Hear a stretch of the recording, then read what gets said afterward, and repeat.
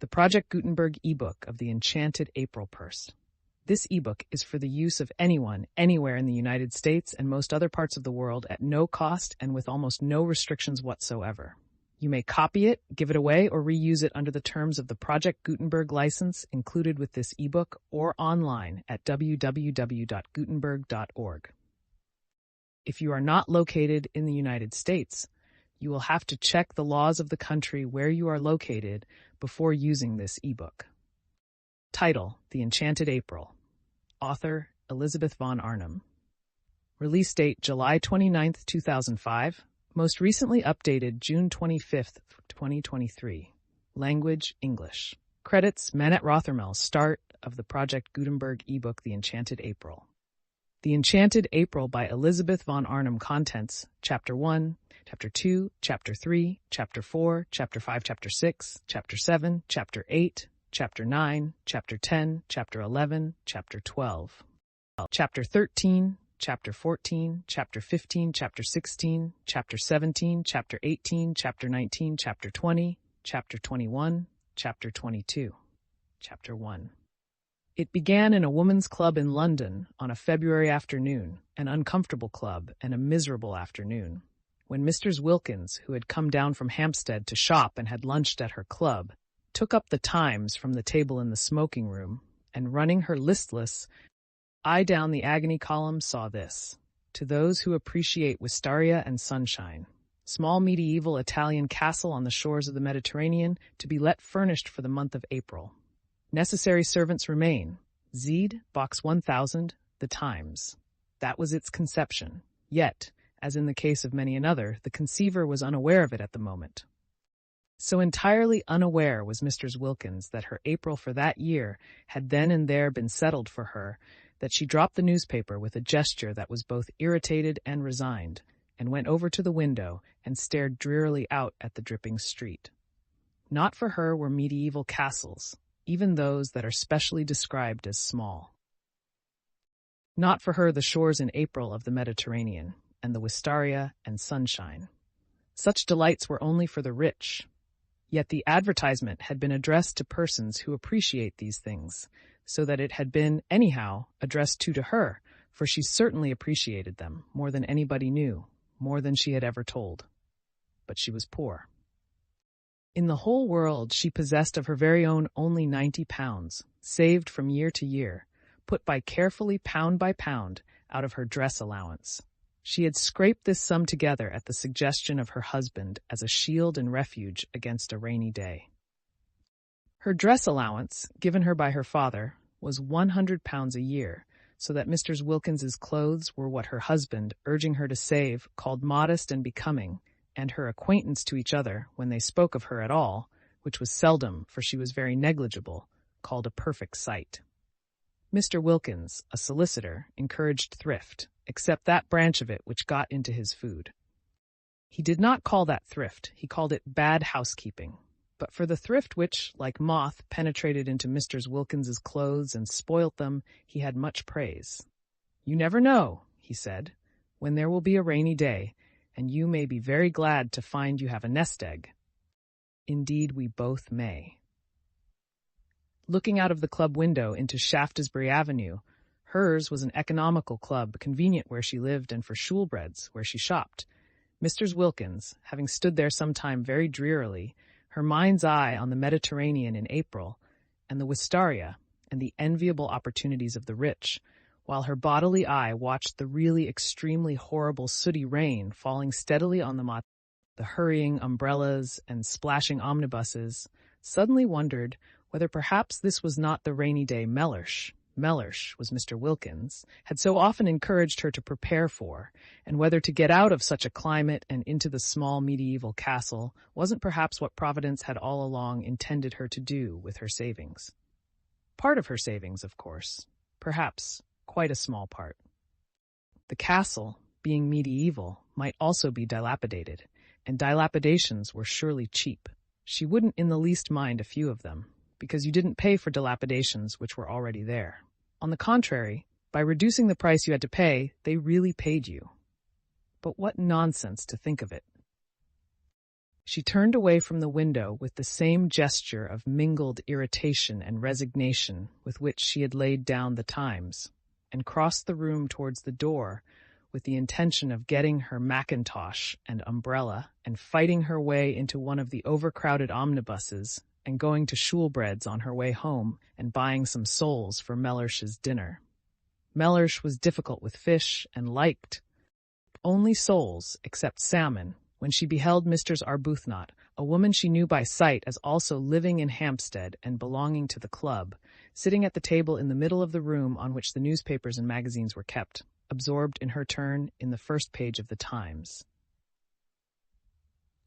Mr. Wilkins had never yet spoken to Mr. Arbuthnot, who belonged to one of the various church sets, and who analyzed, classified, divided, and registered the poor, whereas she and Mellersh, when they did go out, went to the parties of impressionist painters, of whom in Hampstead there were many. Mellersh had a sister who had married one of them and lived up on the heath, and because of this alliance, Mr. Wilkins was drawn into a circle which was highly unnatural to her, and she had learned to dread pictures. She had to say things about them, and she didn't know what to say. She used to murmur, "Marvelous," and feel that it was not enough, but nobody minded. Nobody listened. Nobody took any notice of Mr. Wilkins. She was the kind of person who is not noticed at parties. Her clothes, infested by thrift, made her practically invisible. Her face was non-arresting. Her conversation was reluctant. She was shy.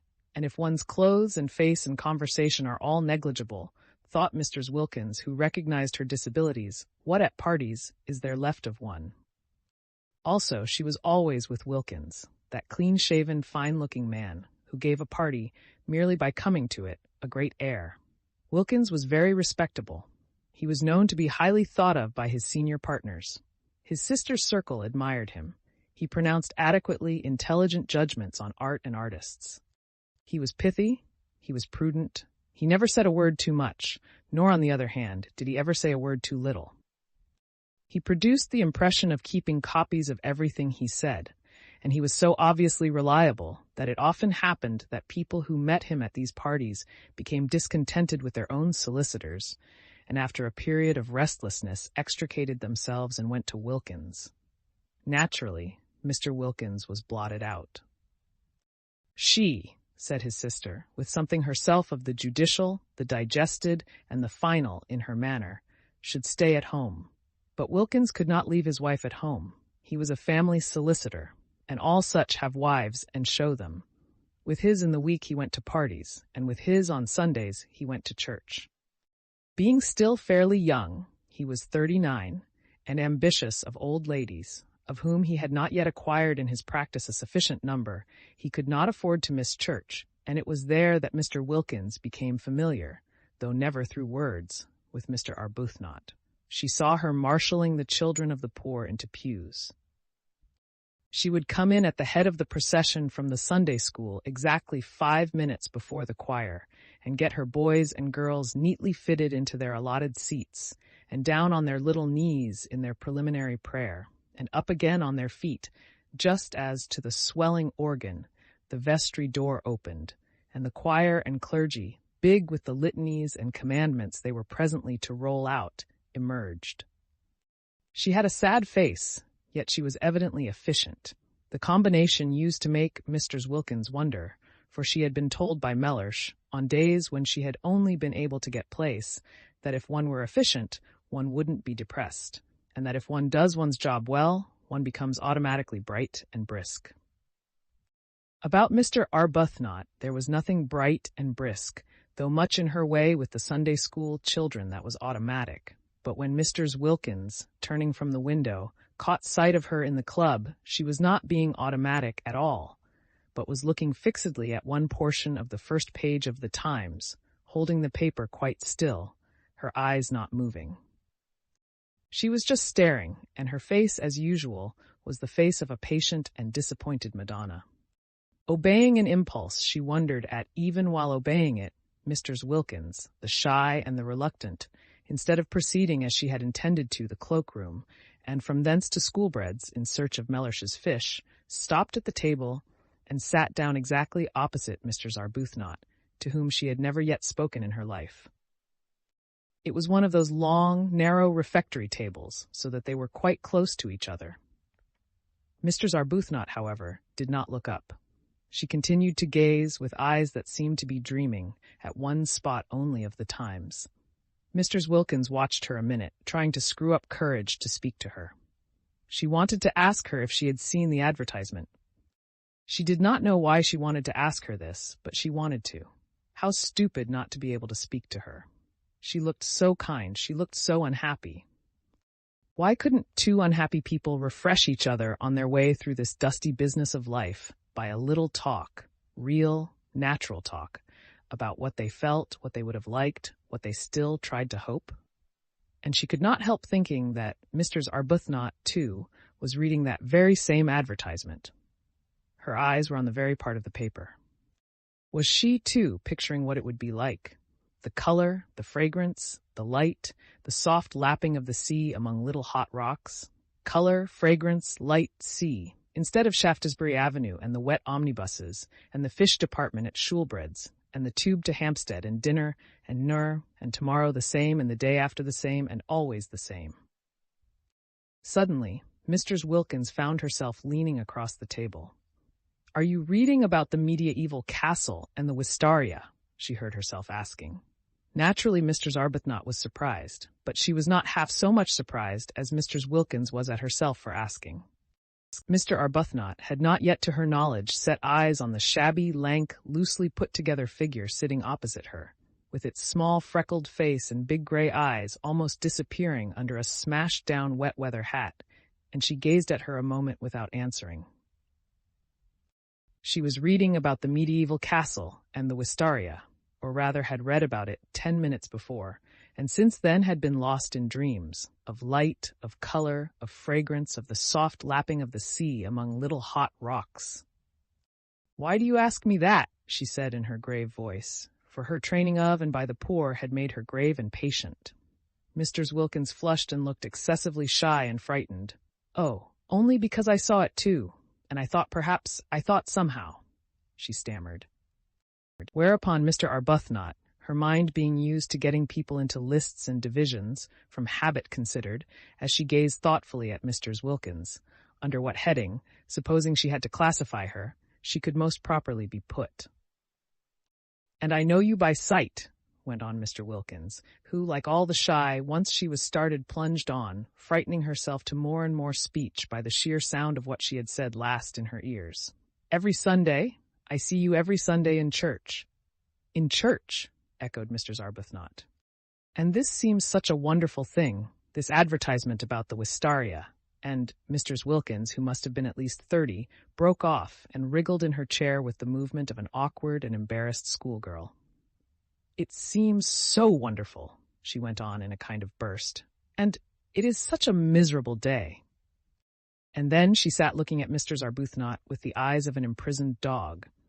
This poor thing, thought Mr. Arbuthnot, whose life was spent in helping and alleviating, needs advice. She accordingly prepared herself patiently to give it. "If you see me in church," she said, kindly and attentively, "I suppose you live in Hampstead too?" "Oh, yes," said Mr. Wilkins.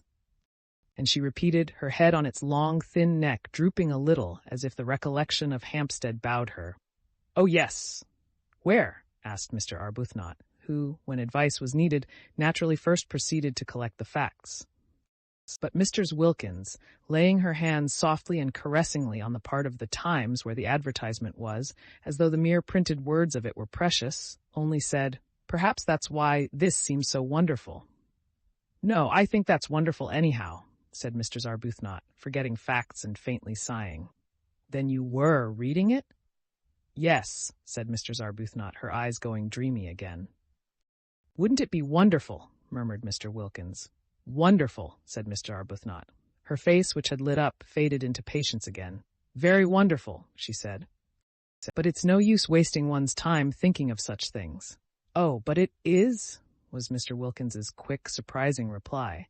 Surprising because it was so much unlike the rest of her, the characterless coat and skirt, the crumpled hat, the undecided wisp of hair straggling out. And just the considering of them is worthwhile in itself, Such a change from Hampstead, and sometimes I really do believe, if one considers hard enough one gets things. Mrs. Arbuthnot observed her patiently. In what category would she, supposing she had to, put her? Perhaps, she said, leaning forward a little, you will tell me your name. If we are to be friends, she smiled her grave smile, as I hope we are, we had better begin at the beginning. Oh, yes, how kind of you. I'm Mr. Wilkins, said Mr. Wilkins. I don't expect, she added, flushing as Mrs. Arbuthnot said nothing, that it conveys anything to you. Sometimes it doesn't seem to convey anything to me either. But, she looked round with a movement of seeking help, I am Mr. Wilkins. She did not like her name. It was a mean, small name with a kind of facetious twist, she thought, about its end like the upward curve of a pug dog's tail. There it was, however. There was no doing anything with it. Wilkins she was, and Wilkins she would remain. And though her husband encouraged her to give it on all occasions, as Mr. Mellersh Wilkins, she only did that when he was within earshot, for she thought Mellersh made Wilkins worse, emphasizing it in the way Chatsworth on the gateposts of a villa emphasizes the villa. When first he suggested she should add Mellersh, she had objected for the above reason, and after a pause, Mellersh was much too prudent to speak except after a pause, during which presumably he was taking a careful mental copy of his coming observation. He said, much displeased, "But I am not a villa," and looked at her as he looks who hopes, for perhaps the 100th time, that he may not have married a fool. Of course he was not a villa, Mr. Wilkins assured him. She had never supposed he was. She had not dreamed of meaning. She was only just thinking. The more she explained, the more earnest became Mellersh's hope, familiar to him by this time, for he had then been a husband for 2 years, that he might not by any chance have married a fool. And they had a prolonged quarrel, if that can be called a quarrel, which is conducted with dignified silence on one side and earnest apology on the other, as to whether or no Mr. Wilkins had intended to suggest that Mr. Wilkins was a villa. I believe, she had thought when it was at last over, it took a long while, that anybody would quarrel about anything when they've not left off being together for a single day for 2 whole years. What we both need is a holiday. My husband, went on Mr. Wilkins to Mr. Arbuthnot, trying to throw some light on herself, is a solicitor. She cast about for something she could say elucidatory of Mellersh, and found, he's very handsome. Well, said Mr. Arbuthnot kindly, that must be a great pleasure to you. Why? Asked Mr. Wilkins. Because, said Mr. Arbuthnot, a little taken aback, for constant intercourse with the poor had accustomed her to have her pronouncements accepted without question, because beauty, handsomeness, is a gift like any other, and if it is properly used, she trailed off into silence.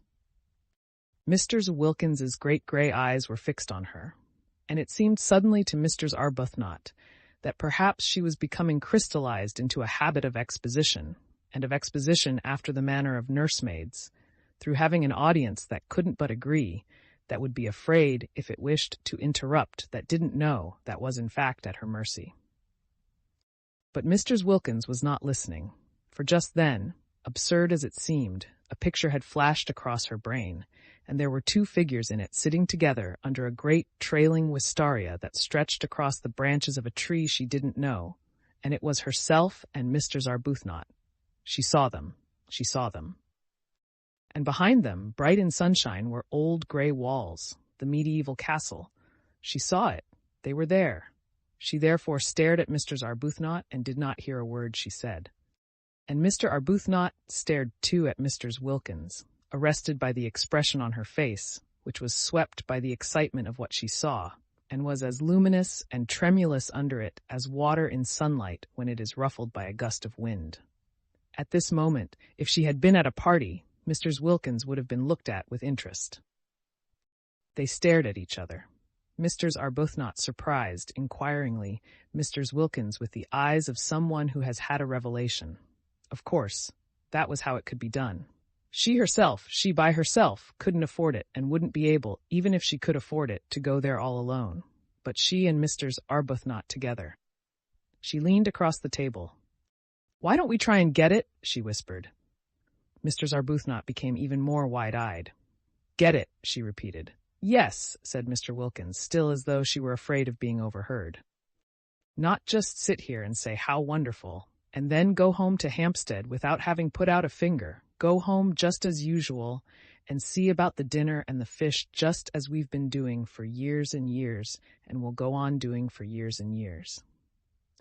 In fact, said Mr. Wilkins, flushing to the roots of her hair, for the sound of what she was saying, of what was coming pouring out, frightened her, and yet she couldn't stop. I see no end to it. There is no end to it. So that there ought to be a break, there ought to be intervals, in everybody's interests. Why, it would really be being unselfish to go away and be happy for a little, because we would come back so much nicer. You see, after a bit, everybody needs a holiday. But how do you mean, get it? Asked Mr. Arbuthnot. Take it, said Mr. Wilkins. Take it, rent it, hire it, have it. But do you mean you and I? Yes, between us. Share. Then it would only cost half, and you look exactly as if you wanted it, just as much as I do, as if you ought to have a rest, have something happy happen to you. Why, but we don't know each other. But just think how well we would if we went away together for a month. And I've saved for a rainy day, and I expect so have you, and this is the rainy day. Look at it. She is unbalanced, thought Mr. Arbuthnot, yet she felt strangely stirred. Think of getting away for a whole month from everything, to heaven. She shouldn't say things like that, thought Mr. Arbuthnot. The vicar. Yet she felt strangely stirred. It would indeed be wonderful to have a rest, a cessation. Habit, however, steadied her again, and years of intercourse with the poor made her say, with the slight though sympathetic superiority of the explainer, "But then, you see, heaven isn't somewhere else. It is here and now. We are told so." She became very earnest, just as she did when trying patiently to help and enlighten the poor. "Heaven is within us," she said in her gentle, low voice. "We are told that on the very highest authority, and you know the lines about the kindred points, don't you?" "Oh, yes, I know them," interrupted Mr. Wilkins impatiently. "The kindred points of heaven and home," continued Mr. Arbuthnot, who was used to finishing her sentences. "Heaven is in our home." "It isn't," said Mr. Wilkins, again surprisingly. Mr. Arbuthnot was taken aback. Then she said gently, "Oh, but it is. It is there if we choose, if we make it." "I do choose, and I do make it, and it isn't," said Mr. Wilkins. Then Mr. Arbuthnot was silent, for she too sometimes had doubts about homes. She sat and looked uneasily at Mr. Wilkins, feeling more and more the urgent need to getting her classified. If she could only classify Mr. Wilkins, get her safely under her proper heading, she felt that she herself would regain her balance, which did seem very strangely to be slipping all to one side. For neither had she had a holiday for years, and the advertisement when she saw it had set her dreaming, and Mr. Wilkins's excitement about it was infectious, and she had the sensation, as she listened to her impetuous, odd talk and watched her lit-up face, that she was being stirred out of sleep. Clearly, Mr. Wilkins was unbalanced, but Mr. Arbuthnot had met the unbalanced before. Indeed, she was always meeting them, and they had no effect on her own stability at all, whereas this one was making her feel quite wobbly, quite as though to be often away from her compass points of God, husband, home, and duty. She didn't feel as if Mr. Wilkins intended Mr. Wilkins to come too, and just for once be happy would be both good and desirable. Which of course it wasn't. Which certainly of course it wasn't. She also had a nest egg, invested gradually in the post office savings bank, but to suppose that she would ever forget her duty to the extent of drawing it out and spending it on herself was surely absurd. Surely she couldn't. She wouldn't ever do such a thing. Surely she wouldn't. She could never forget her poor, forget misery and sickness as completely as that. No doubt a trip to Italy would be extraordinarily delightful. But there were many delightful things one would like to do, and what was strength given to one for except to help one not to do them? Steadfast as the points of the compass to Mr. Arbuthnot were the great four facts of life: God, husband, home, duty. She had gone to sleep on these facts years ago, after a period of much misery, her head resting on them as on a pillow, and she had a great dread of being awakened out of so simple and untroublesome a condition. Therefore it was that she searched with earnestness for a heading under which to put Mr. Zwilkins, and in this way illumine and steady her own mind. And sitting there looking at her uneasily after her last remark and feeling herself becoming more and more unbalanced and infected, she decided pro tem, as the vicar said at meetings, to put her under the heading nerves. It was just possible that she ought to go straight into the category hysteria, which was often only the antechamber to lunacy, but Mr. Arbuthnot had learned not to hurry people into their final categories, having on more than one occasion discovered with dismay that she had made a mistake, and how difficult it had been to get them out again, and how crushed she had been with the most terrible remorse. Yes, nerves. Probably she had no regular work for others, thought Mr. Arbuthnot, no work that would take her outside herself. Evidently she was rudderless, blown about by gusts, by impulses. Nerves was almost certainly her category, or would be quite soon if no one helped her.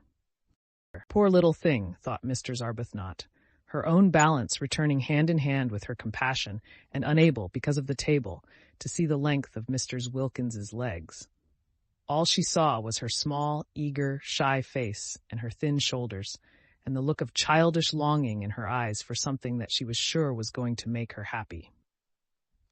No, such things didn't make people happy, such fleeting things. Mr. Arbuthnot had learned in her long life with Frederick. He was her husband, and she had married him at 20, and was now 33, where alone true joys are to be found.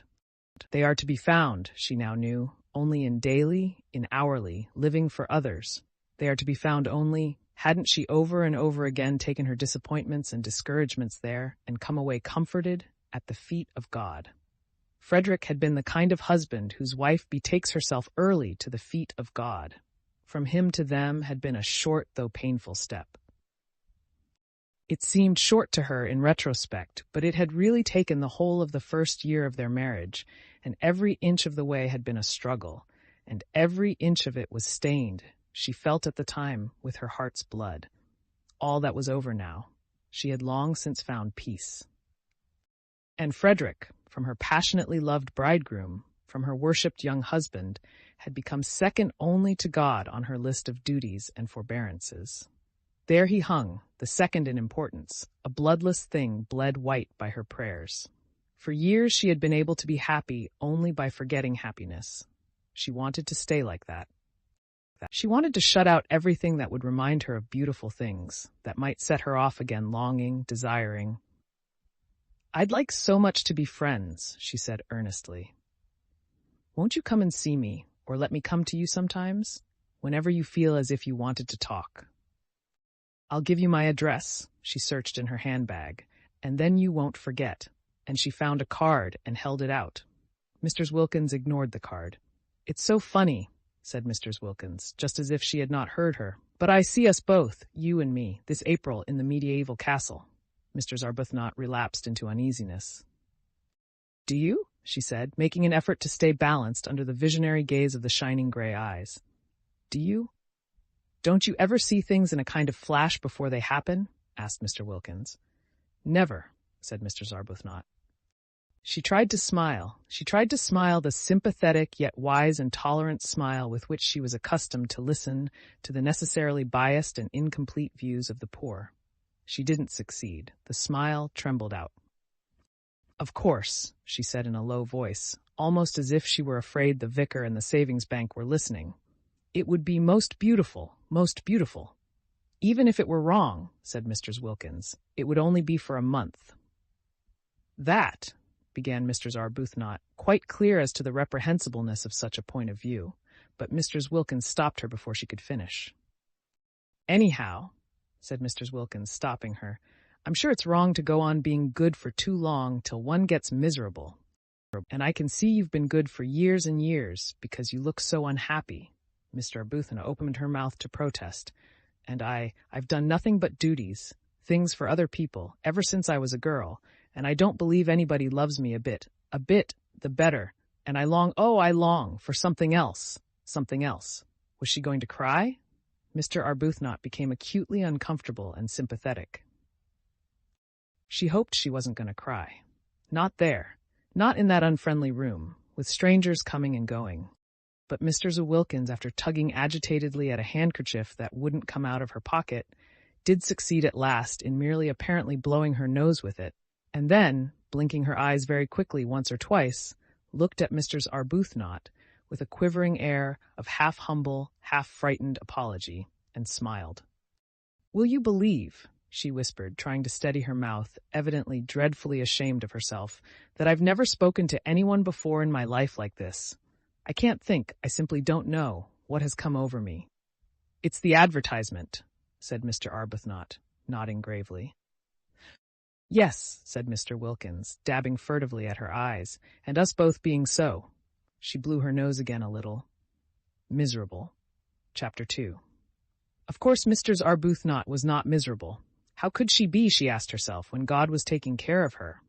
But she let that pass for the moment unrepudiated, because of her conviction that here was another fellow creature in urgent need of her help, and not just boots and blankets and better sanitary arrangements this time, but the more delicate help of comprehension, of finding the exact right words.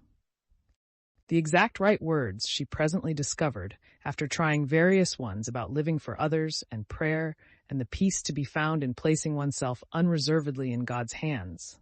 To meet all these words, Mr. Wilkins had other words, incoherent and yet, for the moment at least, till one had had more time, difficult to answer. The exact right words were a suggestion that it would do no harm to answer the advertisement. Non-committal. Mere inquiry. And what disturbed Mr. Arbuthnot about this suggestion was that she did not make it solely to comfort Mr. Wilkins. She made it because of her own strange longing for the medieval castle. This was very disturbing. There she was, accustomed to direct, to lead, to advise, to support, except Frederick. She long since had learned to leave Frederick to God. Being led herself, being influenced and thrown off her feet, by just an advertisement, by just an incoherent stranger. It was indeed disturbing. She failed to understand her sudden longing for what was, after all, self-indulgence, when for years no such desire had entered her heart. "There's no harm in simply asking," she said in a low voice, as if the vicar and the savings bank and all her waiting and dependent poor were listening and condemning. "It isn't as if it committed us to anything," said Mr. Wilkins, also in a low voice, but her voice shook. They got up simultaneously. Mr. Arbuthnot had a sensation of surprise that Mr. Wilkins should be so tall, and went to a writing table, and Mr. Arbuthnot wrote to Zox 1000, the Times, for particulars. She asked for all particulars, but the only one they really wanted was the one about the rent. They both felt that it was Mr. Arbuthnot who ought to write the letter and do the business part. Not only was she used to organizing and being practical, but she also was older, and certainly calmer, and she herself had no doubt, too, that she was wiser. Neither had Mr. Wilkins any doubt of this. The very way Mr. Arbuthnot parted her hair suggested a great calm that could only proceed from wisdom. But if she was wiser, older, and calmer, Mr. Arbuthnot's new friend nevertheless seemed to her to be the one who impelled. Incoherent, she yet impelled. She appeared to have, apart from her need of help, an upsetting kind of character. She had a curious infectiousness. She led one on. And the way her unsteady mind leaped at conclusions, wrong ones, of course, witness the one that she, Mr. Arbuthnot, was miserable, the way she leaped at conclusions was disconcerting. Whatever she was, however, and whatever her unsteadiness, Mr. Arbuthnot found herself sharing her excitement and her longing. And when the letter had been posted in the letterbox in the hall and actually was beyond getting back again, both she and Mr. Wilkins felt the same sense of guilt. "It only shows," said Mr. Wilkins in a whisper as they turned away from the letterbox, "how immaculately good we've been all our lives. The very first time we do anything our husbands don't know about, we feel guilty." "I'm afraid I can't say I've been immaculately good," gently protested Mr. Arbuthnot, a little uncomfortable at this fresh example of successful leaping at conclusions, for she had not said a word about her feeling of guilt. "Oh, but I'm sure you have. I see you being good, and that's why you're not happy." She shouldn't say things like that, thought Mr. Arbuthnot. I must try and help her not to. Aloud she said gravely, "I don't know why you insist that I'm not happy. When you know me better, I think you'll find that I am, and I'm sure you don't mean really that goodness, if one could attain it, makes one unhappy. Yes, I do, said Mr. Wilkins. Our sort of goodness does. We have attained it, and we are unhappy. There are miserable sorts of goodness and happy sorts. The sort we'll have at the medieval castle, for instance, is the happy sort. That is, supposing we go there, said Mrs. Arbuthnot restrainingly. She felt that Mr. Wilkins needed holding on to. After all, we've only written just to ask. Anybody may do that. I think it quite likely we shall find the conditions impossible, and even if they were not, probably by tomorrow we shall not want to go. I see us there, was Mr. Wilkins's answer to that. All this was very unbalancing. Mr. Arbuthnot, as she presently splashed through the dripping streets on her way to a meeting she was to speak at, was in an unusually disturbed condition of mind. She had, she hoped, shown herself very calm to Mrs. Wilkins, very practical and sober, concealing her own excitement. But she was really extraordinarily moved, and she felt happy, and she felt guilty, and she felt afraid, and she had all the feelings, though this she did not know, of a woman who has come away from a secret meeting with her lover. That, indeed, was what she looked like when she arrived late on her platform. She, the open-browed, looked almost furtive as her eyes fell on the staring wooden faces waiting to hear her try and persuade them to contribute to the alleviation of the urgent needs of the Hampstead poor, each one convinced that they needed contributions themselves. She looked as though she were hiding something discreditable but delightful.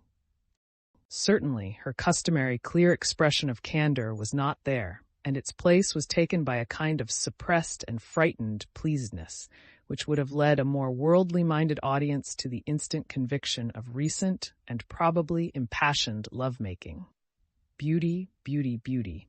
The words kept ringing in her ears as she stood on the platform talking of sad things to the sparsely attended meeting. She had never been to Italy. Was that really what her nest egg was to be spent on after all? Though she couldn't approve of the way Mr. Wilkins was introducing the idea of predestination into her immediate future, just as if she had no choice, just as if to struggle or even to reflect were useless, it yet influenced her. Mr. Wilkins's eyes had been the eyes of a seer. Some people were like that, Mr. Arbuthnot knew, and if Mr. Wilkins had actually seen her at the medieval castle, it did seem probable that struggling would be a waste of time. Still, to spend her nest egg on self-indulgence. The origin of this egg had been corrupt, but she had at least supposed its end was to be creditable. Was she to deflect it from its intended destination, which alone had appeared to justify her keeping it, and spend it on giving herself pleasure? Mr. Arbuthnot spoke on, so much practiced in the kind of speech that she could have said it all in her sleep, and at the end of the meeting, her eyes dazzled by her secret visions, she hardly noticed that nobody was moved in any way whatever, least of all in the way of contributions. But the vicar noticed. The vicar was disappointed. Usually his good friend and supporter, Mr. Arbuthnot, succeeded better than this. And what was even more unusual, she appeared, he observed, not even to mind. "I can't imagine," he said to her as they parted, speaking irritably, for he was irritated both by the audience and by her, "what these people are coming to. Nothing seems to move them." "Perhaps they need a holiday," suggested Mr. Arbuthnot, an unsatisfactory, a queer reply, the vicar thought. "In February?" he called after her sarcastically. "Oh no, not till April," said Mr. Arbuthnot over her shoulder. Very odd, thought the vicar. Very odd indeed. And he went home and was not perhaps quite Christian to his wife. That night in her prayers, Mr. Arbuthnot asked for guidance. She felt she ought really to ask, straight out and roundly, that the medieval castle should already have been taken by someone else, and the whole thing thus be settled, but her courage failed her. Suppose her prayer were to be answered? No, she couldn't ask it. She couldn't risk it. And after all, she almost pointed this out to God. If she spent her present nest egg on a holiday, she could quite soon accumulate another. Frederick pressed money on her, and it would only mean, while she rolled up a second egg, that for a time her contributions to the parish charities would be less. And then it could be the next nest egg whose original corruption would be purged away by the use to which it was finally put. For Mr. Arbuthnot, who had no money of her own, was obliged to live on the proceeds of Frederick's activities, and her very nest egg was the fruit, posthumously ripened, of ancient sin.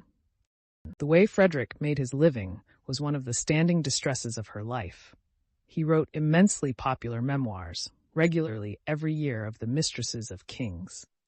There were in history numerous kings who had had mistresses, and there were still more numerous mistresses who had had kings, so that he had been able to publish a book of memoirs during each year of his married life. And even so, there were great further piles of these ladies waiting to be dealt with. Mr. Arbuthnot was helpless.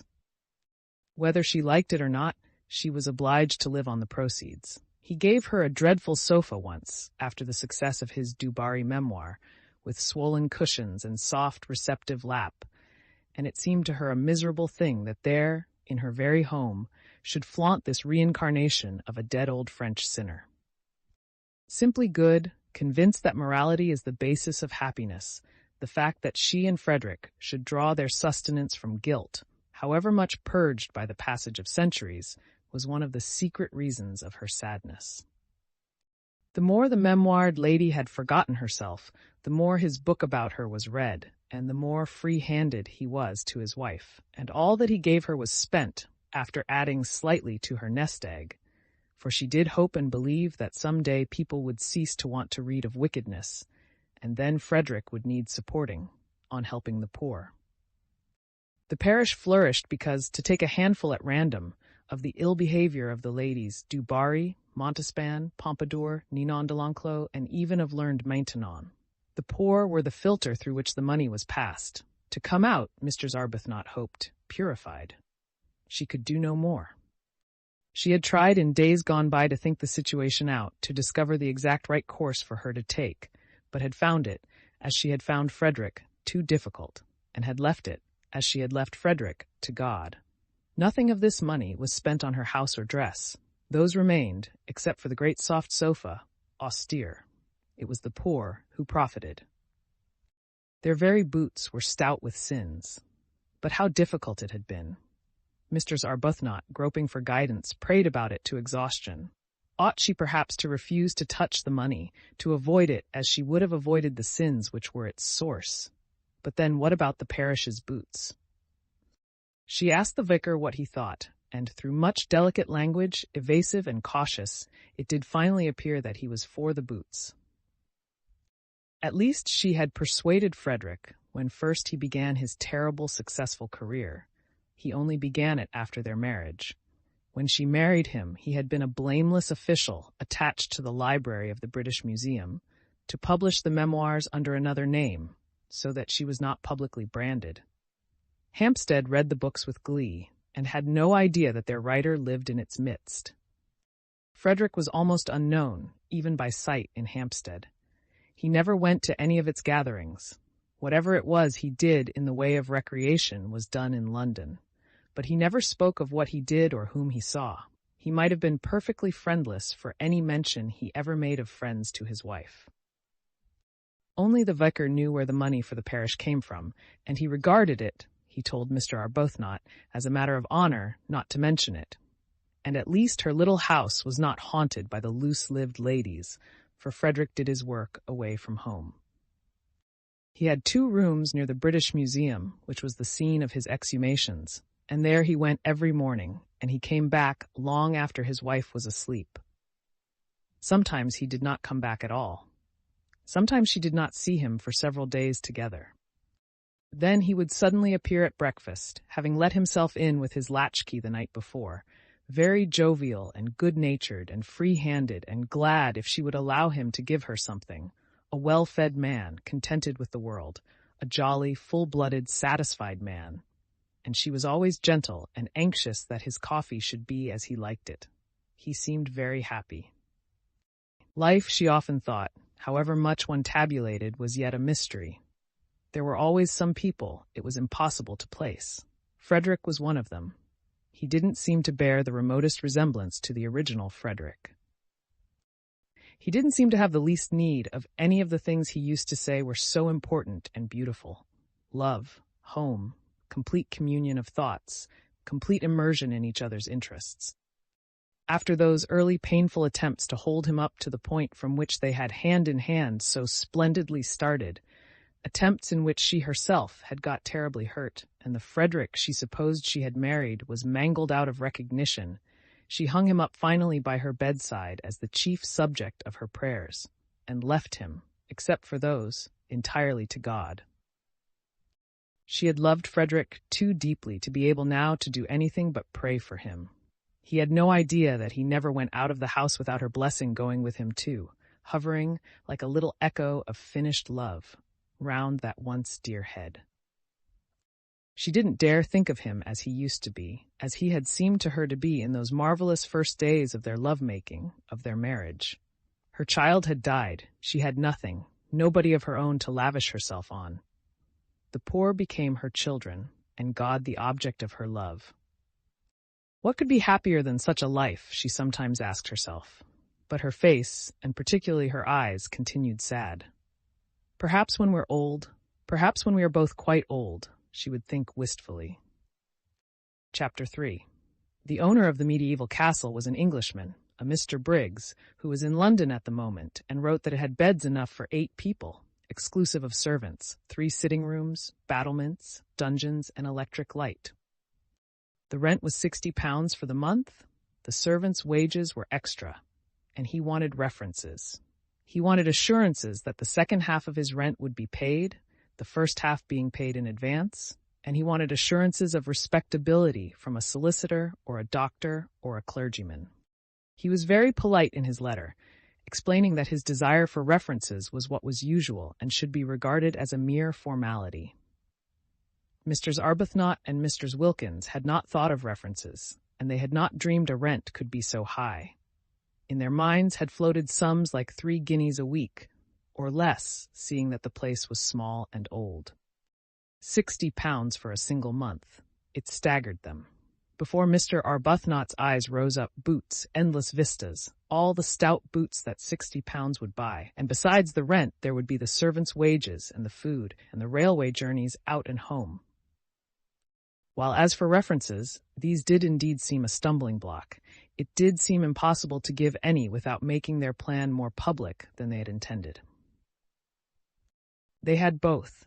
Even Mr. Arbuthnot, lured for once away from perfect candor by the realization of the great saving of trouble and criticism an imperfect explanation would produce. They had both thought it would be a good plan to give out, each to her own circle, their circles being luckily distinct, that each was going to stay with a friend who had a house in Italy. It would be true as far as it went. Mr. Wilkins asserted that it would be quite true, but Mr. Arbuthnot thought it wouldn't be quite. And it was the only way, Mr. Wilkins said, to keep Mellersh even approximately quiet. To spend any of her money just on the mere getting to Italy would cause him indignation. What he would say if he knew she was renting part of a medieval castle on her own account. Mr. Wilkins preferred not to think. It would take him days to say it all, and this, although it was her very own money, and not a penny of it had ever been his. "But I expect," she said, "your husband is just the same. I expect all husbands are alike in the long run." Mr. Arbuthnot said nothing, because her reason for not wanting Frederick to know was the exactly opposite one. Frederick would be only too pleased for her to go. He would not mind it in the very least. Indeed, he would hail such a manifestation of self-indulgence and worldliness with an amusement that would hurt, and urge her to have a good time and not to hurry home with a crushing detachment. Far better, she thought, to be missed by Mellersh than to be sped by Frederick. To be missed, to be needed, from whatever motive, was, she thought, better than the complete loneliness of not being missed or needed at all. She therefore said nothing, and allowed Mr. Wilkins to leap at her conclusions unchecked. But they did, both of them, for a whole day, feel that the only thing to be done was to renounce the medieval castle. And it was in arriving at this bitter decision that they really realized how acute had been their longing for it. Then Mr. Arbuthnot, whose mind was trained in the finding of ways out of difficulties, found a way out of the reference difficulty, and simultaneously Mr. Wilkins had a vision revealing to her how to reduce the rent. Mr. Arbuthnot's plan was simple, and completely successful. She took the whole of the rent in person to the owner, drawing it out of her savings bank. Again, she looked furtive and apologetic, as if the clerk must know the money was wanted for purposes of self-indulgence. And, going up with the 6 10-pound notes in her handbag to the address near the Brompton Oratory where the owner lived, presented them to him, waiving her right to pay only half. And when he saw her, and her parted hair and soft dark eyes and sober apparel, and heard her grave voice, he told her not to bother about writing round for those references. "It'll be all right," he said, scribbling a receipt for the rent. "Do sit down, won't you? Nasty day, isn't it? You'll find the old castle has lots of sunshine, whatever else it hasn't got." Husband going, Mr. Arbuthnot, unused to anything but candor, looked troubled at this question and began to murmur inarticulately, and the owner at once concluded that she was a widow, a war one, of course, for other widows were old, and that he had been a fool not to guess it. "Oh, I'm sorry," he said, turning red right up to his fair hair. "I didn't mean, He ran his eye over the receipt he had written. "Yes, I think that's all right," he said, getting up and giving it to her. "Now," he added, taking the 6 notes she held out and smiling, for Mr. Arbuthnot was agreeable to look at, "I'm richer, and you're happier. I've got money, and you've got San Salvatore. I wonder which is best." "I think you know," said Mr. Arbuthnot with her sweet smile. He laughed and opened the door for her. It was a pity the interview was over. He would have liked to ask her to lunch with him. She made him think of his mother, of his nurse, of all things kind and comforting, besides having the attraction of not being his mother or his nurse. "I hope you'll like the old place," he said, holding her hand a minute at the door. The very feel of her hand, even through its glove, was reassuring. It was the sort of hand, he thought, that children would like to hold in the dark. In April, you know, it's simply a mass of flowers, and then there's the sea. You must wear white. You'll fit in very well. There are several portraits of you there. Portraits. Madonnas, you know. There's one on the stairs really exactly like you." Mr. Arbuthnot smiled and said goodbye and thanked him. Without the least trouble, and at once she had got him placed in his proper category. He was an artist and of an effervescent temperament. She shook hands and left, and he wished she hadn't. After she was gone, he supposed that he ought to have asked for those references, if only because she would think him so unbusinesslike not to, but he could as soon have insisted on references from a saint in a nimbus as from that grave, sweet lady, Rose Arbuthnot. Her letter, making the appointment, lay on the table. Pretty name. That difficulty, then, was overcome. But there still remained the other one, the really annihilating effect of the expense on the nest eggs, and especially on Mr. Wilkins's, which was in size, compared with Mr. Arbuthnot's, as the egg of the plover to that of the duck, and this in its turn was overcome by the vision vouchsafed to Mr. Wilkins, revealing to her the steps to be taken for its overcoming. Having got San Salvatore, the beautiful, the religious name, fascinated them, they in their turn would advertise in the agony column of the Times and would inquire after 2 more ladies, of similar desires to their own, to join them and share the expenses. At once the strain of the nest eggs would be reduced from half to a quarter. Mr. Wilkins was prepared to fling her entire egg into the adventure, but she realized that if it were to cost even 6 pence over her £90, her position would be terrible. Imagine going to Mellersh and saying, "I owe." It would be awful enough if some day circumstances forced her to say, "I have no nest egg," but at least she would be supported in such a case by the knowledge that the egg had been her own. She, therefore, though prepared to fling her last penny into the adventure, was not prepared to fling into it a single farthing that was not demonstrably her own, and she felt that if her share of the rent was reduced to £15 only, she would have a safe margin for the other expenses. Also, they might economize very much on food, gather olives off their own trees and eat them, for instance, and perhaps catch fish. Of course, as they pointed out to each other, they could reduce the rent to an almost negligible sum by increasing the number of sharers. They could have 6 more ladies instead of 2 if they wanted to, seeing that there were 8 beds. But supposing the 8 beds were distributed in couples in 4 rooms, it would not be altogether what they wanted, to find themselves shut up at night with a stranger. Besides, they thought that perhaps having so many would not be quite so peaceful. After all, they were going to San Salvatore for peace and rest and joy, and 6 more ladies, especially if they got into one's bedroom, might a little interfere with that.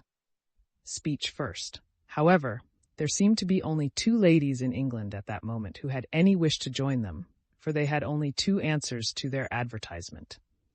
"Well, we only want 2, said Mr. Wilkins, quickly recovering, for she had imagined a great rush. "I think a choice would have been a good thing," said Mr. Arbuthnot. "You mean because then we needn't have had Lady Caroline Dester." "I didn't say that," gently protested Mr. Arbuthnot. "We needn't have her," said Mr. Wilkins. "Just 1 more person would help us a great deal with the rent. We're not obliged to have 2. But why should we not have her? She seems really quite what we want." "Yes, she does from her letter," said Mr. Wilkins doubtfully. "She felt she would be terribly shy of Lady Caroline. Incredible as it may seem, seeing how they get into everything, Mr. Wilkins had never come across any members of the aristocracy. They interviewed Lady Caroline, and they interviewed the other applicant, a Mr. Fisher. Lady Caroline came to the club in Shaftesbury Avenue and appeared to be wholly taken up by one great longing, a longing to get away from everybody she had ever known.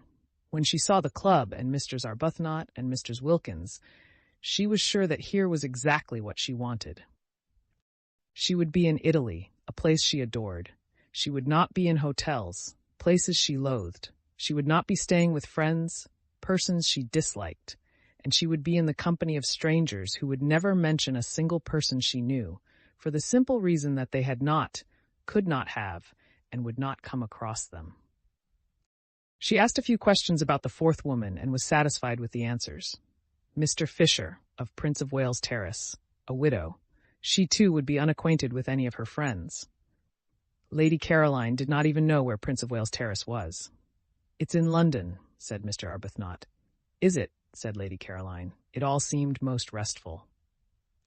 Mr. Fisher was unable to come to the club because, she explained by letter, she could not walk without a stick. Therefore, Mr. Arbuthnot and Mr. Wilkins went to her.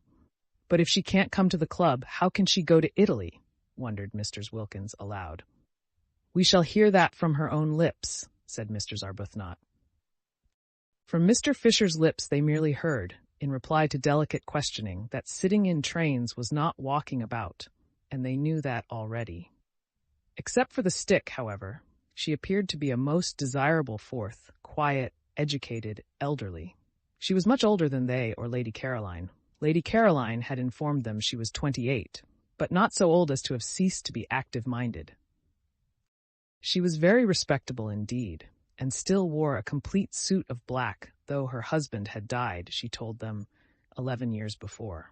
Her house was full of signed photographs of illustrious Victorian dead, all of whom she said she had known when she was little. Her father had been an eminent critic, and in his house she had seen practically everybody who was anybody in letters and art. Carlyle had scowled at her. Matthew Arnold had held her on his knee. Tennyson had sonorously rallied her on the length of her pigtail. She animatedly showed them the photographs, hung everywhere on her walls, pointing out the signatures with her stick, and she neither gave any information about her own husband nor asked for any about the husbands of her visitors, which was the greatest comfort. Indeed, she seemed to think that they also were widows, for on inquiring who the 4th lady was to be, and being told it was a Lady Caroline Dester, she said, "Is she a widow too?" And on their explaining that she was not, because she had not yet been married, observed with abstracted amiability, "All in good time." But Mr. Fisher's very abstractedness, and she seemed to be absorbed chiefly in the interesting people she used to know and in their memorial photographs, and quite a good part of the interview was taken up by reminiscent anecdote of Carlyle, Meredith, Matthew Arnold, Tennyson, and a host of others. Her very abstractedness was a recommendation. She only asked, she said, to be allowed to sit quiet in the sun and remember.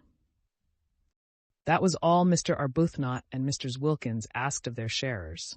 It was their idea of a perfect sharer, that she should sit quiet in the sun and remember, rousing herself on Saturday evenings sufficiently to pay her share. Mr. Fisher was very fond, too, she said, of flowers, and once when she was spending a weekend with her father at Box Hill— Who lived at Box Hill? Interrupted Mr. Wilkins, who hung on Mr. Fisher's reminiscences, intensely excited by meeting somebody who had actually been familiar with all the really and truly and undoubtedly great, actually seen them, heard them talking, touched them. Mr. Fisher looked at her over the top of her glasses in some surprise. Mrs. Wilkins, in her eagerness to tear the heart out quickly of Mr. Fisher's reminiscences, afraid that at any moment Mr. Arbuthnot would take her away, and she wouldn't have heard half, had already interrupted several times with questions which appeared ignorant to Mr. Fisher. "Meredith, of course," said Mr. Fisher rather shortly. "I remember a particular weekend," she continued. "My father often took me, but I always remember this weekend particularly." "Did you know Keats?" eagerly interrupted Mr. Wilkins. Mr. Fisher, after a pause, said with sub-acid reserve that she had been unacquainted with both Keats and Shakespeare. "Oh, of course! How ridiculous of me!" cried Mr. Wilkins, flushing scarlet. "It's because," she floundered, "it's because the immortals somehow still seem alive, don't they? As if they were here, going to walk into the room in another minute, and one forgets they are dead. In fact, one knows perfectly well that they're not dead. Not nearly so dead as you and I even now," she assured Mr. Fisher, who observed her over the top of her glasses. "I thought I saw Keats the other day," Mr. Wilkins incoherently proceeded, driven on by Mr. Fisher's look over the top of her glasses. "In Hampstead, crossing the road in front of that house, you know, the house where he lived. Mr. Arbuthnot said they must be going. Mr. Fisher did nothing to prevent them." "I really thought I saw him," protested Mr. Wilkins, appealing for belief first to one and then to the other, while waves of color passed over her face, and totally unable to stop because of Mr. Fisher's glasses and the steady eyes looking at her over their tops.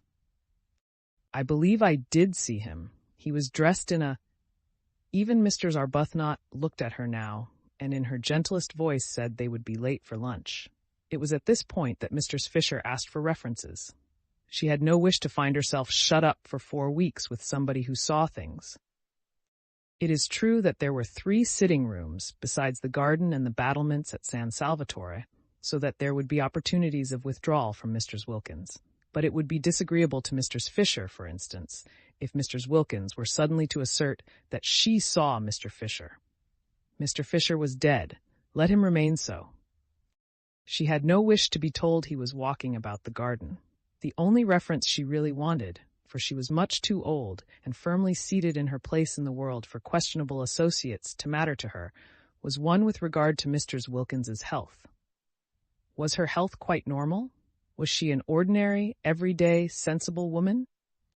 Mr. Fisher felt that if she were given even one address, she would be able to find out what she needed.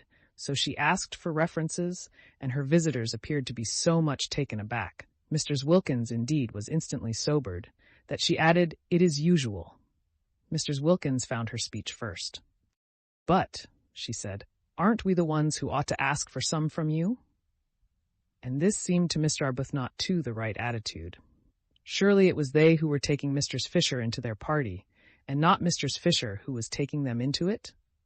For answer, Mr. Fisher, leaning on her stick, went to the writing table and in a firm hand wrote down 3 names and offered them to Mr. Wilkins. And the names were so respectable more, they were so momentous, they were so nearly august, that just to read them was enough. The President of the Royal Academy, the Archbishop of Canterbury, and the Governor of the Bank of England, who would dare disturb such personages in their meditations with inquiries as to whether a female friend of theirs was all she should be. "They have known me since I was little," said Mr. Fisher. Everybody seemed to have known Mr. Fisher since or when she was little. "I don't think references are nice things at all between ordinary decent women," burst out Mr. Wilkins, made courageous by being, as she felt, at bay, for she very well knew that the only reference she could give without getting into trouble was Shoolbred, and she had little confidence in that, as it would be entirely based on Mellersh's fish. We're not business people. We needn't distrust each other. And Mr. Arbuthnot said with a dignity that yet was sweet, I'm afraid references do bring an atmosphere into our holiday plan that isn't quite what we want, and I don't think we'll take yours up or give you any ourselves, so that I suppose you won't wish to join us. And she held out her hand in goodbye. Then Mr. Fisher, her gaze diverted to Mr. Arbuthnot, who inspired trust and liking even in tube officials, felt that she would be idiotic to lose the opportunity of being in Italy in the particular conditions offered, and that she and this calm-browed woman between them would certainly be able to curb the other one when she had her attacks. So she said, taking Mr. Arbuthnot's offered hand, Very well. I waive references. She waived references. The two, as they walked to the station in Kensington High Street, could not help thinking that this way of putting it was lofty. Even Mr. Arbuthnot, spendthrift of excuses for lapses, thought Mr. Fisher might have used other words. And Mrs. Wilkins, by the time she got to the station, and the walk and the struggle on the crowded pavement with other people's umbrellas had warmed her blood, actually suggested waiving Mr. Fisher. If there is any waiving to be done, do let us be the ones who waive, she said eagerly. But Mr. Arbuthnot, as usual, held on to Mrs. Wilkins, and presently, having cooled down in the train, Mrs. Wilkins announced that at San Salvatore, Mr. Fisher would find her level. I see her finding her level there, she said, her eyes very bright. Whereupon Mr. Arbuthnot, sitting with her quiet hands folded, turned over in her mind how best she could help Mrs. Wilkins not to see quite so much, or at least, if she must see, to see in silence. Chapter 4. It had been arranged that Mr. Arbuthnot and Mrs. Wilkins, traveling together, should arrive at San Salvatore on the evening of March 31st. The owner, who told them how to get there, appreciated their disinclination to begin their time in it on April 1st. And Lady Caroline and Mr. Fisher, as yet unacquainted and therefore under no obligations to bore each other on the journey, for only towards the end would they find out by a process of sifting who they were to arrive on the morning of April 2nd. In this way, everything would be got nicely ready for the two who seemed, in spite of the equality of the sharing, yet to have something about them of guests. There were disagreeable incidents towards the end of March, when Mrs. Wilkins, her heart in her mouth and her face a mixture of guilt, terror, and determination, told her husband that she had been invited to Italy, and he declined to believe it. Of course he declined to believe it. Nobody had ever invited his wife to Italy before. There was no precedent. He required proofs. The only proof was Mr. Arbuthnot, and Mrs. Wilkins had produced her. But after what entreaties, what passionate persuading! Mr. Arbuthnot had not imagined she would have to face Mr. Wilkins and say things to him that were short of the truth, and it brought home to her what she had for some time suspected, that she was slipping more and more away from God. Indeed, the whole of March was filled with unpleasant, anxious moments. It was an uneasy month. Mr. Arbuthnot's conscience, made supersensitive by years of pampering, could not reconcile what she was doing with its own high standard of what was right. It gave her little peace. It nudged her at her prayers. It punctuated her entreaties for divine guidance with disconcerting questions, such as, Are you not a hypocrite? Do you really mean that? Would you not frankly be disappointed if that prayer were granted? The prolonged wet, raw weather was on the side too of her conscience, producing far more sickness than usual among the poor. They had bronchitis, they had fevers, there was no end to the distress. And here she was going off, spending precious money on going off, simply and solely to be happy. One woman being happy, and these piteous multitudes. She was unable to look the vicar in the face. He did not know, nobody knew, what she was going to do, and from the very beginning she was unable to look anybody in the face. She excused herself from making speeches appealing for money. How could she stand up and ask people for money when she herself was spending so much on her own selfish pleasure? Nor did it help her or quiet her that, having actually told Frederick, in her desire to make up for what she was squandering, that she would be grateful if he would let her have some money, he instantly gave her a check for £100. He asked no questions. She was scarlet. He looked at her a moment and then looked away. It was a relief to Frederick that she should take some money. She gave it all immediately to the organization she worked with and found herself more tangled in doubts than ever. Mr. Wilkins, on the contrary, had no doubts. She was quite certain that it was a most proper thing to have a holiday, and altogether right and beautiful to spend one's own hard-collected savings on being happy. "Think how much nicer we shall be when we come back," she said to Mr. Arbuthnot, encouraging that pale lady. No, Mr. Wilkins had no doubts, but she had fears, and March was for her too an anxious month, with the unconscious Mr. Wilkins coming back daily to his dinner and eating his fish in the silence of imagined security. Also, things happen so awkwardly. It really is astonishing how awkwardly they happen.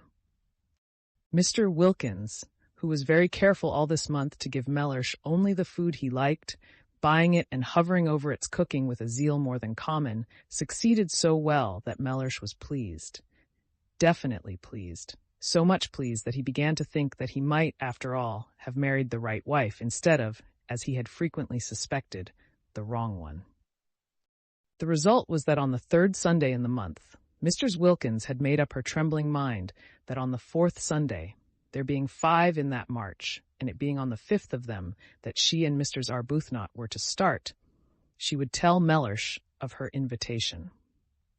On the third Sunday, then, after a very well-cooked lunch in which the Yorkshire pudding had melted in his mouth and the apricot tart had been so perfect that he ate it all, Mellersh, smoking his cigar by the brightly burning fire, the while hail gusts banged on the window, said, "I am thinking of taking you to Italy for Easter," and paused for her astounded and grateful ecstasy.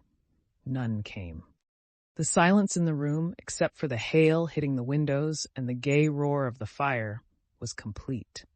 Mr. Wilkins could not speak. She was dumbfounded.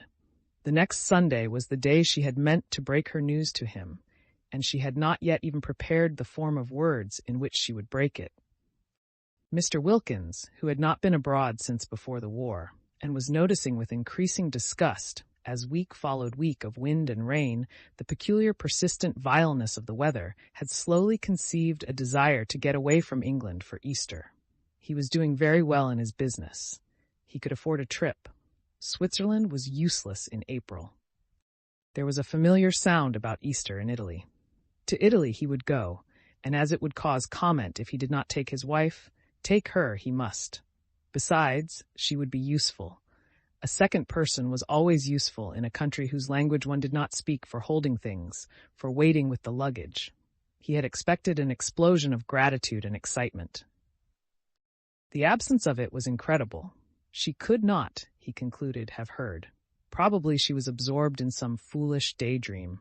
It was regrettable how childish she remained. He turned his head. Their chairs were in front of the fire, and looked at her. She was staring straight into the fire, and it was no doubt the fire that made her face so red. "I am thinking," he repeated, raising his clear, cultivated voice and speaking with acerbity, for inattention at such a moment was deplorable, "of taking you to Italy for Easter. Did you not hear me?" Yes, she had heard him, and she had been wondering at the extraordinary coincidence, really most extraordinary. She was just going to tell him how she had been invited. A friend had invited her. Easter, too. Easter was in April, wasn't it? Her friend had a house there. In fact, Mr. Wilkins, driven by terror, guilt, and surprise, had been more incoherent, if possible, than usual. It was a dreadful afternoon. Mellersh, profoundly indignant, besides having his intended treat coming back on him like a blessing to roost, cross-examined her with the utmost severity. He demanded that she refuse the invitation. He demanded that, since she had so outrageously accepted it without consulting him, she should write and cancel her acceptance. Finding himself up against an unsuspected, shocking rock of obstinacy in her, he then declined to believe she had been invited to Italy at all. He declined to believe in this Mr. Arbuthnot, of whom till that moment he had never heard. And it was only when the gentle creature was brought round, with such difficulty, with such a desire on her part to throw the whole thing up rather than tell Mr. Wilkins less than the truth, and herself endorsed his wife's statements, that he was able to give them credence. He could not but believe Mr. Arbuthnot. She produced the precise effect on him that she did on tube officials. She hardly needed to say anything, but that made no difference to her conscience, which knew and would not let her forget that she had given him an incomplete impression. "Do you," asked her conscience, "see any real difference between an incomplete impression and a completely stated lie?" God sees none.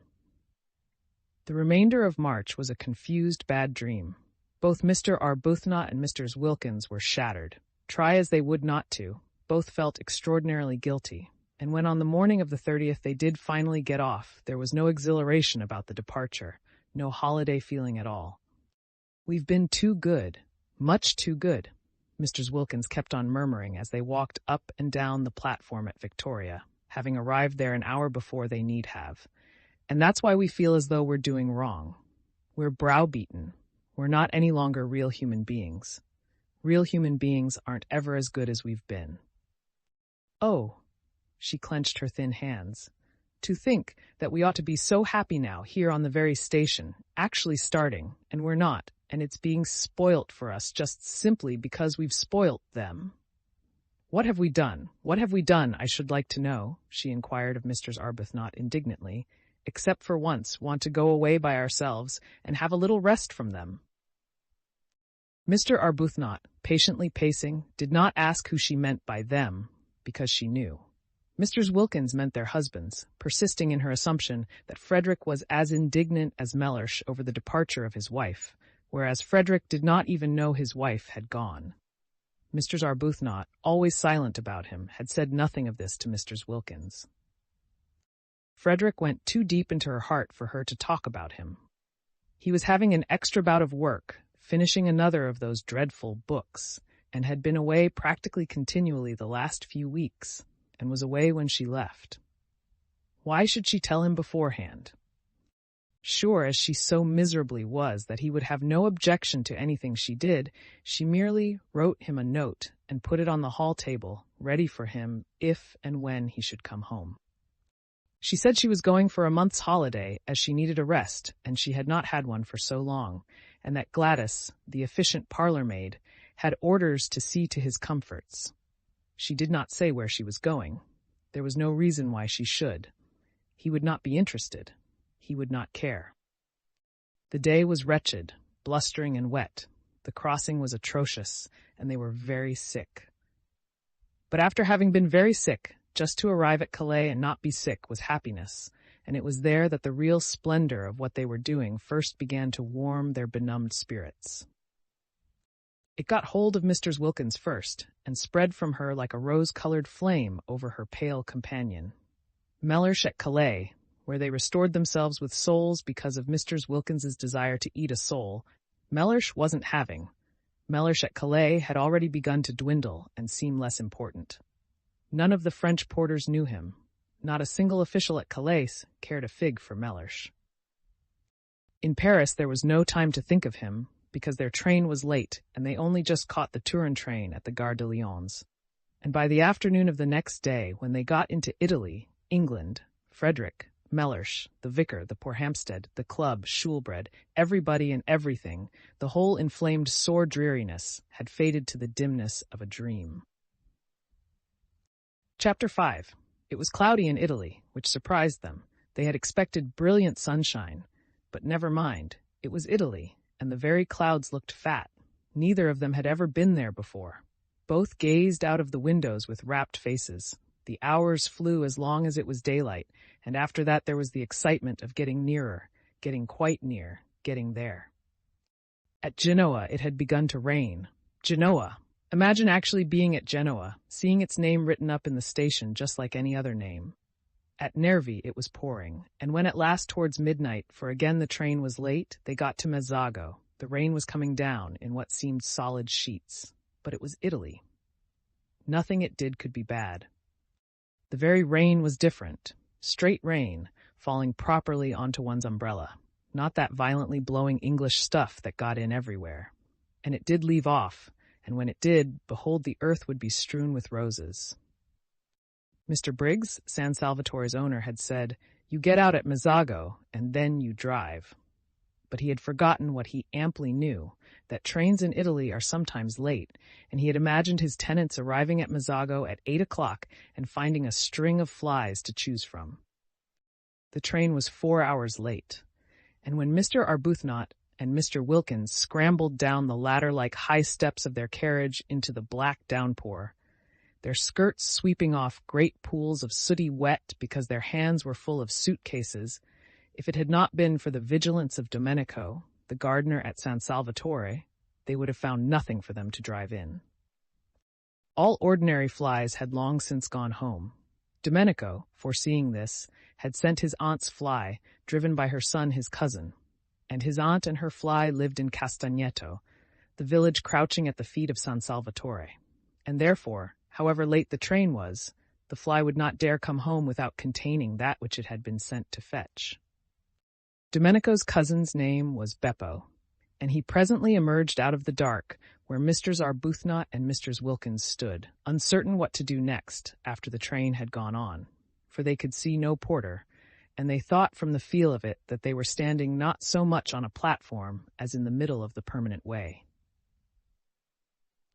Beppo, who had been searching for them, emerged from the dark with a kind of pounce and talked Italian to them vociferously. Beppo was a most respectable young man, but he did not look as if he were, especially not in the dark, and he had a dripping hat slouched over one eye. They did not like the way he seized their suitcases. He could not be, they thought, a porter. However, they presently from out of his streaming talk discerned the words San Salvatore, and after that they kept on saying them to him, for it was the only Italian they knew, as they hurried after him, unwilling to lose sight of their suitcases, stumbling across rails and through puddles, out to where in the road a small high fly stood. Its hood was up, and its horse was in an attitude of thought. They climbed in, and the minute they were in, Messrs. Wilkins, indeed, could hardly be called in. The horse awoke with a start from its reverie, and immediately began going home rapidly, without Beppo, without the suitcases. Beppo darted after him, making the night ring with his shouts, and caught the hanging reins just in time. He explained proudly, and as it seemed to him with perfect clearness, that the horse always did that, being a fine animal full of corn and blood, and cared for by him, Beppo, as if he were his own son, and the ladies must not be alarmed. He had noticed they were clutching each other, but clear and loud and profuse of words though he was, they only looked at him blankly. He went on talking, however, while he piled the suitcases up round them, sure that sooner or later they must understand him, especially as he was careful to talk very loud and illustrate everything he said with the simplest elucidatory gestures, but they both continued only to look at him. They both, he noticed sympathetically, had white faces, fatigued faces, and they both had big eyes, fatigued eyes. They were beautiful ladies, he thought, and their eyes, looking at him over the tops of the suitcases, watching his every movement, there were no trunks, only numbers of suitcases, were like the eyes of the Mother of God. The only thing the ladies said, and they repeated it at regular intervals, even after they had started, gently prodding him as he sat on his box to call his attention to it, was, San Salvatore? And each time he answered vociferously, encouragingly, Si, San Salvatore. We don't know, of course, if he's taking us there, said Mr. Arbuthnot at last in a low voice, after they had been driving, as it seemed to them a long while, and had got off the paving stones of the sleep-shrouded town and were out on a winding road, with what they could just see was a low wall on their left, beyond which was a great black emptiness and the sound of the sea. On their right was something close and steep and high and black, rocks, they whispered to each other, huge rocks. No, we don't know, agreed Mr. Wilkins, a slight coldness passing down her spine. They felt very uncomfortable. It was so late. It was so dark. The road was so lonely. Suppose a wheel came off. Suppose they met fascisti, or the opposite of fascisti. How sorry they were now that they had not slept at Genoa and come on the next morning in daylight. But that would have been the 1st of April, said Mr. Wilkins in a low voice. It is that now, said Mr. Arbuthnot beneath her breath. So it is, murmured Mr. Wilkins. They were silent. Beppo turned round on his box, a disquieting habit already noticed, for surely his horse ought to be carefully watched, and again addressed them with what he was convinced was lucidity, no powis, and the clearest explanatory movements. How much they wished their mothers had made them learn Italian when they were little. If only now they could have said, "Please sit round the right way and look after the horse." They did not even know what horse was in Italian. It was contemptible to be so ignorant.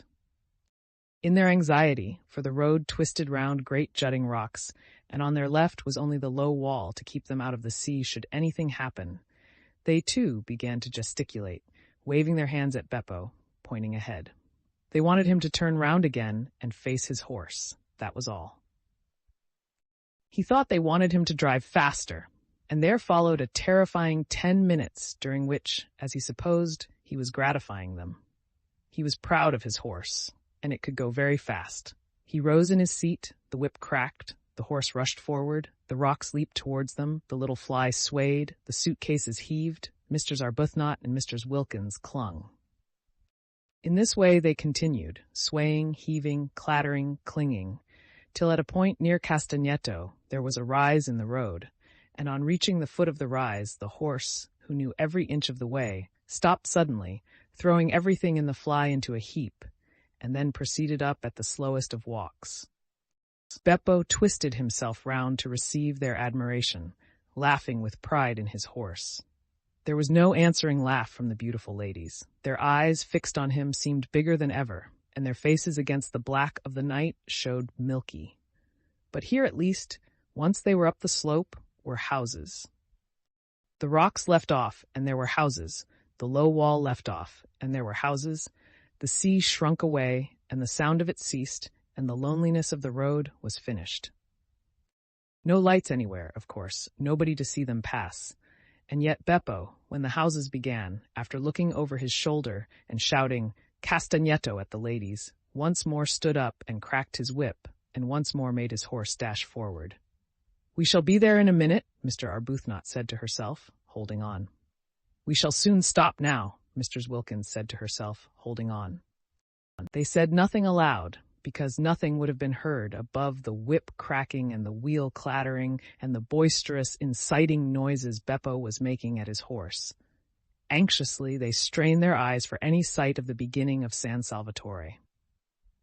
They had supposed and hoped that after a reasonable amount of village a medieval archway would loom upon them, and through it they would drive into a garden and draw up at an open, welcoming door, with light streaming from it, and those servants standing in it who, according to the advertisement, remained.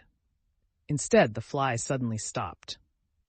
Peering out, they could see they were still in the village street, with small, dark houses each side, and Beppo, throwing the reins over the horse's back, as if completely confident, this time that he would not go any farther, got down off his box.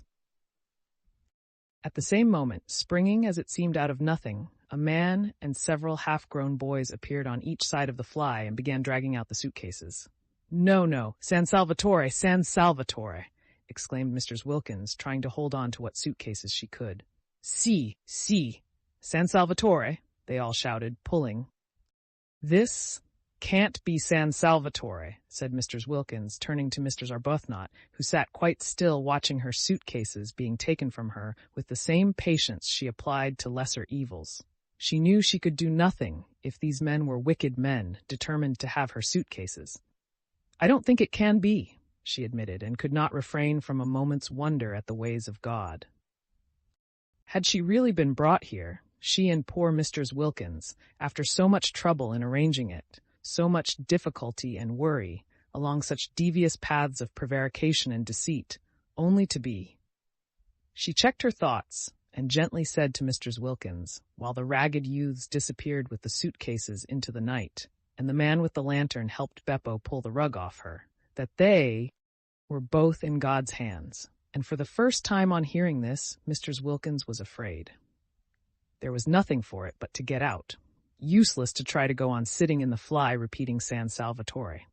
Every time they said it, and their voices each time were fainter, Beppo and the other man merely echoed it in a series of loud shouts. If only they had learned Italian when they were little. If only they could have said, "We wish to be driven to the door." But they did not even know what door was in Italian.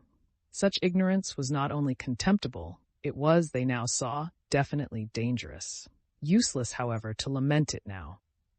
Useless to put off whatever it was that was going to happen to them by trying to go on sitting in the fly. They therefore got out. The two men opened their umbrellas for them and handed them to them. From this they received a faint encouragement, because they could not believe that if these men were wicked, they would pause to open umbrellas. The man with the lantern then made signs to them to follow him, talking loud and quickly, and Beppo, they noticed, remained behind. Ought they to pay him? Not, they thought, if they were going to be robbed and perhaps murdered. Surely on such an occasion one did not pay. Besides, he had not after all brought them to San Salvatore. Where they had got to was evidently somewhere else. Also, he did not show the least wish to be paid. He let them go away into the night with no clamor at all. This, they could not help thinking, was a bad sign.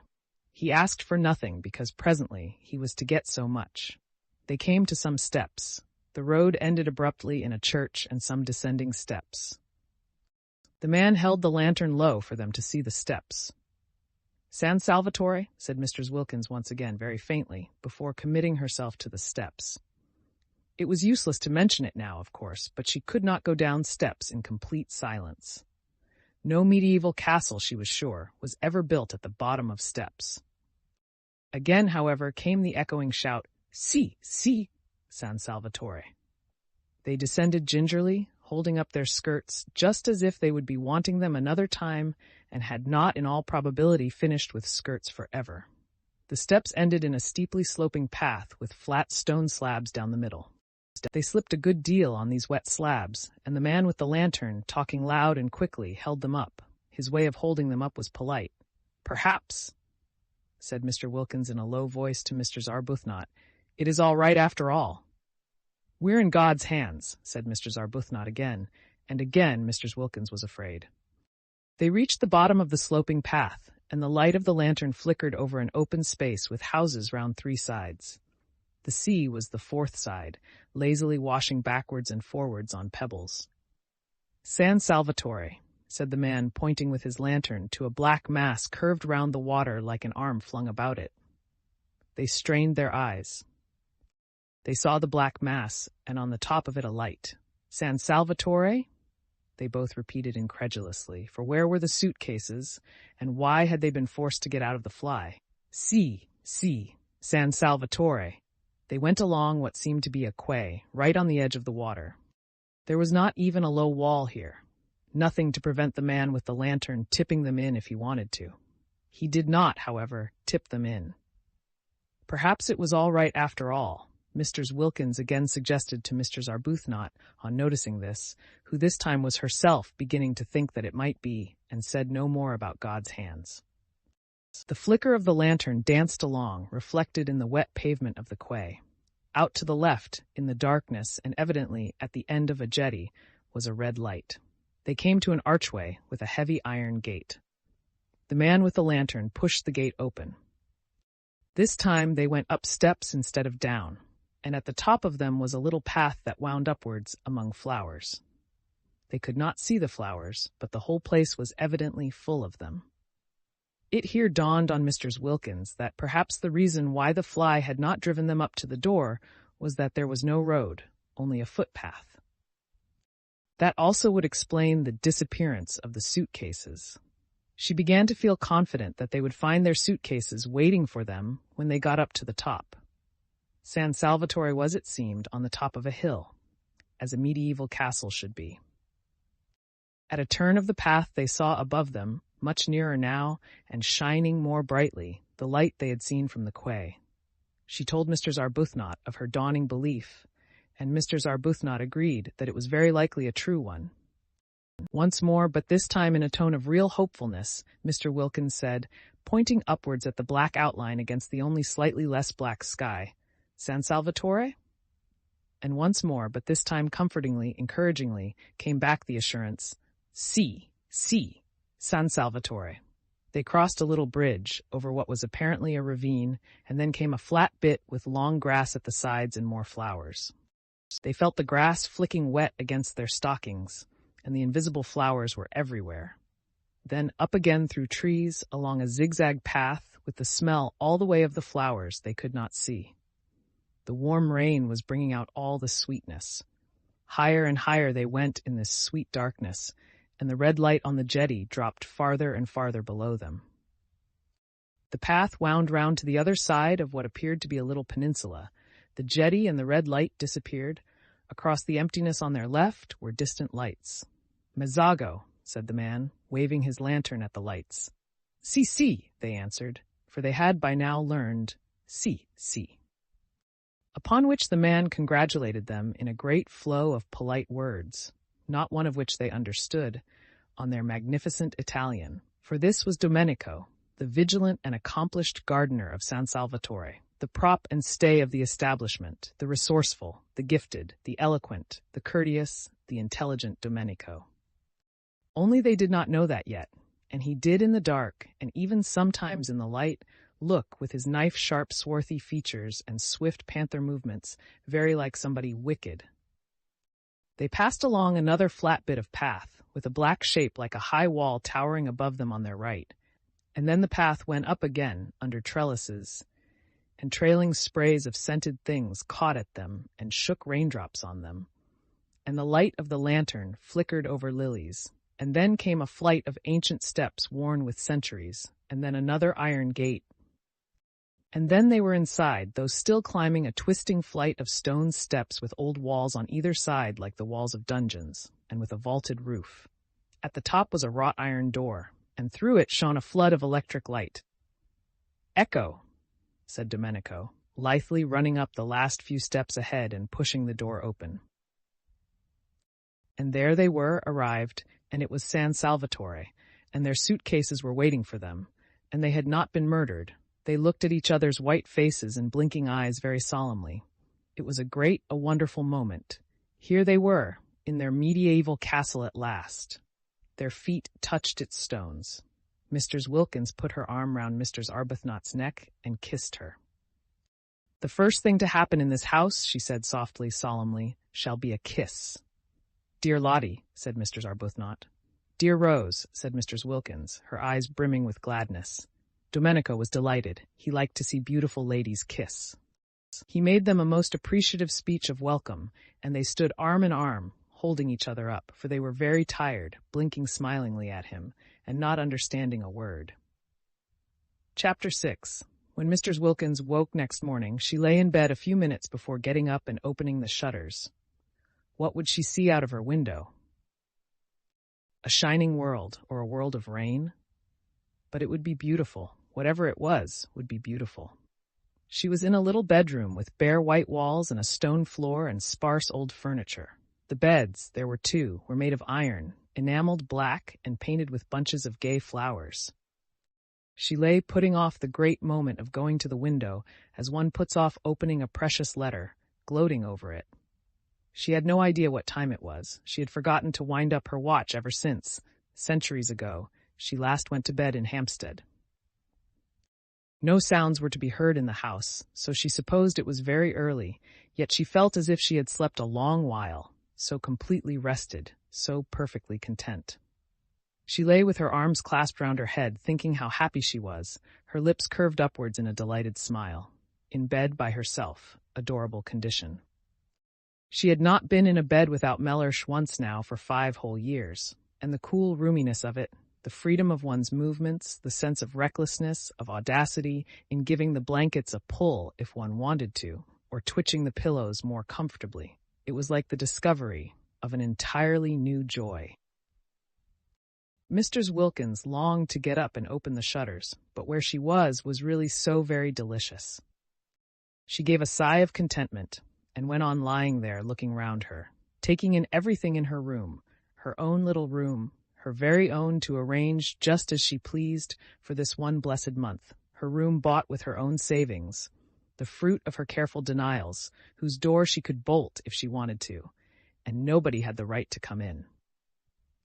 It was such a strange little room, so different from any she had known and so sweet. It was like a cell. Except for the two beds, it suggested a happy austerity. And the name of the chamber, she thought, quoting and smiling round at it, was Peace. Well, this was delicious to lie there thinking how happy she was, but outside those shutters, it was more delicious still. She jumped up, pulled on her slippers, for there was nothing on the stone floor but one small rug, ran to the window and threw open the shutters. "Oh!" cried Mr. Wilkins. All the radiance of April in Italy lay gathered together at her feet. The sun poured in on her. The sea lay asleep in it, hardly stirring.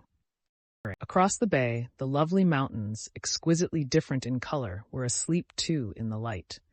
And underneath her window, at the bottom of the flower-starred grass slope from which the wall of the castle rose up, was a great cypress. Cutting through the delicate blues and violets and rose colors of the mountains and the sea, like a great black sword. She stared.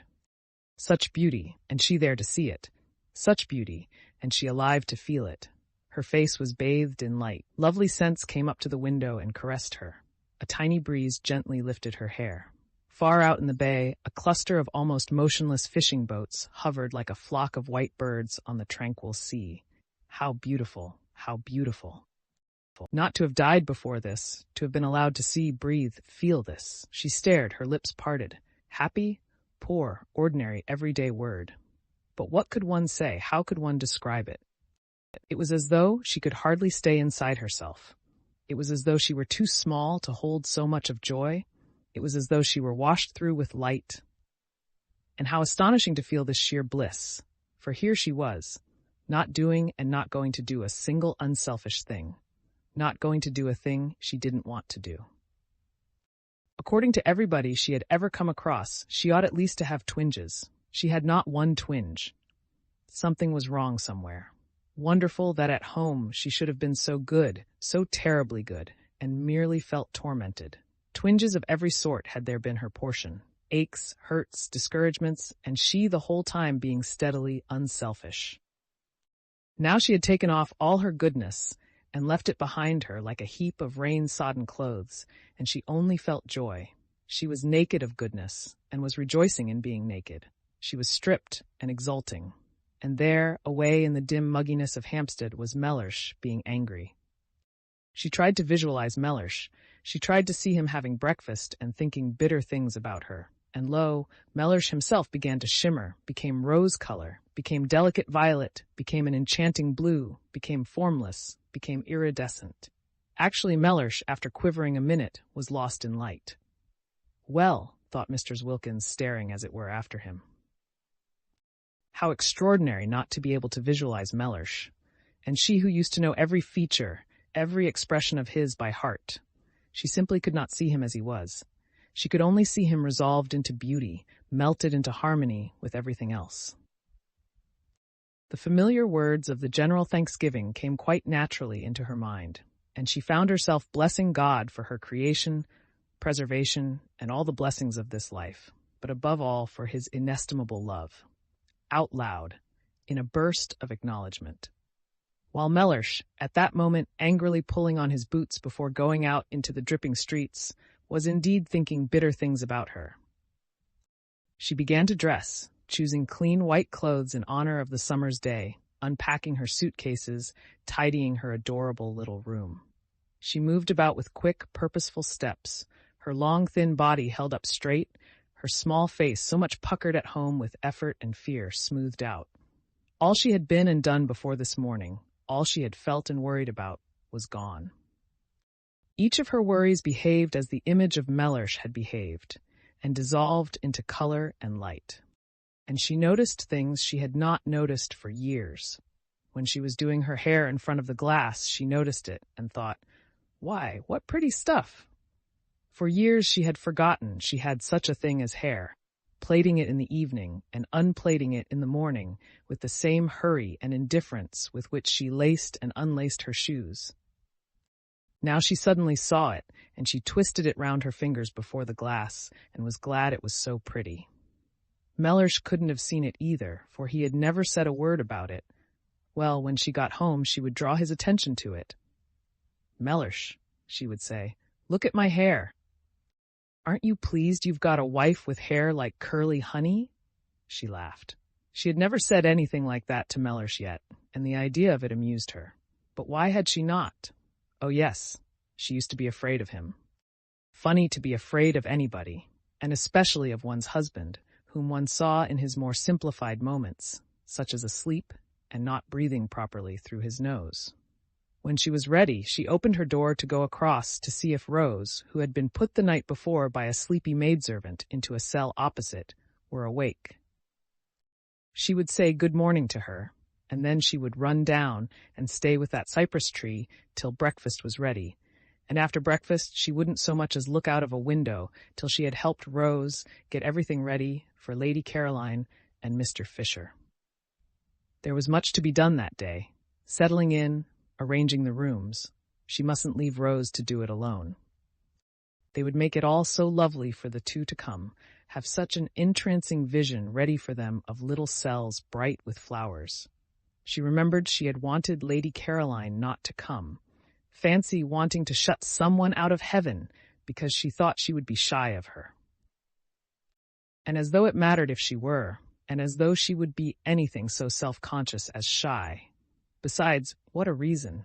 She could not accuse herself of goodness over that. And she remembered she had wanted not to have Mr. Fisher either, because she had seemed lofty. How funny of her. So funny to worry about such little things, making them important. The bedrooms and 2 of the sitting rooms at San Salvatore were on the top floor and opened into a roomy hall with a wide glass window at the north end. San Salvatore was rich in small gardens in different parts and on different levels. The garden this window looked down on was made on the highest part of the walls and could only be reached through the corresponding spacious hall on the floor below. When Mrs. Wilkins came out of her room, this window stood wide open, and beyond it in the sun was a Judas tree in full flower.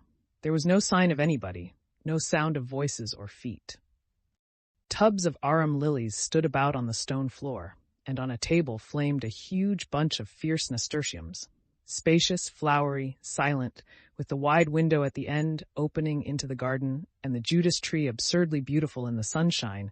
It seemed to Mrs. Wilkins, arrested on her way across to Mr. Arbuthnot, too good to be true. Was she really going to live in this for a whole month? Up to now, she had had to take what beauty she could as she went along, snatching at little bits of it when she came across it, a patch of daisies on a fine day in a Hampstead field, a flash of sunset between 2 chimney pots. She had never been indefinitely, completely beautiful places. She had never been even in a venerable house, and such a thing as a profusion of flowers in her rooms was unattainable to her. Sometimes in the spring she had bought 6 tulips at Shoolbred's, unable to resist them, conscious that Mellersh, if he knew what they had cost, would think it inexcusable. But they had soon died, and then there were no more. As for the Judas tree, she hadn't an idea what it was, and gazed at it out there against the sky with the rapt expression of one who sees a heavenly vision.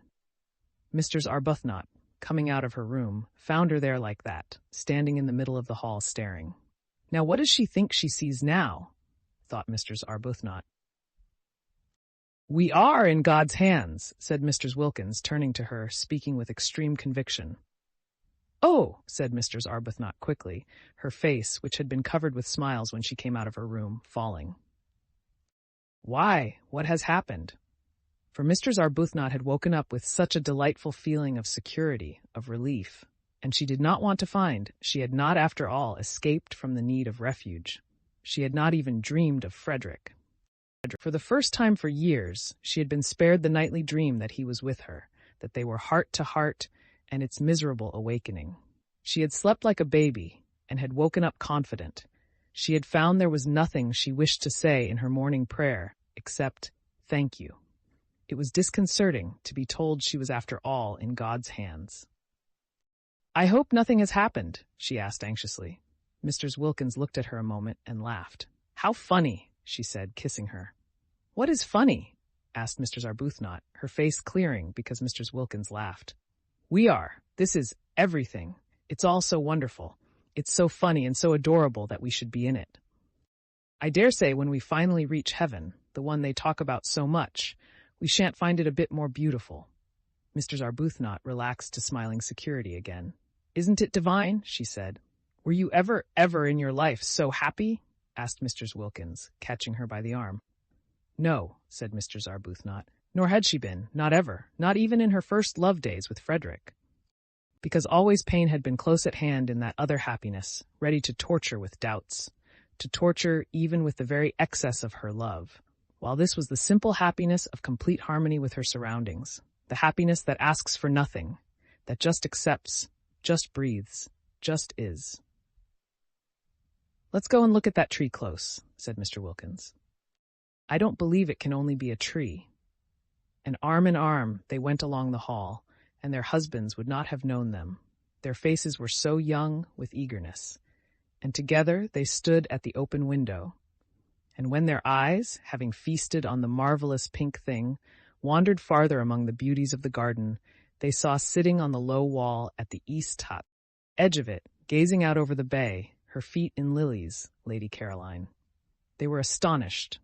They said nothing in their astonishment, but stood quite still, arm in arm, staring down at her. She too had on a white frock, and her head was bare. They had had no idea that day in London, when her hat was down to her nose and her furs were up to her ears, that she was so pretty. They had merely thought her different from the other women in the club, and so had the other women themselves, and so had all the waitresses, eyeing her sideways and eyeing her again as they passed the corner where she sat talking. But they had had no idea she was so pretty. She was exceedingly pretty. Everything about her was very much that which it was. Her fair hair was very fair, her lovely gray eyes were very lovely and gray, her dark eyelashes were very dark, her white skin was very white, her red mouth was very red. She was extravagantly slender, the merest thread of a girl, though not without little curves beneath her thin frock, where little curves should be. She was looking out across the bay, and was sharply defined against the background of empty blue. She was full in the sun. Her feet dangled among the leaves and flowers of the lilies, just as if it did not matter that they should be bent or bruised. "She ought to have a headache," whispered Mr. Arbuthnot at last, "sitting there in the sun like that." "She ought to have a hat," whispered Mr. Wilkins. "She's treading on lilies, but they're hers as much as ours. Only 1/4 of them." Lady Caroline turned her head. She looked up at them a moment, surprised to see them so much younger than they had seemed that day at the club, and so much less unattractive. Indeed, they were really almost quite attractive, if anyone could ever be really quite attractive in the wrong clothes. Her eyes, swiftly glancing over them, took in every inch of each of them, in the half-second before she smiled and waved her hand and called out, "Good morning." There was nothing, she saw at once, to be hoped for in the way of interest from their clothes. She did not consciously think this, for she was having a violent reaction against beautiful clothes and the slavery they impose on one, her experience being that the instant one had got them, they took one in hand and gave one no peace till they had been everywhere and been seen by everybody. You didn't take your clothes to parties. They took you.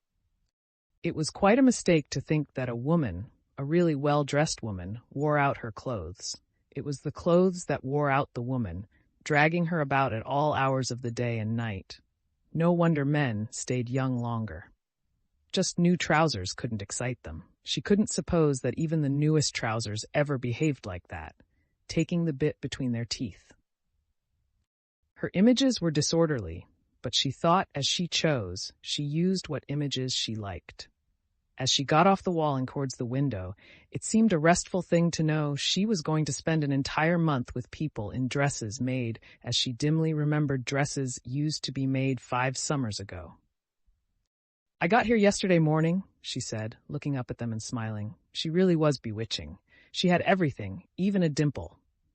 "It's a great pity," said Mr. Arbuthnot, smiling back, "because we were going to choose the nicest room for you." "Oh, but I've done that," said Lady Caroline. "At least I think it's the nicest. It looks 2 ways. I adore a room that looks 2 ways, don't you?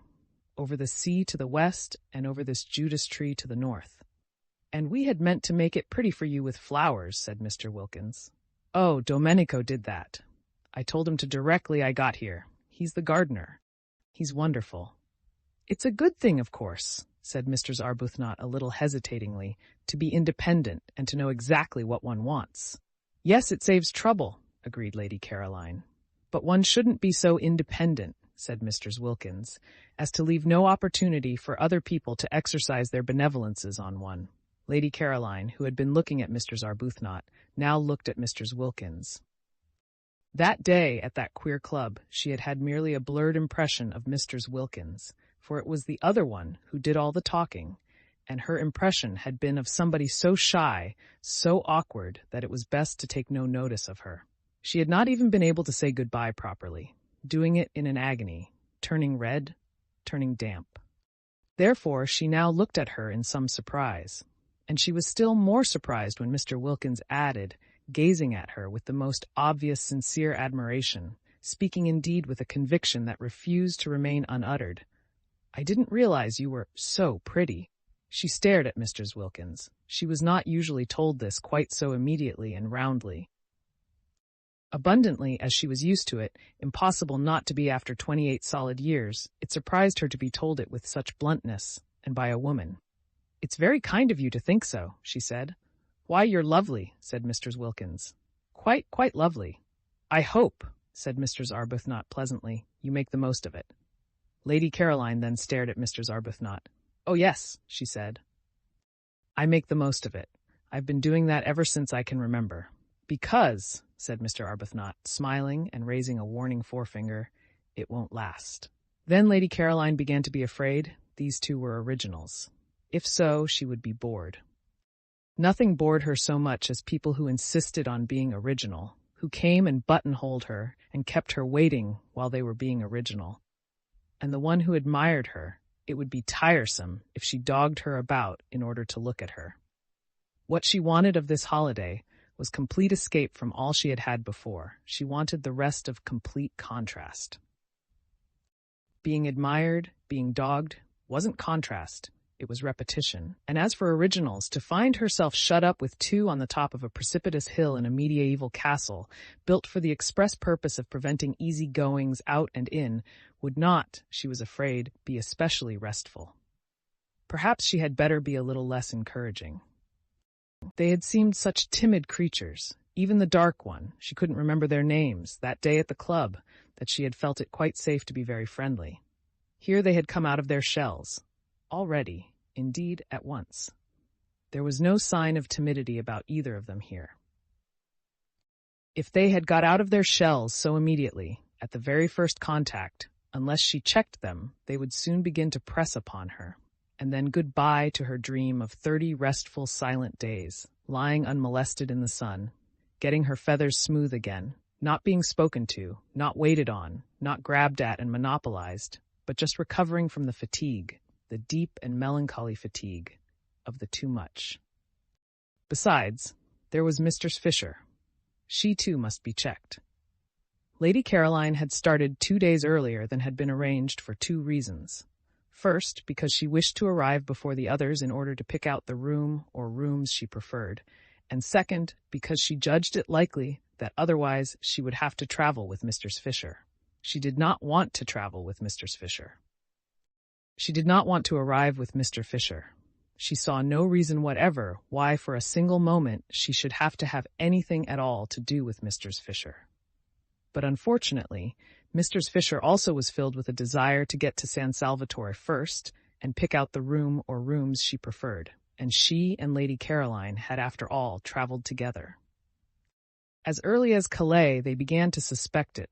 In Paris they feared it. At Modane they knew it. At Mezzago they concealed it, driving out to Castagneto in 2 separate flies, the nose of the one almost touching the back of the other the whole way.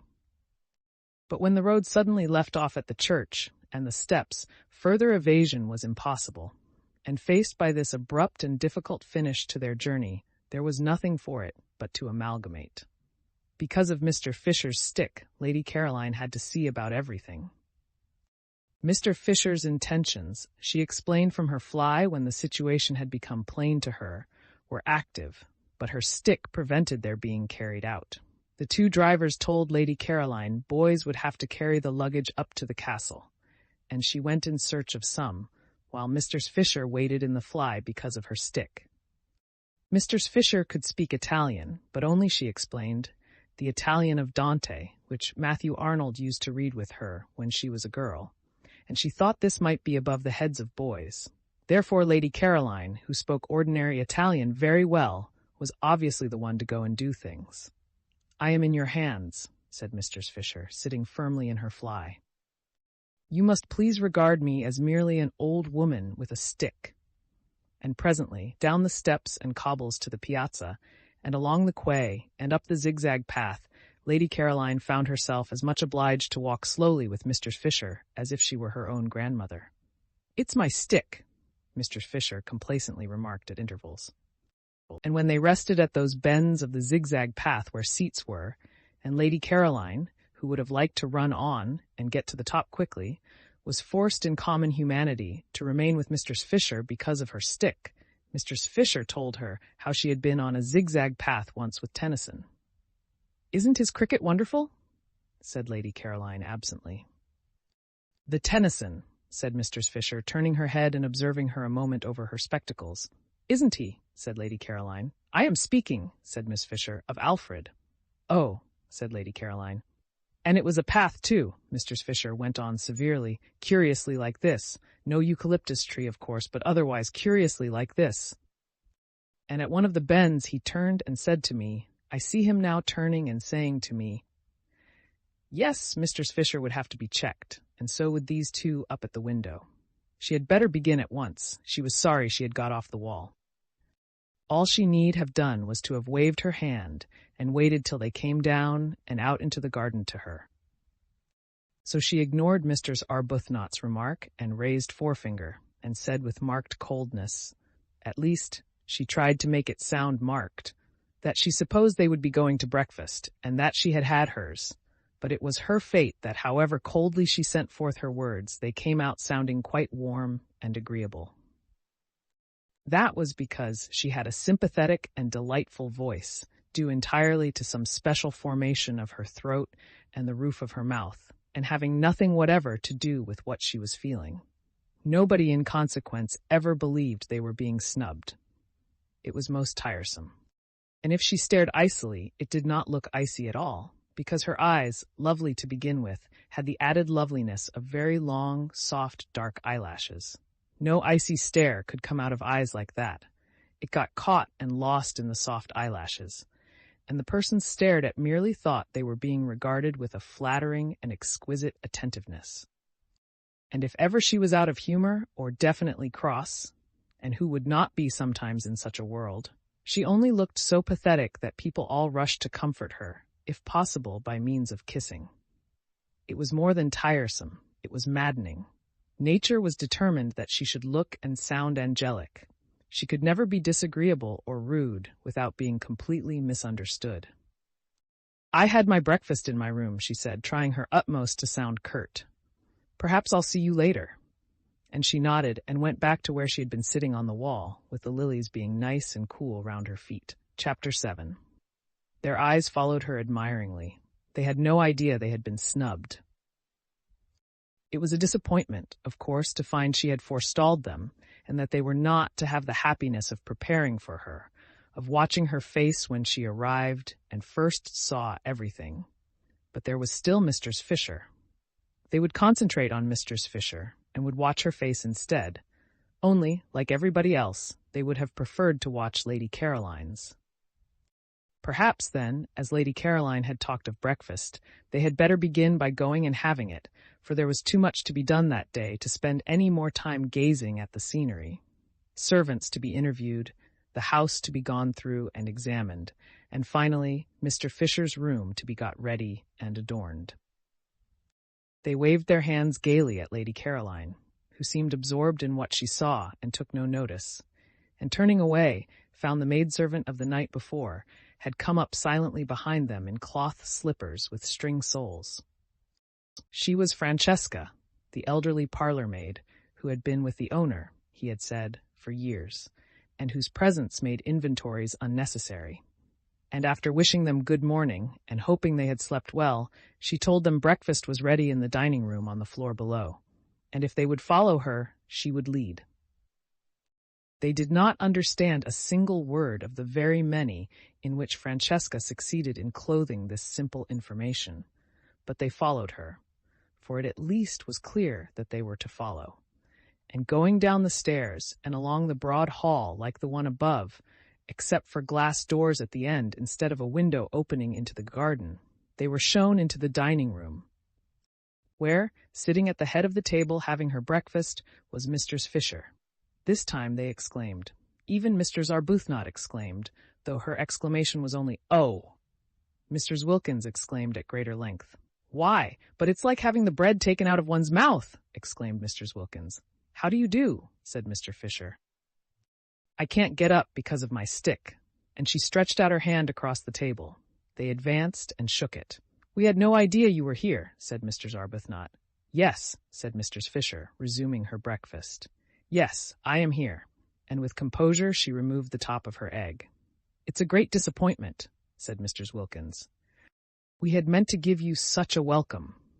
This was the one, Mr. Fisher remembered, briefly glancing at her, who, when she came to Prince of Wales Terrace, said she had seen Keats. She must be careful with this one, curb her from the beginning.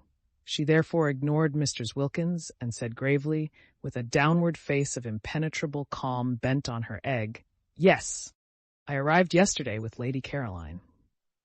"It's really dreadful," said Mrs. Wilkins, exactly as if she had not been ignored. "There's nobody left to get anything ready for now. I feel thwarted. I feel as if the bread had been taken out of my mouth just when I was going to be happy swallowing it." "Where will you sit?" asked Mr. Fisher of Mrs. Arbuthnot, markedly of Mrs. Arbuthnot. The comparison with the bread seemed to her most unpleasant. "Oh, thank you," said Mrs. Arbuthnot, sitting down rather suddenly next to her. There were only two places she could sit down in, the places laid on either side of Mr. Fisher. She therefore sat down in one, and Mrs. Wilkins sat down opposite her in the other. Mrs. Fisher was at the head of the table. Round her was grouped the coffee and the tea.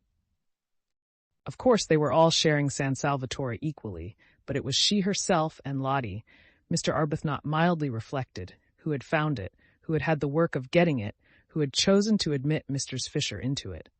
Without them, she could not help thinking, Mrs. Fisher would not have been there. Morally, Mrs. Fisher was a guest. There was no hostess in this party, but supposing there had been a hostess, it would not have been Mrs. Fisher nor Lady Caroline. It would have been either herself or Lottie. Mistress Arbuthnot could not help feeling this as she sat down, and Mistress Fisher, the hand which Ruskin had wrung suspended over the pots before her, inquired, "Tea or coffee?" She could not help feeling it even more definitely when Mistress Fisher touched a small gong on the table beside her, as though she had been used to that gong and that table ever since she was little. And Francesca's appearing, bade her in the language of Dante, "Bring more milk." There was a curious air about Mr. Fisher, thought Mrs. Arbuthnot, of being in possession, and if she herself had not been so happy, she would have perhaps minded. Mrs. Wilkins noticed it too, but it only made her discursive brain think of cuckoos. She would no doubt immediately have begun to talk of cuckoos, incoherently, unrestrainably, and deplorably, if she had been in the condition of nerves and shyness she was in last time she saw Mrs. Fisher. But happiness had done away with shyness. She was very serene. She could control her conversation. She did not have, horrified, to listen to herself saying things she had no idea of saying when she began. She was quite at her ease, and completely natural. The disappointment of not going to be able to prepare a welcome for Mistress Fisher had evaporated at once, for it was impossible to go on being disappointed in heaven. Nor did she mind her behaving as hostess. What did it matter? You did not mind things in heaven. She and Mistress Arbuthnot, therefore, sat down more willingly than they otherwise would have done, one on either side of Mistress Fisher, and the sun, pouring through the two windows facing east across the bay, flooded the room, and there was an open door leading into the garden, and the garden was full of many lovely things, especially freesias. The delicate and delicious fragrance of the freesias came in through the door and floated round Mr. Wilkins's enraptured nostrils. Freesias in London were quite beyond her. Occasionally she went into a shop and asked what they cost, so as just to have an excuse for lifting up a bunch and smelling them, well knowing that it was something awful like a shilling for about 3 flowers. Here they were everywhere, bursting out of every corner and carpeting the rose beds. Imagine it, having freesias to pick an armsful if you wanted to, and with glorious sunshine flooding the room, and in your summer frock, and it's being only the 1st of April. I suppose you realize, don't you, that we've got to heaven, she said, beaming at Mr. Fisher with all the familiarity of a fellow angel. They are considerably younger than I had supposed, thought Mr. Fisher, and not nearly so plain. And she mused a moment, while she took no notice of Mr. Wilkins's exuberance, on their instant and agitated refusal that day at Prince of Wales Terrace to have anything to do with the giving or the taking of references. Nothing could affect her, of course, nothing that anybody did. She was far too solidly seated in respectability. At her back stood massively in a tremendous row those 3 great names she had offered, and they were not the only ones she could turn to for support and countenance. Even if these young women, she had no grounds for believing the one out in the garden to be really Lady Caroline Dester, she had merely been told she was. Even if these young women should all turn out to be what Browning used to call, how well she remembered his amusing and delightful way of putting things. Fly-by-nights. What could it possibly, or in any way, matter to her? Let them fly by night if they wished.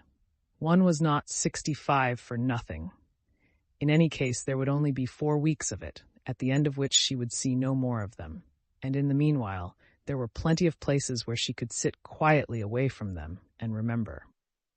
Also, there was her own sitting room, a charming room, all honey-colored furniture and pictures, with windows to the sea towards Genoa, and a door opening onto the battlements. The house possessed 2 sitting rooms, and she had explained to that pretty creature Lady Caroline, certainly a pretty creature, whatever else she was, Tennyson would have enjoyed taking her for blows on the downs, who had seemed inclined to appropriate the honey-colored one, that she needed some little refuge entirely to herself because of her stick. Nobody wants to see an old woman hobbling about everywhere, she had said. I shall be quite content to spend much of my time by myself in here, or sitting out on these convenient battlements. And she had a very nice bedroom, too. It looked 2 ways, across the bay to the morning sun. She liked the morning sun, and onto the garden. There were only 2 of these bedrooms with cross views in the house, she and Lady Caroline had discovered, and they were by far the airiest. They each had 2 beds in them, and she and Lady Caroline had had the extra beds taken out at once and put into 2 of the other rooms. In this way there was much more space and comfort. Lady Caroline, indeed, had turned hers into a bed-sitting room, with the sofa out of the bigger drawing-room and the writing-table and the most comfortable chair. But she herself had not had to do that because she had her own sitting-room, equipped with what was necessary. Lady Caroline had thought at first of taking the bigger sitting-room entirely for her own, because the dining-room on the floor below could quite well be used between meals to sit in by the 2 others, and was a very pleasant room with nice chairs, but she had not liked the bigger sitting-room's shape. It was a round room in the tower, with deep slit windows pierced through the massive walls, and a domed and ribbed ceiling arranged to look like an open umbrella, and it seemed a little dark. Undoubtedly, Lady Caroline had cast covetous glances at the honey-colored room, and if she, Mr. Fisher, had been less firm, would have installed herself in it, which would have been absurd. I hope, said Mr. Arbuthnot, smilingly making an attempt to convey to Mr. Fisher that though she, Mr. Fisher, might not be exactly a guest, she certainly was not, in the very least, a hostess. Your room is comfortable. Quite, said Mr. Fisher. Will you have some more coffee? No, thank you. Will you? No, thank you. There were 2 beds in my bedroom, filling it up unnecessarily, and I had 1 taken out. It has made it much more convenient. Oh, that's why I've got 2 beds in my room, exclaimed Mr. Wilkins, illuminated. The second bed in her little cell had seemed an unnatural and inappropriate object from the moment she saw it. "I gave no directions," said Mr. Fisher, addressing Mr. Arbuthnot. "I merely asked Francesca to remove it." "I have two in my room as well," said Mr. Arbuthnot. "Your second one must be Lady Caroline's."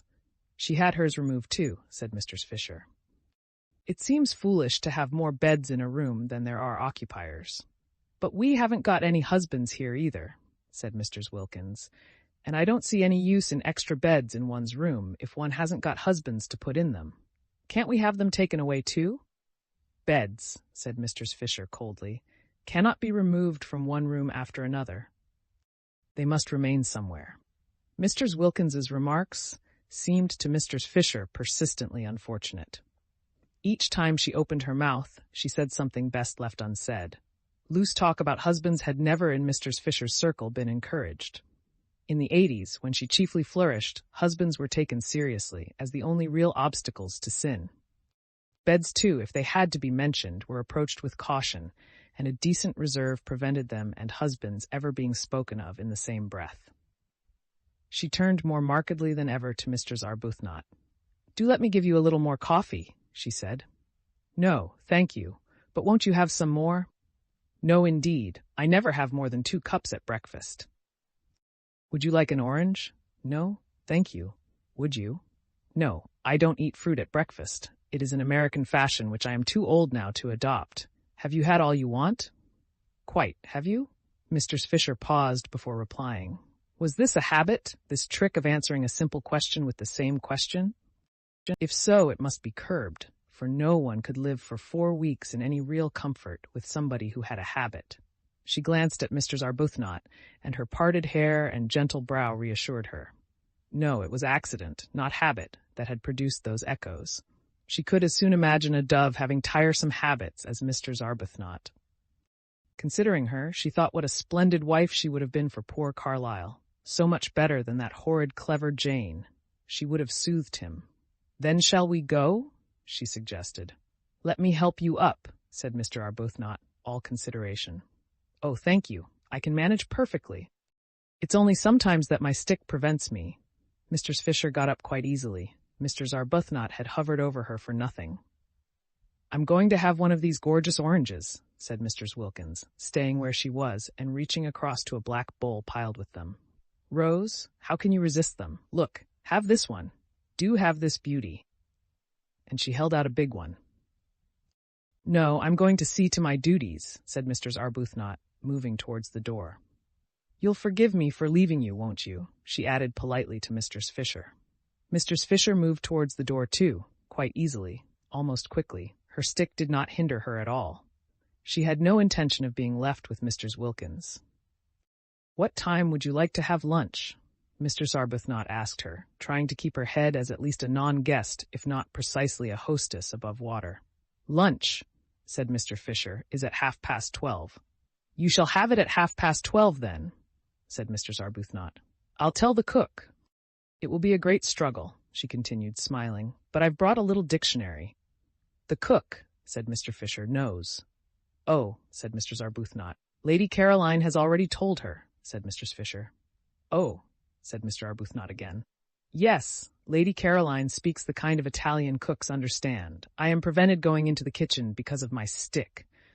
And even if I were able to go, I fear I shouldn't be understood." "But," began Mr. Arbuthnot.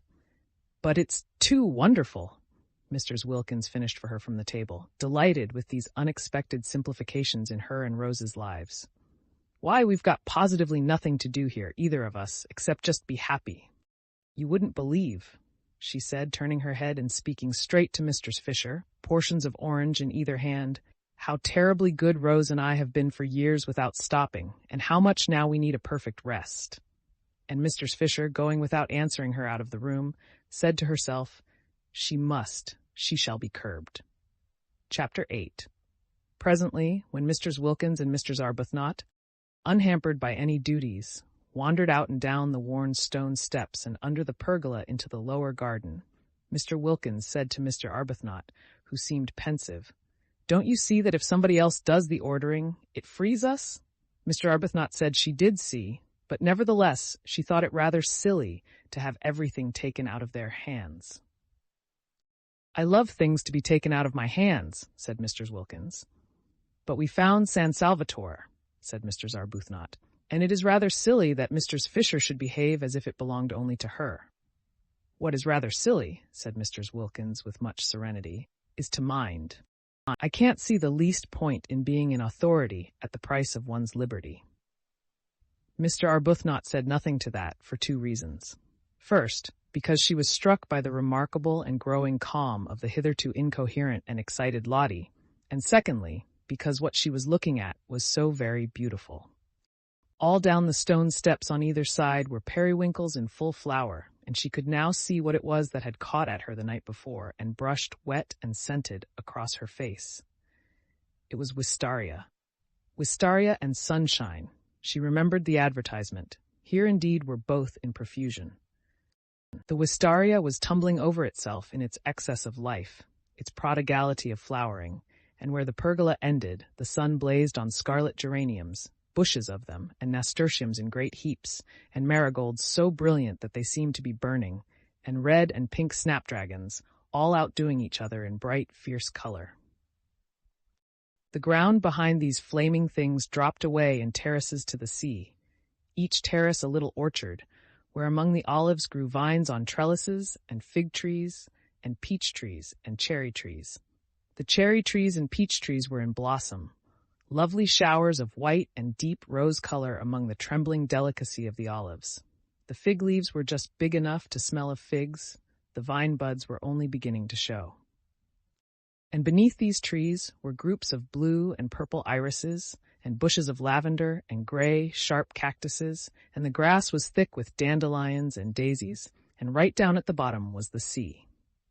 Color seemed flung down anyhow, anywhere. Every sort of color, piled up in heaps, pouring along in rivers. The periwinkles looked exactly as if they were being poured down each side of the steps, and flowers that grow only in borders in England, proud flowers keeping themselves to themselves over there, such as the great blue irises and the lavender, were being jostled by small, shining common things like dandelions and daisies. And the white bells of the wild onion, and only seemed the better and the more exuberant for it. They stood looking at this crowd of loveliness, this happy jumble, in silence. No, it didn't matter what Mr. Fisher did, not here, not in such beauty. Mr. Arbuthnot's discomposure melted out of her. In the warmth and light of what she was looking at, of what to her was a manifestation, an entirely new side of God, how could one be discomposed? If only Frederick were with her, seeing it too. Seeing as he would have seen it when first they were lovers, in the days when he saw what she saw and loved what she loved. She sighed. "You mustn't sigh in heaven," said Mr. Wilkins. "One doesn't. I was thinking how one longs to share this with those one loves," said Mr. Arbuthnot. "You mustn't long in heaven," said Mr. Wilkins. "You're supposed to be quite complete there. And it is heaven, isn't it, Rose? See how everything has been let in together. The dandelions and the irises, the vulgar and the superior, me and Mr. Fisher, all welcome, all mixed up anyhow, and all so visibly happy and enjoying ourselves." "Mr. Fisher doesn't seem happy, not visibly anyhow," said Mr. Arbuthnot, smiling. "She'll begin soon, you'll see." Mr. Arbuthnot said she didn't believe that after a certain age people began anything. Mr. Wilkins said she was sure no one, however old and tough, could resist the effects of perfect beauty. Before many days, perhaps only hours, they would see Mr. Fisher bursting out into every kind of exuberance. "I'm quite sure," said Mr. Wilkins, "that we've got to heaven, and once Mr. Fisher realizes that that's where she is, she's bound to be different. You'll see. She'll leave off being ossified and go all soft and able to stretch, and we shall get why, I shouldn't be surprised if we get quite fond of her." The idea of Mr. Fisher bursting out into anything, she who seemed so particularly firmly fixed inside her buttons, made Mr. Arbuthnot laugh. She condoned Lottie's loose way of talking of heaven, because in such a place, on such a morning, condonation was in the very air. Besides, what an excuse there was. And Lady Caroline, sitting where they had left her before breakfast on the wall, peeped over when she heard laughter, and saw them standing on the path below, and thought what a mercy it was. They were laughing down there and had not come up and done it round her. She disliked jokes at all times, but in the morning she hated them, especially close up, especially crowding in her ears. She hoped the originals were on their way out for a walk and not on their way back from one. They were laughing more and more. What could they possibly find to laugh at? She looked down on the tops of their heads with a very serious face, for the thought of spending a month with laughers was a grave one, and they, as though they felt her eyes, turned suddenly and looked up. The dreadful geniality of those women. She shrank away from their smiles and wavings, but she could not shrink out of sight without falling into the lilies. She neither smiled nor waved back, and turning her eyes to the more distant mountains, surveyed them carefully, till the two, tired of waving, moved away along the path and turned the corner and disappeared. This time they both did notice that they had been met with, at least, unresponsiveness. "If we weren't in heaven," said Mr. Wilkins serenely, "I should say we had been snubbed, but as nobody snubs anybody, there, of course, we can't have been." "Perhaps she is unhappy," said Mr. Arbuthnot. "Whatever it is, she'll get over it here," said Mr. Wilkins with conviction. "We must try and help her," said Mr. Arbuthnot. "Oh, but nobody helps anybody in heaven. That's finished with. You don't try to be or do, you simply are." Well, Mr. Arbuthnot wouldn't go into that. Not here, not today. The vicar, she knew, would have called Lottie's talk levity, if not profanity. How old he seemed from here. An old, old vicar. They left the path and clambered down the olive terraces, down and down, to where at the bottom the warm, sleepy sea heaved gently among the rocks. There a pine tree grew close to the water, and they sat under it, and a few yards away was a fishing boat lying motionless and green-bellied on the water. The ripples of the sea made little gurgling noises at their feet. They screwed up their eyes to be able to look into the blaze of light beyond the shade of their tree. The hot smell from the pine needles and from the cushions of wild thyme that padded the spaces between the rocks, and sometimes a smell of pure honey from a clump of warm irises up behind them in the sun, puffed across their faces. Very soon, Mrs. Wilkins took her shoes and stockings off and let her feet hang in the water. After watching her a minute, Mr. Arbuthnot did the same. Their happiness was then complete. Their husbands would not have known them. They left off talking. They ceased to mention heaven. They were just cups of acceptance. Meanwhile, Lady Caroline, on her wall, was considering her position. The garden on the top of the wall was a delicious garden, but its situation made it insecure and exposed to interruptions. At any moment the others might come and want to use it, because both the hall and the dining room had doors opening straight into it. Perhaps, thought Lady Caroline, she could arrange that it should be solely hers. Mistress Fisher had the battlements, delightful with flowers, and a watchtower all to herself, besides having snatched the one really nice room in the house. There were plenty of places the originals could go to. She had herself seen at least 2 other little gardens, while the hill the castle stood on was itself a garden, with walks and seats. Why should not this one spot be kept exclusively for her? She liked it. She liked it best of all. It had the Judas tree and an umbrella pine. It had the freesias and the lilies. It had a tamarisk beginning to flush pink. It had the convenient low wall to sit on. It had from each of its 3 sides the most amazing views. To the east, the bay and mountains. To the north, the village across the tranquil, clear green water of the little harbor and the hills dotted with white houses and orange groves. And to the west was the thin thread of land by which San Salvatore was tied to the mainland. And then the open sea and the coastline beyond Genoa, reaching away into the blue dimness of France. Yes, she would say she wanted to have this entirely to herself. How obviously sensible if each of them had their own special place to sit in apart. It was essential to her comfort that she should be able to be apart, left alone, not talked to. The others ought to like it best, too. Why heard? One had enough of that in England, with one's relations and friends, oh, the numbers of them, pressing on one continually. Having successfully escaped them for 4 weeks, why continue, and with persons having no earthly claim on one, to herd? She lit a cigarette. She began to feel secure. those two had gone for a walk. There was no sign of Mr. Fisher. How very pleasant this was. Somebody came out through the glass doors, just as she was drawing a deep breath of security. Surely it couldn't be Mr. Fisher wanting to sit with her? Mr. Fisher had her battlements. She ought to stay on them, having snatched them. It would be too tiresome if she wouldn't, and wanted not only to have them in her sitting room, but to establish herself in this garden as well. No, it wasn't Mr. Fisher. It was the cook, she frowned. Was she going to have to go on ordering the food? Surely one or other of those two waving women would do that now. The cook, who had been waiting in increasing agitation in the kitchen, watching the clock getting nearer to lunchtime, while she still was without knowledge of what lunch was to consist of, had gone at last to Mr. Fisher, who had immediately waved her away.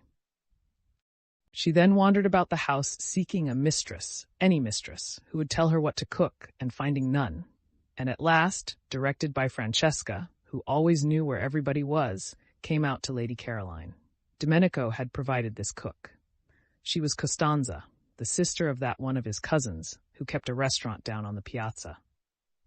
She helped her brother in his cooking when she had no other job, and knew every sort of fat, mysterious Italian dish, such as the workmen of Castagneto, who crowded the restaurant at midday, and the inhabitants of Mezzago, when they came over on Sundays, loved to eat.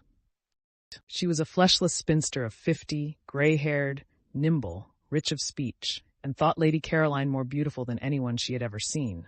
And so did Domenico, and so did the boy Giuseppe, who helped Domenico and was, besides, his nephew, and so did the girl Angela, who helped Francesca and was, besides, Domenico's niece, and so did Francesca herself. Domenico and Francesca, the only two who had seen them, thought the two ladies who arrived last very beautiful, but compared to the fair young lady who arrived first, they were as candles to the electric light that had lately been installed, and as the tin tubs in the bedrooms to the wonderful new bathroom their master had had arranged on his last visit. Lady Caroline scowled at the cook. The scowl, as usual, was transformed on the way into what appeared to be an intent and beautiful gravity, and Costanza threw up her hands and took the saints aloud to witness that here was the very picture of the Mother of God. Lady Caroline asked her crossly what she wanted, and Costanza's head went on one side with delight at the sheer music of her voice. She said, after waiting a moment in case the music was going to continue, for she didn't wish to miss any of it, that she wanted orders. She had been to the Signorina's mother, but in vain. "She is not my mother," repudiated Lady Caroline angrily, and her anger sounded like the regretful wail of a melodious orphan. Costanza poured forth pity. She, too, she explained, had no mother. Lady Caroline interrupted with the curt information that her mother was alive and in London. Costanza praised God and the saints that the young lady did not yet know what it was like to be without a mother. Quickly enough did misfortunes overtake one. No doubt the young lady already had a husband. "No," said Lady Caroline icily. Worse than jokes in the morning, did she hate the idea of husbands, and everybody was always trying to press them on her. All her relations, all her friends, all the evening papers. After all, she could only marry one anyhow. But you would think, from the way everybody talked, and especially those persons who wanted to be husbands, that she could marry at least a dozen. Her soft, pathetic no made Costanza, who was standing close to her, well with sympathy. "Poor little one," said Costanza, moved actually to pat her encouragingly on the shoulder. "Take hope. There is still time." "For lunch," said Lady Caroline freezingly, marveling as she spoke that she should be patted, she who had taken so much trouble to come to a place, remote and hidden, where she could be sure that among other things of a like oppressive nature pattings also were not. "We will have." Costanza became businesslike. She interrupted with suggestions, and her suggestions were all admirable and all expensive. Lady Caroline did not know they were expensive, and fell in with them at once. They sounded very nice. Every sort of young vegetables and fruits came into them, and much butter and a great deal of cream and incredible numbers of eggs. Costanza said, enthusiastically at the end, as a tribute to this acquiescence, that of the many ladies and gentlemen she had worked for on temporary jobs such as this, she preferred the English ladies and gentlemen. She more than preferred them. They roused devotion in her, for they knew what to order. They did not skimp. They refrained from grinding down the faces of the poor. From this Lady Caroline concluded that she had been extravagant, and promptly countermanded the cream. Costanza's face fell, for she had a cousin who had a cow, and the cream was to have come from them both. "And perhaps we had better not have chickens," said Lady Caroline. Costanza's face fell more, for her brother at the restaurant kept chickens in his backyard, and many of them were ready for killing. "Also, do not order strawberries till I have consulted with the other ladies," said Lady Caroline, remembering that it was only the 1st of April, and that perhaps people who lived in Hampstead might be poor. Indeed, must be poor, or why live in Hampstead? "It is not I who am mistress here." "Is it the old one?" asked Costanza, her face very long. "No," said Lady Caroline. "Which of the other two ladies is it?" "Neither," said Lady Caroline. Then Costanza's smiles returned, for the young lady was having fun with her and making jokes. She told her so in her friendly Italian way and was genuinely delighted. "I never make jokes," said Lady Caroline briefly. "You had better go, or lunch will certainly not be ready by 12:30. And these curt words came out sounding so sweet that Costanza felt as if kind compliments were being paid her, and forgot her disappointment about the cream and the chickens, and went away all gratitude and smiles. "This," thought Lady Caroline, "will never do. I haven't come here to housekeep, and I won't." She called Costanza back. Costanza came running.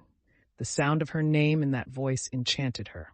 "I have ordered the lunch for today," said Lady Caroline, with the serious angel face that was hers when she was annoyed.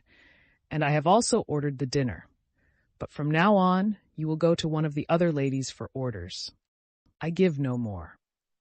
The idea that she would go on giving orders was too absurd. She never gave orders at home. Nobody there dreamed of asking her to do anything. That such a very tiresome activity should be thrust upon her here, simply because she happened to be able to talk Italian, was ridiculous. Let the originals give orders if Mr. Fisher refused to. Mr. Fisher, of course, was the one nature intended for such a purpose. She had the very air of a competent housekeeper. Her clothes were the clothes of a housekeeper, and so was the way she did her hair. Having delivered herself of her ultimatum with an acerbity that turned sweet on the way, and accompanied it by a peremptory gesture of dismissal that had the grace and loving kindness of a benediction, it was annoying that Costanza should only stand still with her head on one side, gazing at her in obvious delight. "Oh, go away!" exclaimed Lady Caroline in English, suddenly exasperated. There had been a fly in her bedroom that morning, which had stuck just as Costanza was sticking. Only one, but it might have been a myriad. It was so tiresome from daylight on. It was determined to settle on her face, and she was determined it should not. Its persistence was uncanny. It woke her, and would not let her go to sleep again. She hit at it, and it eluded her without fuss or effort, and with an almost visible blandness, and she had only hit herself. It came back again instantly, and with a loud buzz alighted on her cheek. She hit at it again and hurt herself, while it skimmed gracefully away. She lost her temper, and sat up in bed and waited, watching to hit at it and kill it. She kept on hitting at it at last with fury and with all her strength, as if it were a real enemy deliberately trying to madden her, and it elegantly skimmed in and out of her blows, not even angry, to be back again the next instant. It succeeded every time in getting on to her face, and was quite indifferent how often it was driven away. That was why she had dressed and come out so early. Francesca had already been told to put a net over her bed, for she was not going to allow herself to be annoyed twice like that. People were exactly like flies. She wished there were nets for keeping them off too. She hit at them with words and frowns, and like the fly they slipped between her blows and were untouched. Worse than the fly, they seemed unaware that she had even tried to hit them. The fly at least did for a moment go away.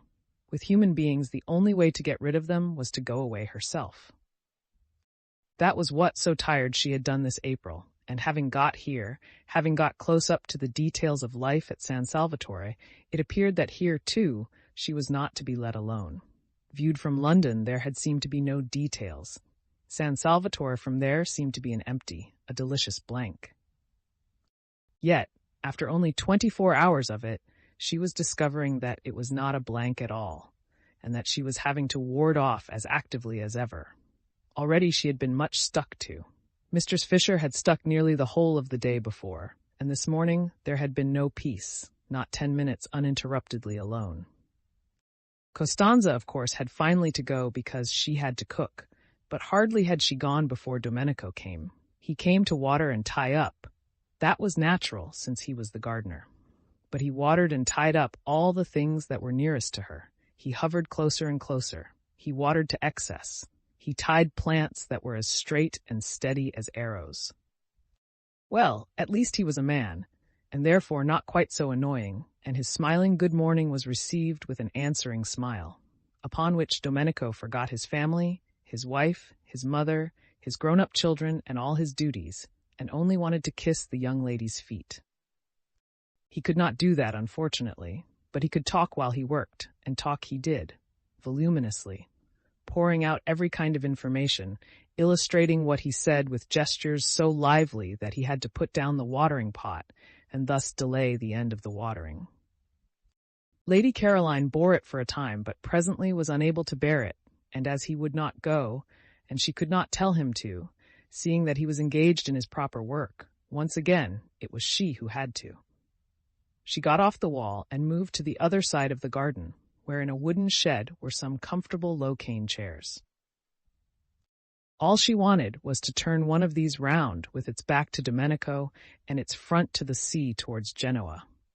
Such a little thing to want. One would have thought she might have been allowed to do that unmolested. But he, who watched her every movement, when he saw her approaching the chairs, darted after her and seized one and asked to be told where to put it.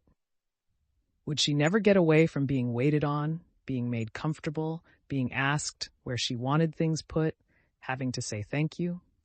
She was short with Domenico, who instantly concluded the sun had given her a headache, and ran in and fetched her a sunshade and a cushion and a footstool, and was skillful, and was wonderful, and was one of nature's gentlemen. She shut her eyes in a heavy resignation. She could not be unkind to Domenico.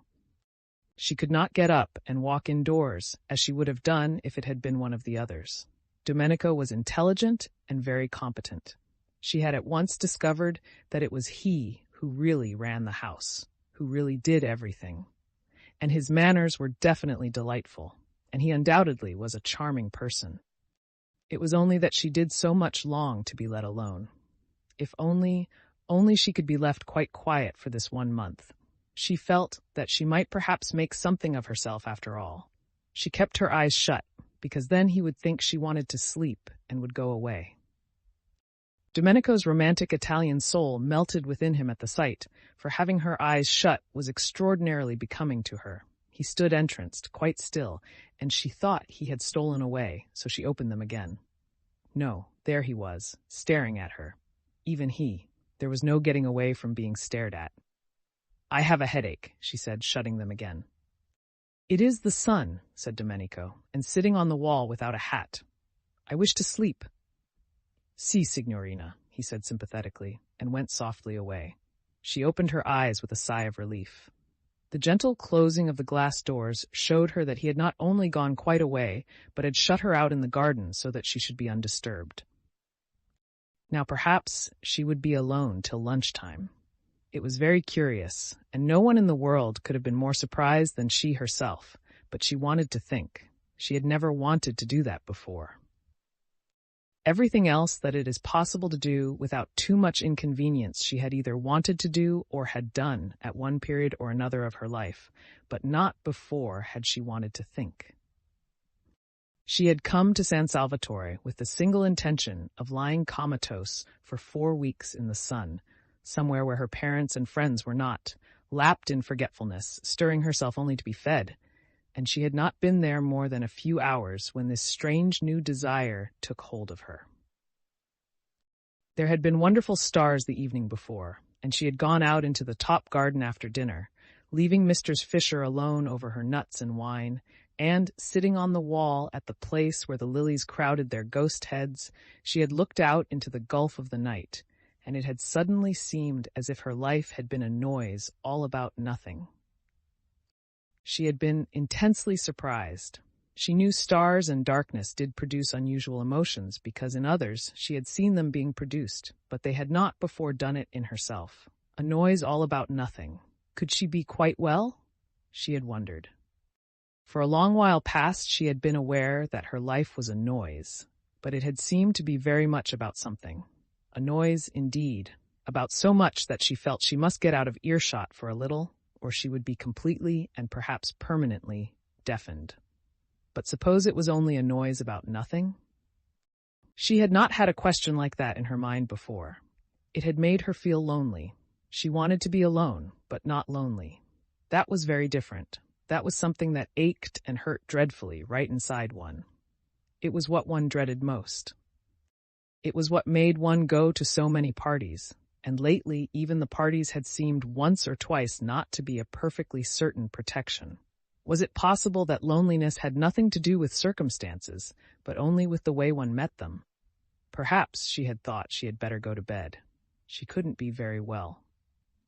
She went to bed, and in the morning, after she had escaped the fly and had her breakfast and got out again into the garden, there was this same feeling again, and in broad daylight. Once more she had that really rather disgusting suspicion that her life, till now, had not only been loud, but empty. Well, if that were so, and if her first 28 years, the best ones, had gone just in meaningless noise, she had better stop a moment and look round her. Pause, as they said in tiresome novels, and consider. She hadn't got many sets of 28 years. One more would see her growing very like Mr. Fisher.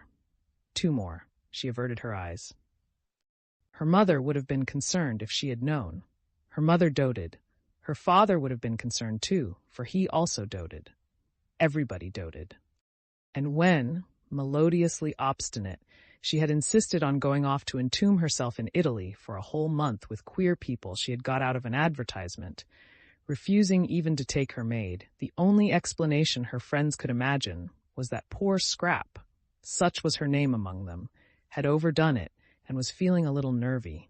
Her mother had been distressed at her departure. It was such an odd thing to do. Such a sign of disappointment.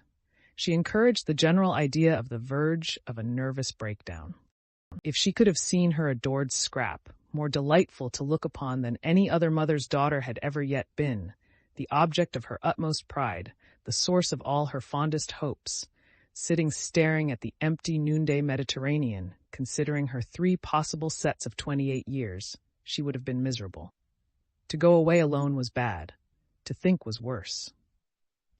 No good could come out of the thinking of a beautiful young woman. Complications could come out of it in profusion, but no good. The thinking of the beautiful was bound to result in hesitations, in reluctances, in unhappiness all round. And here, if she could have seen her, sat her face, Scrap thinking quite hard. And such things, such old things. Things nobody ever began to think till they were at least 40. Chapter 9.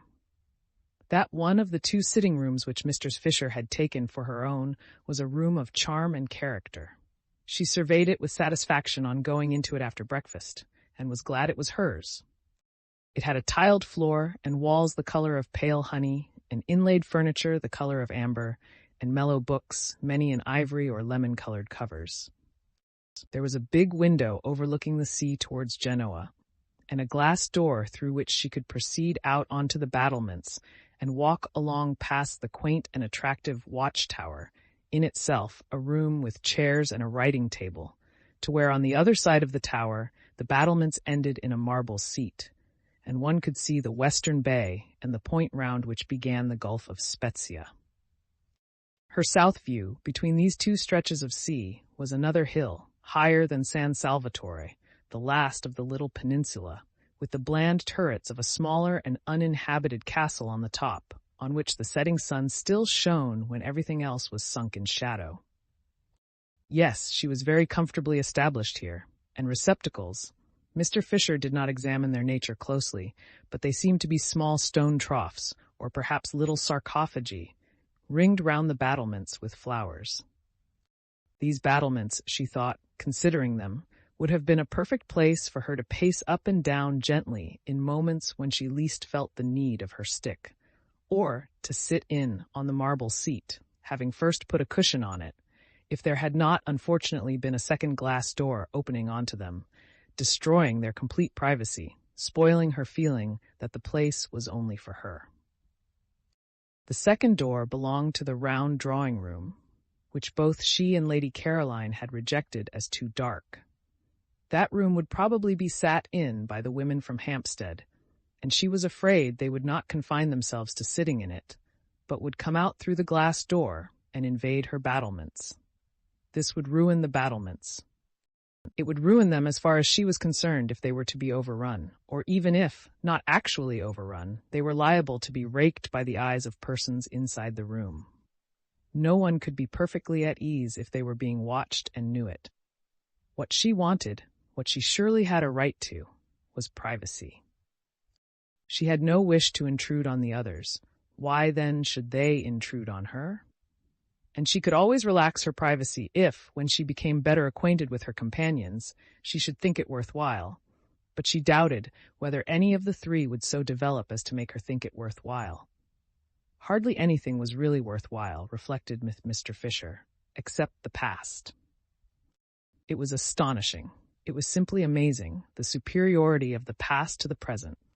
Those friends of hers in London, solid persons of her own age, knew the same past that she knew, could talk about it with her, could compare it as she did with the tinkling present, and in remembering great men forget for a moment the trivial and barren young people who still, in spite of the war, seemed to litter the world in such numbers. She had not come away from these friends, these conversible, ripe friends, in order to spend her time in Italy chatting with three persons of another generation and defective experience. She had come away merely to avoid the treacheries of a London April. It was true what she had told the two who came to Prince of Wales Terrace, that all she wished to do at San Salvatore was to sit by herself in the sun and remember. They knew this, for she had told them. It had been plainly expressed and clearly understood. Therefore, she had a right to expect them to stay inside the round drawing-room and not to emerge interruptingly onto her battlements. But would they? The doubt spoilt her morning. It was only towards lunchtime that she saw a way to be quite safe, and ringing for Francesca, bade her, in slow and majestic Italian, shut the shutters of the glass door of the round drawing-room, and then, going with her into the room, which had become darker than ever in consequence, but also, Mr. Fisher observed to Francesca, who was being voluble, would, because of this very darkness, remain agreeably cool. And after all, there were the numerous slit windows in the walls to let in light, and it was nothing to do with her if they did not let it in. She directed the placing of a cabinet of curios across the door on its inside. This would discourage egress.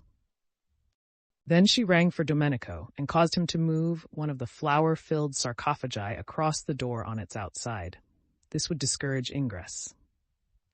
"No one," said Domenico, hesitating, "will be able to use the door." "No one," said Mr. Fisher firmly, "will wish to." She then retired to her sitting-room, and from a chair placed where she could look straight on to them, gazed at her battlements, secured to her now completely, with calm pleasure. Being here, she reflected placidly, was much cheaper than being in an hotel and, if she could keep off the others, immeasurably more agreeable. She was paying for her rooms, extremely pleasant rooms, now that she was arranged in them, £3 a week, which came to about 8 shillings a day, battlements, watchtower, and all. Where else abroad could she live as well for so little, and have as many baths as she liked, for 8 shillings a day? Of course, she did not yet know what her food would cost, but she would insist on carefulness over that, though she would also insist on its being carefulness combined with excellence. The two were perfectly compatible if the caterer took pains. The servants' wages, she had ascertained, were negligible, owing to the advantageous exchange, so that there was only the food to cause her anxiety. If she saw signs of extravagance, she would propose that they each hand over a reasonable sum every week to Lady Caroline, which should cover the bills, any of it that was not used to be returned, and if it were exceeded, the loss to be borne by the caterer. Mistress Fisher was well off and had the desire for comforts proper to her age, but she disliked expenses. So well off was she that, had she so chosen, she could have lived in an opulent part of London and driven from it and to it in a Rolls-Royce. She had no such wish. It needed more vitality than went with true comfort to deal with a house in an opulent spot and a Rolls-Royce. Worries attended such possessions, worries of every kind, crowned by bills. In the sober gloom of Prince of Wales Terrace, she could obscurely enjoy inexpensive yet real comfort, without being snatched at by predatory men servants or collectors for charities, and a taxi stand was at the end of the road. Her annual outlay was small. The house was inherited.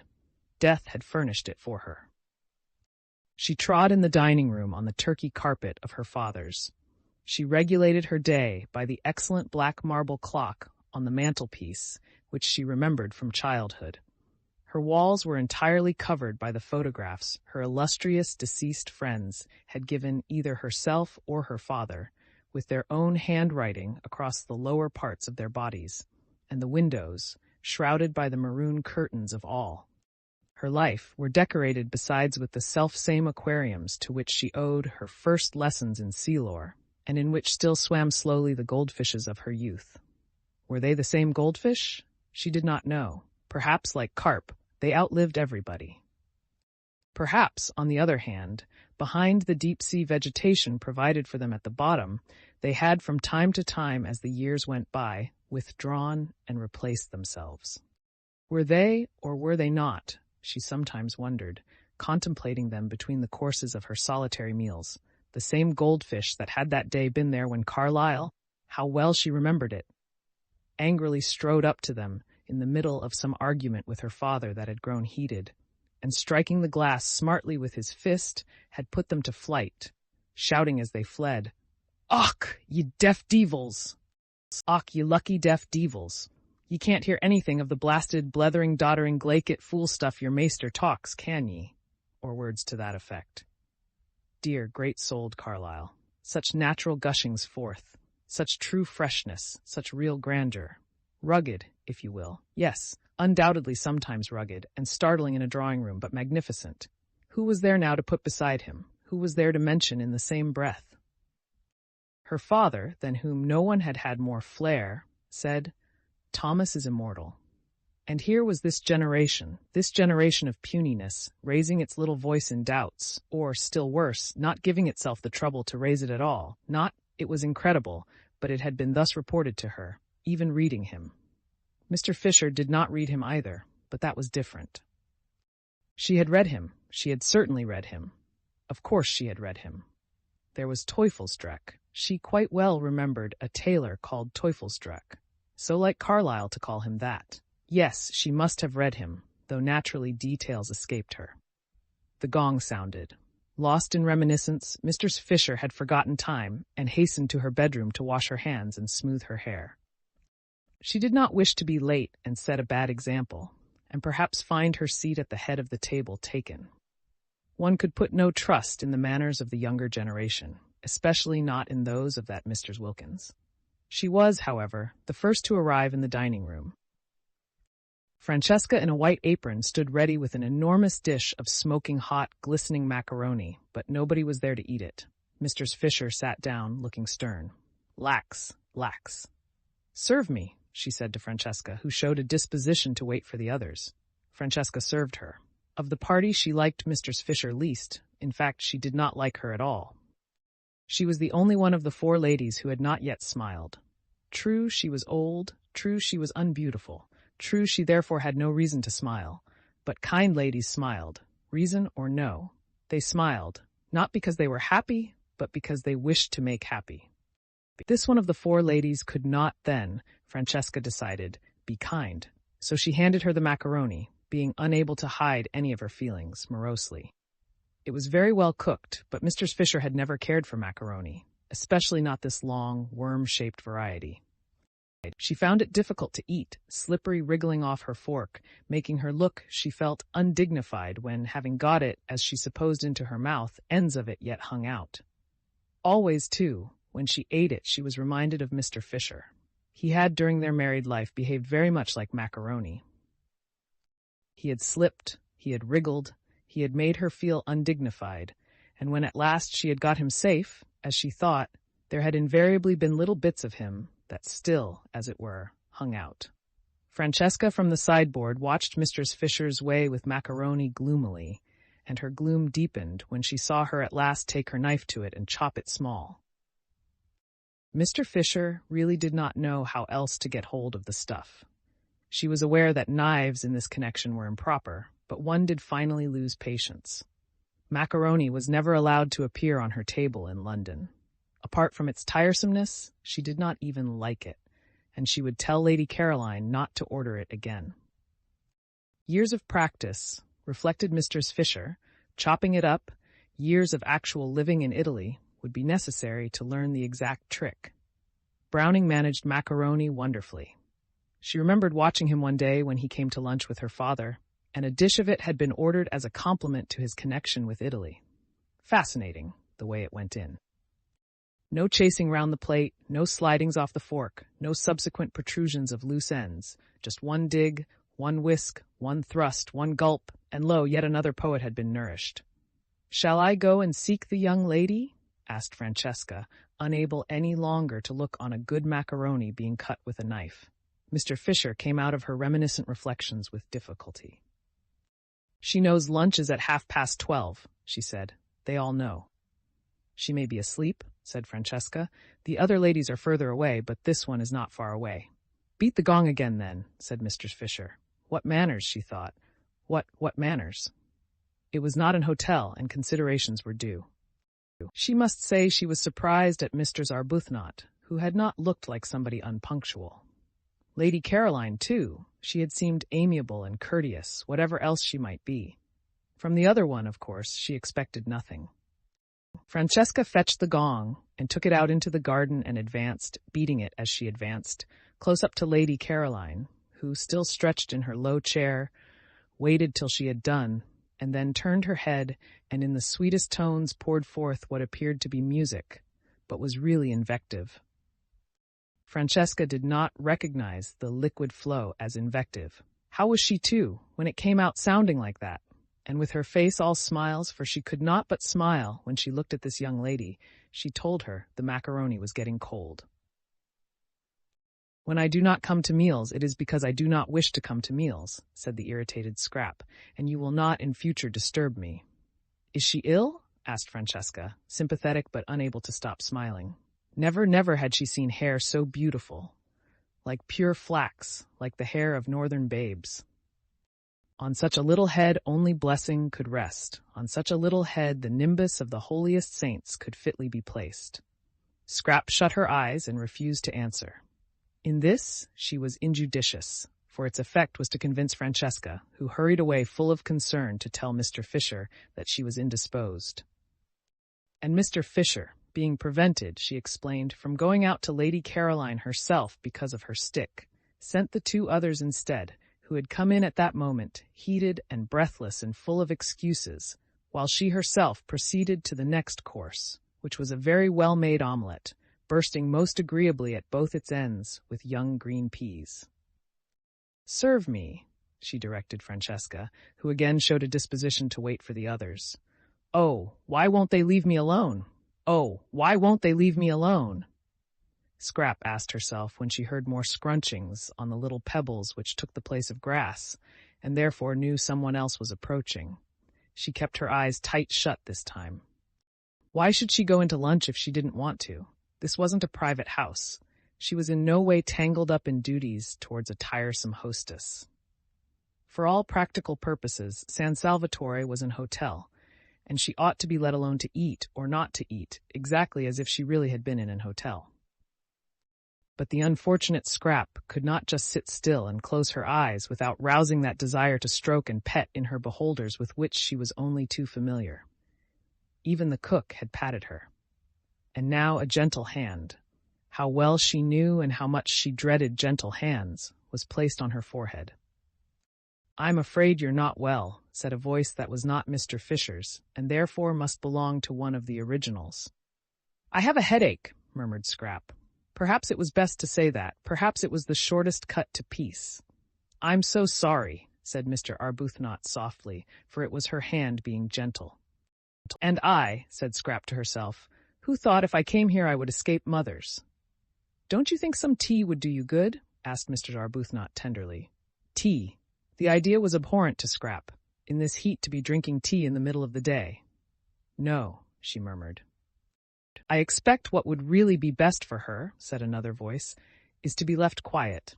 How sensible, thought Scrap, and raised the eyelashes of one eye just enough to peep through and see who was speaking. It was the freckled original. The dark one, then, was the one with the hand. The freckled one rose in her esteem. "But I can't bear to think of you with a headache and nothing being done for it," said Mr. Arbuthnot. "Would a cup of strong black coffee?" Scrap said no more. She waited, motionless and dumb, till Mr. Arbuthnot should remove her hand. After all, she couldn't stand there all day, and when she went away she would have to take her hand with her. "I do think," said the freckled one, "that she wants nothing except quiet." And perhaps the freckled one pulled the one with the hand by the sleeve, for the hold on Scrap's forehead relaxed, and after a minute's silence, during which no doubt she was being contemplated, she was always being contemplated, the footsteps began to scrunch the pebbles again, and grew fainter, and were gone. "Lady Caroline has a headache," said Mr. Arbuthnot, re-entering the dining room and sitting down in her place next to Mr. Fisher. "I can't persuade her to have even a little tea or some black coffee. Do you know what aspirin is in Italian?" "The proper remedy for headaches," said Mr. Fisher firmly, "is castor oil." "But she hasn't got a headache," said Mr. Wilkins. "Carlyle," said Mr. Fisher, who had finished her omelette and had leisure, while she waited for the next course to talk, "suffered at one period terribly from headaches, and he constantly took castor oil as a remedy. He took it, I should say, almost to excess, and called it, I remember, in his interesting way, the oil of sorrow. My father said it colored for a time his whole attitude to life, his whole philosophy. But that was because he took too much. What Lady Caroline wants is one dose, and one only. It is a mistake to keep on taking castor oil." "Do you know the Italian for it?" asked Mr. Arbuthnot. "Ah, that I'm afraid I don't. However, she would know. You can ask her." "But she hasn't got a headache," repeated Mr. Wilkins, who was struggling with the macaroni. "She only wants to be let alone." They both looked at her. The word shovel crossed Mr. Fisher's mind in connection with Mr. Wilkins's actions at that moment. "Then why should she say she has?" asked Mr. Arbuthnot. "Because she is still trying to be polite. Soon she won't try. When the place has got more into her, she'll really be it, without trying." "Naturally." "Lottie, you see," explained Mr. Arbuthnot, smiling to Mr. Fisher, who sat waiting with a stony patience for her next course, delayed because Mr. Wilkins would go on trying to eat the macaroni, which must be less worth eating than ever now that it was cold. "Lottie, you see, has a theory about this place." But Mr. Fisher had no wish to hear any theory of Mr. Wilkins's. "I am sure I don't know," she interrupted, looking severely at Mr. Wilkins, "why you should assume Lady Caroline is not telling the truth." "I don't assume, I know," said Mr. Wilkins. "And pray how do you know?" asked Mr. Fisher icily, for Mr. Wilkins was actually helping herself to more macaroni, offered her officiously and unnecessarily a second time by Francesca. "When I was out there just now, I saw inside her." Well, Mr. Fisher wasn't going to say anything to that. She wasn't going to trouble to reply to downright idiocy. Instead, she sharply rapped the little table gong by her side, though there was Francesca standing at the sideboard, and said, for she would wait no longer for her next course, "Serve me." And Francesca, it must have been willful, offered her the macaroni again. Chapter 10. There was no way of getting into or out of the top garden at San Salvatore, except through the two glass doors, unfortunately side by side, of the dining room and the hall.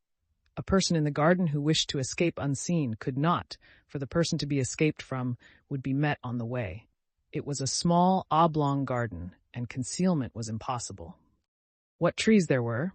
The Judas tree, the tamarisk, the umbrella pine grew close to the low parapets.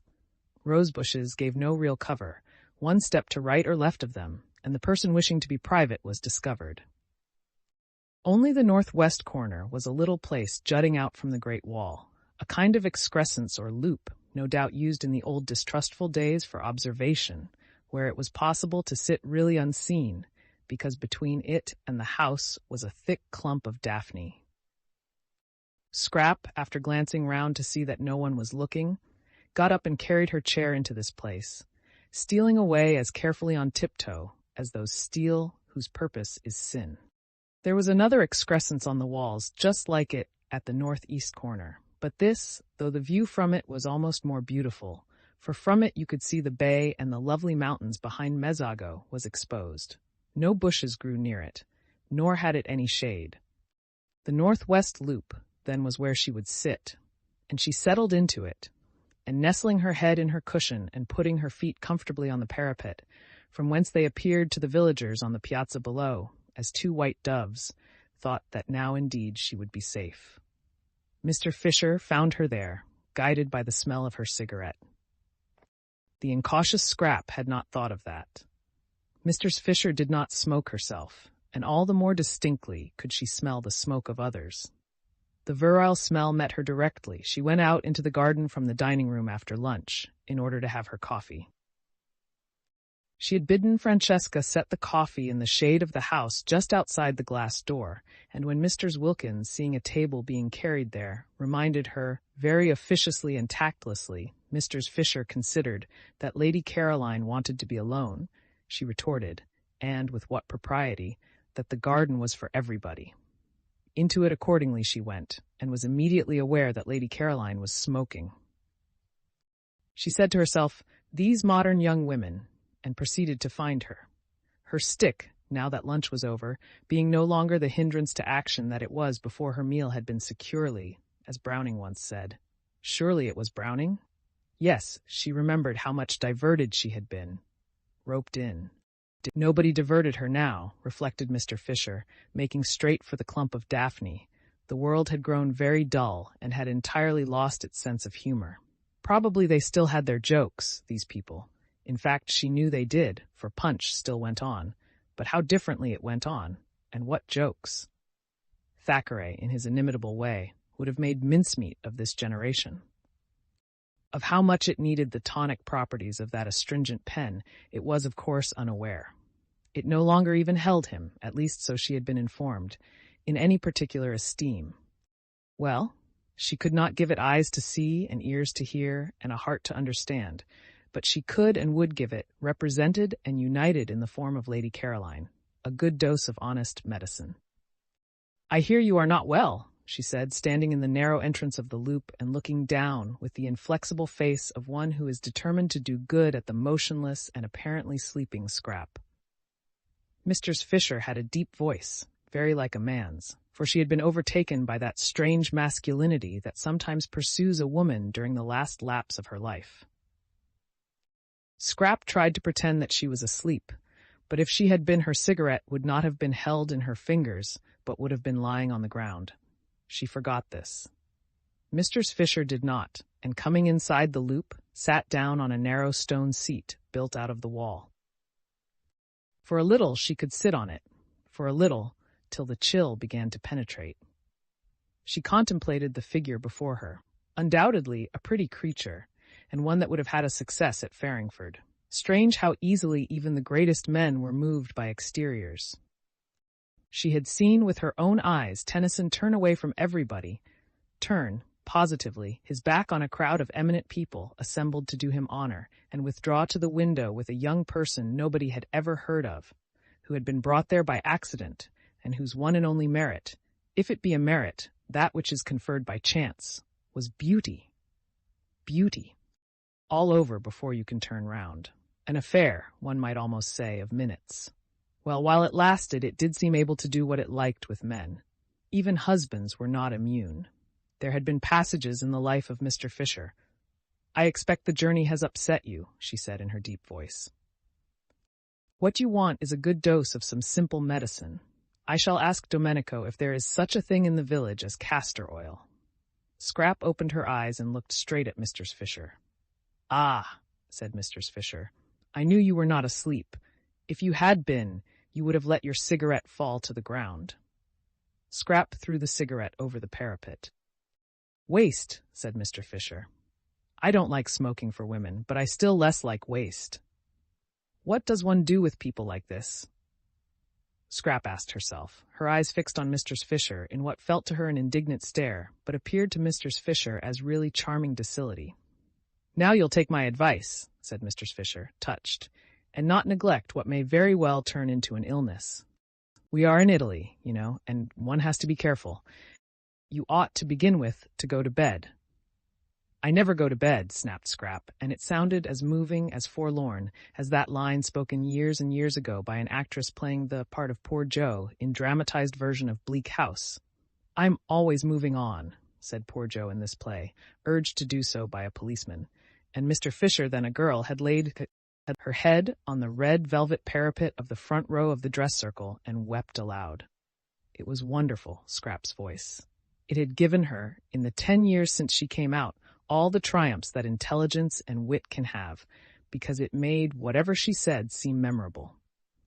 She ought, with a throat formation like that, to have been a singer, but in every kind of music Scrap was dumb except this one music of the speaking voice, and what a fascination, what a spell lay in that. Such was the loveliness of her face and the beauty of her coloring that there was not a man into whose eyes at the sight of her there did not leap a flame of intensest interest. But when he heard her voice, the flame in that man's eyes was caught and fixed. It was the same with every man, educated and uneducated, old, young, desirable themselves or undesirable, men of her own world and bus conductors, generals and Tommies. During the war she had had a perplexing time. Bishops equally with vergers.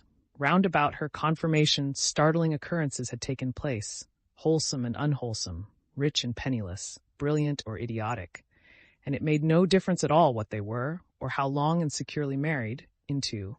The eyes of every one of them, when they saw her, leapt this flame, and when they heard her, it stayed there. Scrap had had enough of this look. It only led to difficulties. At first it had delighted her. She had been excited, triumphant.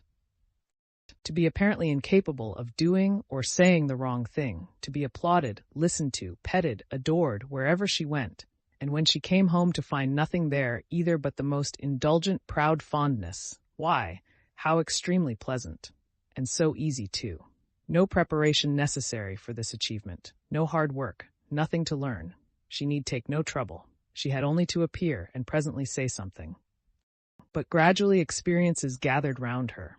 After all, she had to take trouble, she had to make efforts, because she discovered, with astonishment and rage, she had to defend herself. That look, that leaping look, meant that she was going to be grabbed at. Some of those who had it were more humble than others, especially if they were young, but they all, according to their several ability, grabbed, and she, who had entered the world so jauntily, with her head in the air and the completest confidence in anybody whose hair was gray, began to distrust, and then to dislike, and soon to shrink away from, and presently to be indignant. Sometimes it was just as if she didn't belong to herself, wasn't her own at all, but was regarded as a universal thing, a sort of beauty of all work. Really men. And she found herself involved in queer, vague quarrels, being curiously hated. Really women. And when the war came, and she flung herself into it along with everybody else, it finished her. Really generals. The war finished Scrap. It killed the one man she felt safe with, whom she would have married, and it finally disgusted her with love. Since then she had been embittered. She was struggling as angrily in the sweet stuff of life as a wasp got caught in honey. Just as desperately did she try to unstick her wings. It gave her no pleasure to outdo other women. She didn't want their tiresome men. What could one do with men when one had got them? None of them would talk to her of anything but the things of love, and how foolish and fatiguing that became after a bit. It was as though a healthy person with a normal hunger was given nothing whatever to eat but sugar. Love, love. The very word made her want to slap somebody. Why should I love you? Why should I? She would ask amazed sometimes when somebody was always trying to propose to her. But she never got a real answer, only further incoherence. A deep cynicism took hold of the unhappy Scrap. Her inside grew hoary with disillusionment, while her gracious and charming outside continued to make the world more beautiful. What had the future in it for her? She would not be able, after such a preparation, to take hold of it. She was fit for nothing. She had wasted all this time being beautiful. Presently she wouldn't be beautiful, and what then? Scrap didn't know what then. It appalled her to wonder even. Tired as she was of being conspicuous, she was at least used to that. She had never known anything else, and to become inconspicuous, to fade, to grow shabby and dim would probably be most painful. And once she began, what years and years of it there would be. Imagine, thought Scrap, having most of one's life at the wrong end. Imagine being old for 2 or 3 times as long as being young. Stupid, stupid. Everything was stupid. There wasn't a thing she wanted to do. There were thousands of things she didn't want to do. Avoidance, silence, invisibility, if possible, unconsciousness. These negations were all she asked for at the moment. And here, even here, she was not allowed a minute's peace. And this absurd woman must come pretending, merely because she wanted to exercise power and make her go to bed and make her hideous, drink castor oil, that she thought she was ill. "I'm sure," said Mr. Fisher, who felt the cold of the stone beginning to come through and knew she could not sit much longer. "You'll do what is reasonable. Your mother would wish. Have you a mother?" A faint wonder came into Scrap's eyes. Have you a mother? If ever anybody had a mother, it was Scrap. It had not occurred to her that there could be people who had never heard of her mother. She was one of the major marchionesses, there being, as no one knew better than Scrap, marchionesses and marchionesses, and had held high positions at court. Her father, too, in his day had been most prominent. His day was a little over, poor dear, because in the war he had made some important mistakes, and besides he was now grown old. Still there he was, an excessively well-known person. How restful, how extraordinarily restful to have found someone who had never heard of any of her lot, or at least had not yet connected her with them. She began to like Mr. Fisher.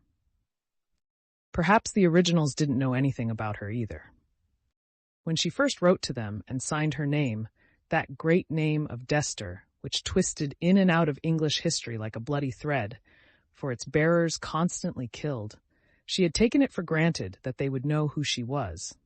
And at the interview in Shaftesbury Avenue, she was sure they did know, because they hadn't asked, as they otherwise would have, for references.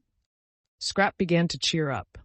If nobody at San Salvatore had ever heard of her, if for a whole month she could shed herself, get right away from everything connected with herself, be allowed really to forget the clinging and the clogging and all the noise, why, perhaps she might make something of herself after all. She might really think, really clear up her mind, really come to some conclusion. "What I want to do here," she said, leaning forward in her chair and clasping her hands round her knees and looking up at Mr. Fisher, whose seat was higher than hers, almost with animation.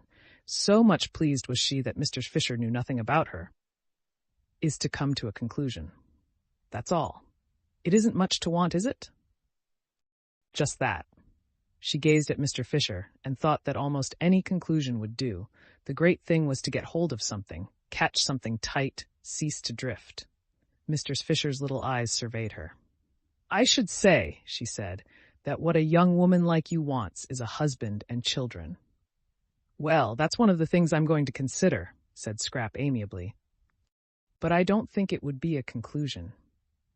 "And meanwhile," said Mr. Fisher, getting up, for the cold of the stone was now through, "I shouldn't trouble my head if I were you with considerings and conclusions. Women's heads weren't made for thinking, I assure you. I should go to bed and get well." "I am well," said Scrap. "Then why did you send a message that you were ill?" "I didn't." "Then I've had all the trouble of coming out here for nothing. But wouldn't you prefer coming out and finding me well than coming out and finding me ill?"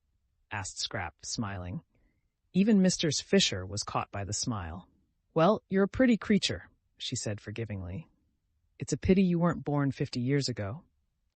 My friends would have liked looking at you." I'm very glad I wasn't, said Scrap. I dislike being looked at. Absurd, said Mistress Fisher, growing stern again. That's what you are made for, young women like you. For what else, pray? And I assure you that if my friends had looked at you, you would have been looked at by some very great people. I dislike very great people, said Scrap, frowning. There had been an incident quite recently, really potentates. What I dislike, said Mistress Fisher, now as cold as the stone she had got up from, is the pose of the modern young woman. It seems to me pitiful, positively pitiful in its silliness. And, her stick crunching the pebbles, she walked away. That's all right, Scrap said to herself, dropping back into her comfortable position with her head in the cushion and her feet on the parapet. If only people would go away, she didn't in the least mind why they went. Don't you think darling Scrap is growing a little, just a little peculiar? Her mother had asked her father a time before that latest peculiarity of the flight to San Salvatore, uncomfortably struck by the very odd things Scrap said and the way she had taken to slinking out of reach whenever she could and avoiding everybody except, such a sign of age, quite young men, almost boys. What? Peculiar? Well, let her be peculiar if she likes. A woman with her looks can be any damned thing she pleases, was the infatuated answer. I do let her, said her mother meekly, and indeed, if she did not, what difference would it make? Mistress Fisher was sorry she had bothered about Lady Caroline. She went along the hall towards her private sitting-room, and her stick as she went struck the stone floor with a vigor in harmony with her feelings. Sheer silliness, these poses. She had no patience with them. Unable to be or do anything of themselves, the young of the present generation tried to achieve a reputation for cleverness by decrying all that was obviously great and obviously good, and by praising everything, however obviously bad, that was different. Apes, thought Mistress Fisher, roused. Apes. Apes. And in her sitting-room she found more apes, or what seemed to her in her present mood more, for there was Mr. Arbuthnot placidly drinking coffee, while at the writing table she already looked upon as sacred, using her pen, her own pen brought for her hand alone from Prince of Wales Terrace, sat Mrs. Wilkins writing, at the table, in her room, with her pen. "Isn't this a delightful place?" said Mr. Arbuthnot cordially. "We have just discovered it." "I'm writing to Mellersh," said Mrs. Wilkins, turning her head and also cordially, as though Mistress Fisher thought she cared a straw who she was writing to, and anyhow knew who the person she called Mellersh was. "He'll want to know," said Mrs. Wilkins, optimism induced by her surroundings, "that I've got here safely." Chapter 11. The sweet smells that were everywhere in San Salvatore were alone enough to produce concord. They came into the sitting-room from the flowers on the battlements, and met the ones from the flowers inside the room, and almost, thought Mrs. Wilkins, could be seen greeting each other with a holy kiss. Who could be angry in the middle of such gentlenesses? Who could be acquisitive, selfish, in the old rasped London way, in the presence of this bounteous beauty? Yet Mistress Fisher seemed to be all three of these things. There was so much beauty, so much more than enough for everyone, that it did appear to be a vain activity to try and make a corner in it. Yet Mr. Fisher was trying to make a corner in it, and had railed off a portion for her exclusive use. Well, she would get over that presently. She would get over it inevitably, Mrs. Wilkins was sure, after a day or two in the extraordinary atmosphere of peace in that place. Meanwhile, she obviously hadn't even begun to get over it. She stood looking at her and Rose with an expression that appeared to be one of anger. Anger. Fancy. Silly old nerve-racked London feelings, thought Mrs. Wilkins, whose eyes saw the room full of kisses and everybody in it being kissed, Mistress Fisher, as copiously as she herself and Rose. "You don't like us being in here," said Mrs. Wilkins, getting up and at once, after her manner, fixing on the truth. "Why? I should have thought," said Mistress Fisher, leaning on her stick, "you could have seen that it is my room." "You mean because of the photographs," said Mrs. Wilkins. Mr. Arbuthnot, who was a little red and surprised, got up too. "And the notepaper," said Mistress Fisher. "Notepaper with my London address on it. That pen," she pointed. It was still in Mrs. Wilkins's hand. "Is yours. I'm very sorry," said Mrs. Wilkins, laying it on the table. and she added, smiling, that it had just been writing some very amiable things. "But why?" asked Mr. Arbuthnot, who found herself unable to acquiesce in Mr. Fisher's arrangements without at least a gentle struggle. "Ought we not to be here? It's a sitting room." "There is another one," said Mr. Fisher. "You and your friend cannot sit in 2 rooms at once, and if I have no wish to disturb you in yours, I am unable to see why you should wish to disturb me in mine." "But why?" began Mr. Arbuthnot again. "It's quite natural," Mr. Wilkins interrupted, for Rose was looking stubborn. And turning to Mr. Fisher, she said that, although sharing things with friends was pleasant, she could understand that Mr. Fisher, still steeped in the Prince of Wales Terrace attitude to life, did not yet want to, but that she would get rid of that after a bit and feel quite different. "Soon you'll want us to share," said Mr. Wilkins reassuringly. "Why, you may even get so far as asking me to use your pen if you knew I hadn't got one." Mr. Fisher was moved almost beyond control by this speech. To have a ramshackle young woman from Hampstead patting her on the back, as it were, in breezy certitude that quite soon she would improve, stirred her more deeply than anything had stirred her since her first discovery that Mr. Fisher was not what he seemed. Mr. Wilkins must certainly be curbed. But how? There was a curious imperviousness about her. At that moment, for instance, she was smiling as pleasantly and with as unclouded a face as if she were saying nothing in the least impertinent. Would she know she was being curbed? If she didn't know, if she were too tough to feel it, then what? Nothing except avoidance, except, precisely, one's own private sitting room. "I'm an old woman," said Mr. Fisher, "and I need a room to myself. I cannot get about because of my stick. As I cannot get about, I have to sit. Why should I not sit quietly and undisturbed, as I told you in London I intended to? If people are to come in and out all day long, chattering and leaving doors open, you will have broken the agreement, which was that I was to be quiet." "But we haven't the least wish," began Mr. Arbuthnot, who was again cut short by Mr. Wilkins. "We're only too glad," said Mr. Wilkins, "for you to have this room if it makes you happy. We didn't know about it, that's all. We wouldn't have come in if we had, not till you invited us anyhow. I expect," she finished, looking down cheerfully at Mr. Fisher, "you soon will." And picking up her letter, she took Mr. Arbuthnot's hand and drew her towards the door. Mr. Arbuthnot did not want to go. She, the mildest of women, was filled with a curious and surely unchristian desire to stay and fight. Not, of course, really, nor even with any definitely aggressive words. No, she only wanted to reason with Mr. Fisher, and to reason patiently. But she did feel that something ought to be said, and that she ought not to allow herself to be rated and turned out as if she were a schoolgirl caught in ill behavior by authority. Mr. Wilkins, however, drew her firmly to and through the door, and once again Rose wondered at Lottie, at her balance, her sweet and equable temper. She, who in England had been such a thing of gusts.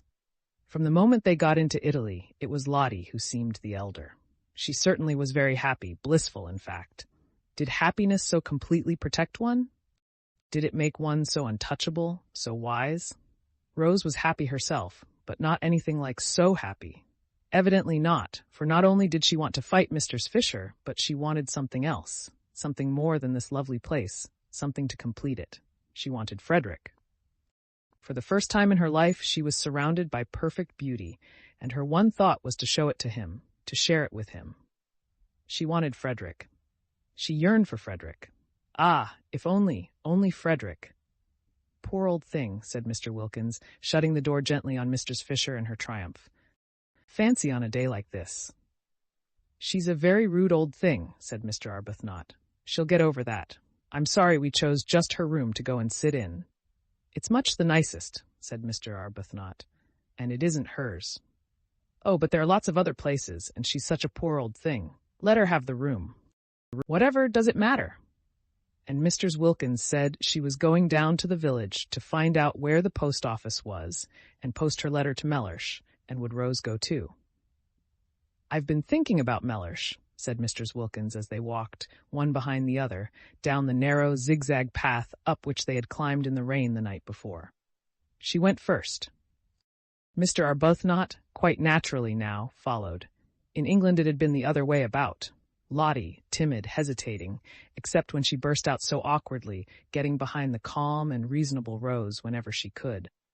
"I've been thinking about Mellersh," repeated Mr. Wilkins over her shoulder, as Rose seemed not to have heard.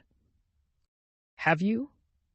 said Rose, a faint distaste in her voice, for her experiences with Mellersh had not been of a kind to make her enjoy remembering him. She had deceived Mellersh, therefore she didn't like him. She was unconscious that this was the reason of her dislike, and thought it was that there didn't seem to be much, if any, of the grace of God about him. And yet how wrong to feel that, she rebuked herself, and how presumptuous. No doubt Lottie's husband was far, far nearer to God than she herself was ever likely to be. Still, she didn't like him.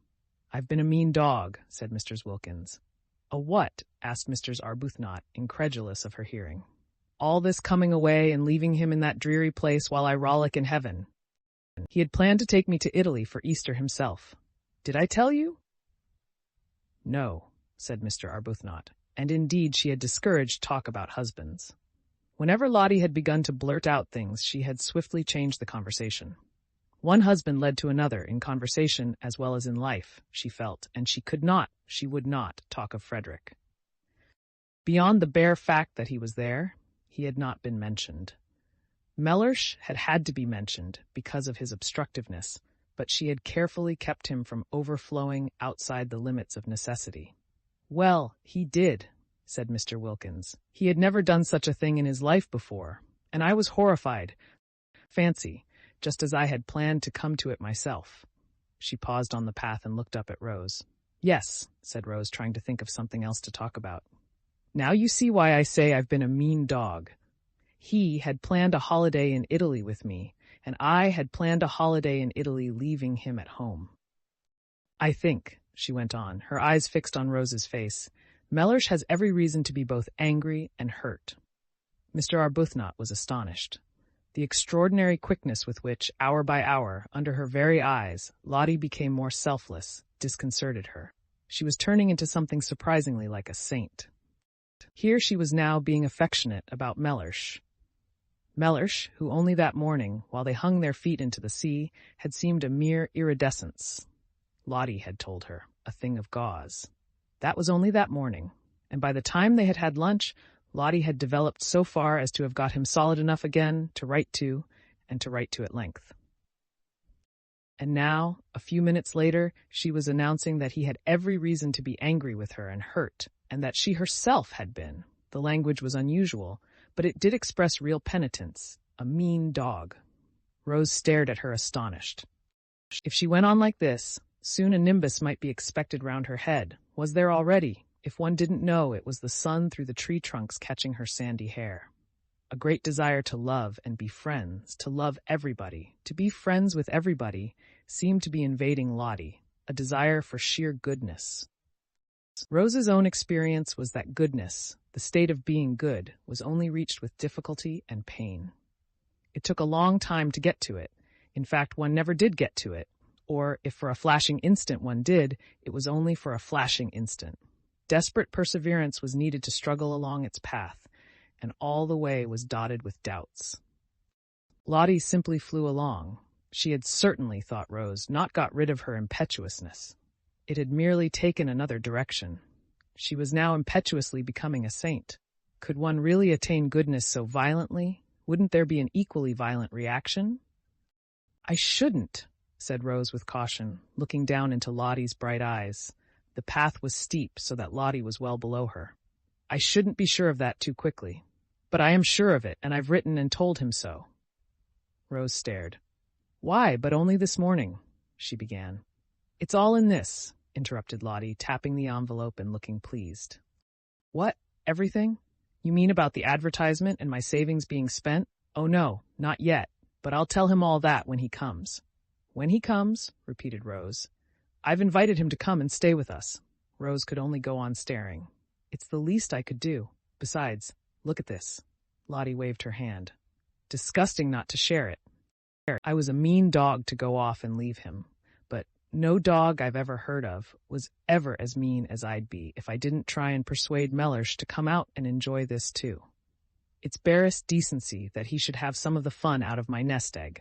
After all, he has housed me and fed me for years. One shouldn't be churlish. But do you think he'll come? Oh, I hope so, said Lottie with the utmost earnestness, and added, poor lamb. At that Rose felt she would like to sit down. Mellersh a poor lamb? That same Mellersh who a few hours before was mere shimmer. There was a seat at the bend of the path, and Rose went to it and sat down. She wished to get her breath, gain time. If she had time, she might perhaps be able to catch up the leaping Lottie, and perhaps be able to stop her before she committed herself to what she probably presently would be sorry for. Mellersh at San Salvatore? Mellersh, from whom Lottie had taken such pains so recently to escape? I see him here, said Lottie, as if in answer to her thoughts. Rose looked at her with real concern, for every time Lottie said in that convinced voice, I see, what she saw came true. Then it was to be supposed that Mr. Wilkins too would presently come true. I wish, said Rose anxiously, I understood you. Don't try, said Lottie, smiling. But I must, because I love you. Dear Rose, said Lottie, swiftly bending down and kissing her. You're so quick, said Rose. I can't follow your developments. I can't keep touch. It was what happened with Freder. She broke off and looked frightened. The whole idea of our coming here, she went on again, as Lottie didn't seem to have noticed, was to get away, wasn't it? Well, we've got away. And now, after only a single day of it, you want to write to the very people. She stopped. The very people we were getting away from, finished Lottie. It's quite true. It seems idiotically illogical. But I'm so happy, I'm so well, I feel so fearfully wholesome. This place, why, it makes me feel flooded with love. And she stared down at Rose in a kind of radiant surprise. Rose was silent a moment. Then she said, And do you think it will have the same effect on Mr. Wilkins? Lottie laughed. I don't know, she said, but even if it doesn't, there's enough love about to flood 50 Mr. Wilkinses, as you call him. The great thing is to have lots of love about. I don't see, she went on, at least I don't see here, though I did at home, that it matters who loves as long as somebody does. I was a stingy beast at home and used to measure and count. I had a queer obsession about justice, as though justice mattered, as though justice can really be distinguished from vengeance. It's only love that's any good. At home I wouldn't love Mellersh unless he loved me back, exactly as much, absolute fairness. Did you ever? And as he didn't, neither did I, and the aridity of that house, the aridity. Rose said nothing. She was bewildered by Lottie. One odd effect of San Salvatore on her rapidly developing friend was her sudden free use of robust words. She had not used them in Hampstead. Beast and dog were more robust than Hampstead cared about. In words, too, Lottie had come unchained. But how she wished, oh how Rose wished, that she too could write to her husband and say, come. The Wilkins ménage, however pompous Mellersh might be, and he had seemed to Rose pompous, was on a healthier, more natural footing than hers. Lottie could write to Mellersh and would get an answer. She couldn't write to Frederick, for only too well did she know he wouldn't answer. At least, he might answer. A hurried scribble, showing how much bored he was at doing it, with perfunctory thanks for her letter. But that would be worse than no answer at all, for his handwriting, her name on an envelope addressed by him, stabbed her heart. Too acutely did it bring back the letters of their beginnings together, the letters from him so desolate with separation, so aching with love and longing. To see apparently one of these very same letters arrive and open it and find, Dear Rose, thanks for letter. Glad you're having a good time. Don't hurry back. Say if you want any money. Everything going splendidly here. Yours, Frederick. No, it couldn't be borne. I don't think I'll come down to the village with you today, she said, looking up at Lottie with eyes suddenly gone dim. I think I want to think. All right, said Lottie, at once starting off briskly down the path. But don't think too long, she called back over her shoulder. Write and invite him at once. Invite whom? Asked Rose, startled. Your husband. Chapter 12. At the evening meal, which was the first time the whole four sat round the dining-room table together, Scrap appeared. She appeared quite punctually, and in one of those wrappers or tea gowns which are sometimes described as ravishing. This one really was ravishing. It certainly ravished Mrs. Wilkins, who could not take her eyes off the enchanting figure opposite. It was a shell-pink garment and clung to the adorable Scrap as though it, too, loved her. "What a beautiful dress!" exclaimed Mrs. Wilkins eagerly. "What, this old rag?" said Scrap, glancing down at it, as if to see which one she had got on. "I've had it 100 years." And she concentrated on her soup. "You must be very cold in it," said Mr. Fisher, thin-lipped, for it showed a great deal of Scrap, the whole of her arms, for instance, and even where it covered her up it was so thin that you still saw her. "Who, me?" said Scrap, looking up a moment. "Oh, no," and she continued her soup. "You mustn't catch a chill, you know," said Mr. Arbuthnot, feeling that such loveliness must at all costs be preserved unharmed. "There's a great difference here when the sun goes down." "I'm quite warm," said Scrap, industriously eating her soup. "You look as if you had nothing at all on underneath," said Mr. Fisher. "I haven't, at least hardly anything," said Scrap, finishing her soup. "How very imprudent," said Mr. Fisher, "and how highly improper," whereupon Scrap stared at her. Mr. Fisher had arrived at dinner feeling friendly towards Lady Caroline. She at least had not intruded into her room and sat at her table and written with her pen. She did, Mr. Fisher had supposed, know how to behave. Now it appeared that she did not know, for was this behaving to come dressed, no, undressed, like that to a meal? Such behavior was not only exceedingly improper, but also most inconsiderate, for the indelicate creature would certainly catch a chill, and then infect the entire party. Mr. Fisher had a great objection to other people's chills. They were always the fruit of folly, and then they were handed on to her, who had done nothing at all to deserve them. "Bird-brained," thought Mr. Fisher, sternly contemplating Lady Caroline. "Not an idea in her head except vanity." "But there are no men here," said Mrs. Wilkins, "so how can it be improper? Have you noticed," she inquired of Mr. Fisher, who endeavored to pretend she did not hear, "how difficult it is to be improper without men?" Mr. Fisher neither answered her nor looked at her, but Scrap looked at her, and did that with her mouth, which in any other mouth would have been a faint grin. Seen from without across the bowl of nasturtiums, it was the most beautiful of brief and dimpled smiles. She had a very alive sort of face, that one, thought Scrap, observing Mr. Wilkins with a dawn of interest. It was rather like a field of corn swept by lights and shadows. Both she and the dark one, Scrap noticed, had changed their clothes, but only in order to put on silk jumpers. The same amount of trouble would have been enough to dress them properly, reflected Scrap. Naturally, they looked like nothing on earth in the jumpers. It didn't matter what Mr. Fisher wore. Indeed, the only thing for her, short of plumes and ermine, was what she did wear. But these others were quite young still, and quite attractive. They really definitely had faces. How different life would be for them if they made the most of themselves instead of the least. And yet, Scrap was suddenly bored, and turned away her thoughts and absently ate toast. What did it matter?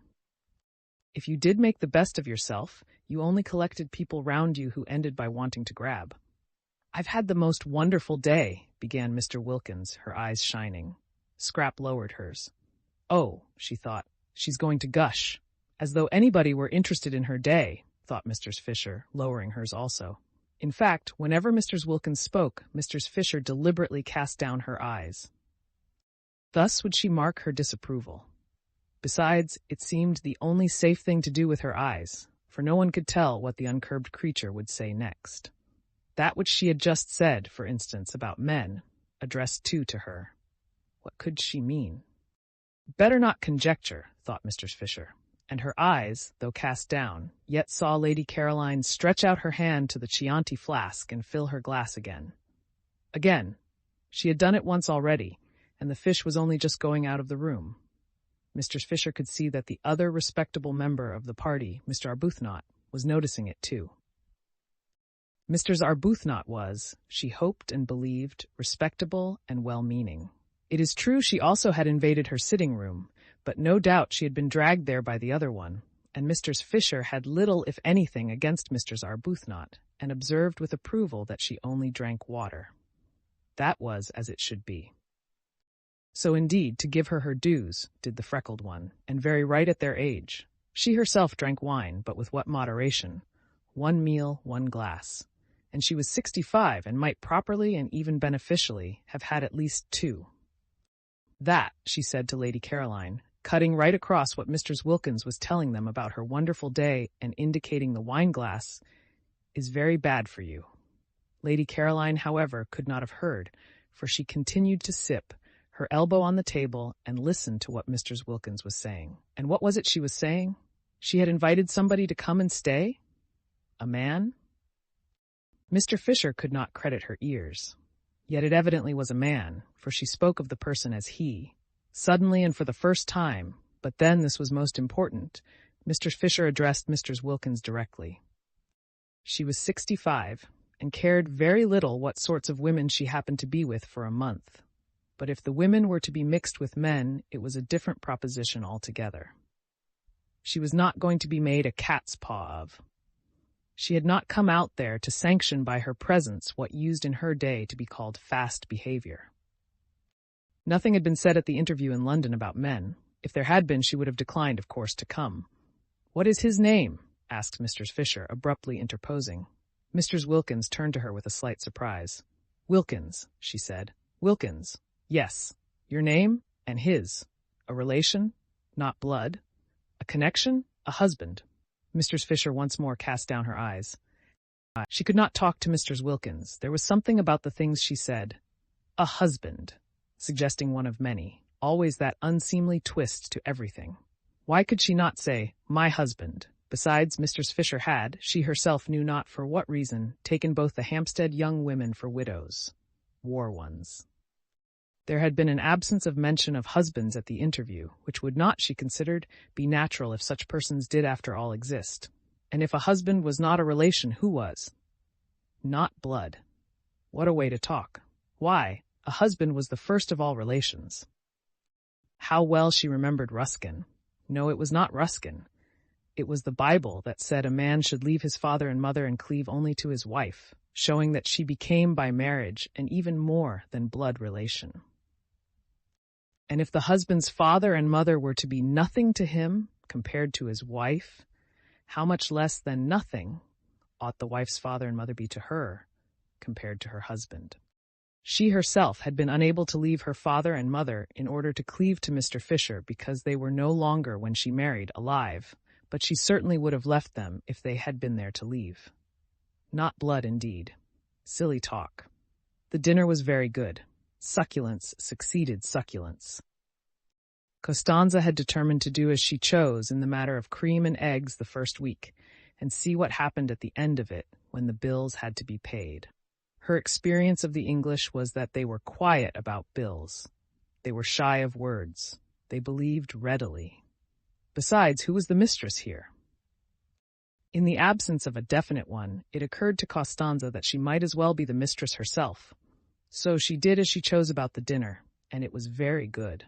The four, however, were so much preoccupied by their own conversation that they ate it without noticing how good it was. Even Mr. Fisher, she who in such matters was manly, did not notice. The entire excellent cooking was to her as though it were not, which shows how much she must have been stirred. She was stirred. It was that Mr. Wilkins. She was enough to stir anybody. And she was undoubtedly encouraged by Lady Caroline, who, in her turn, was no doubt influenced by the Chianti. Mr. Fisher was very glad there were no men present, for they certainly would have been foolish about Lady Caroline.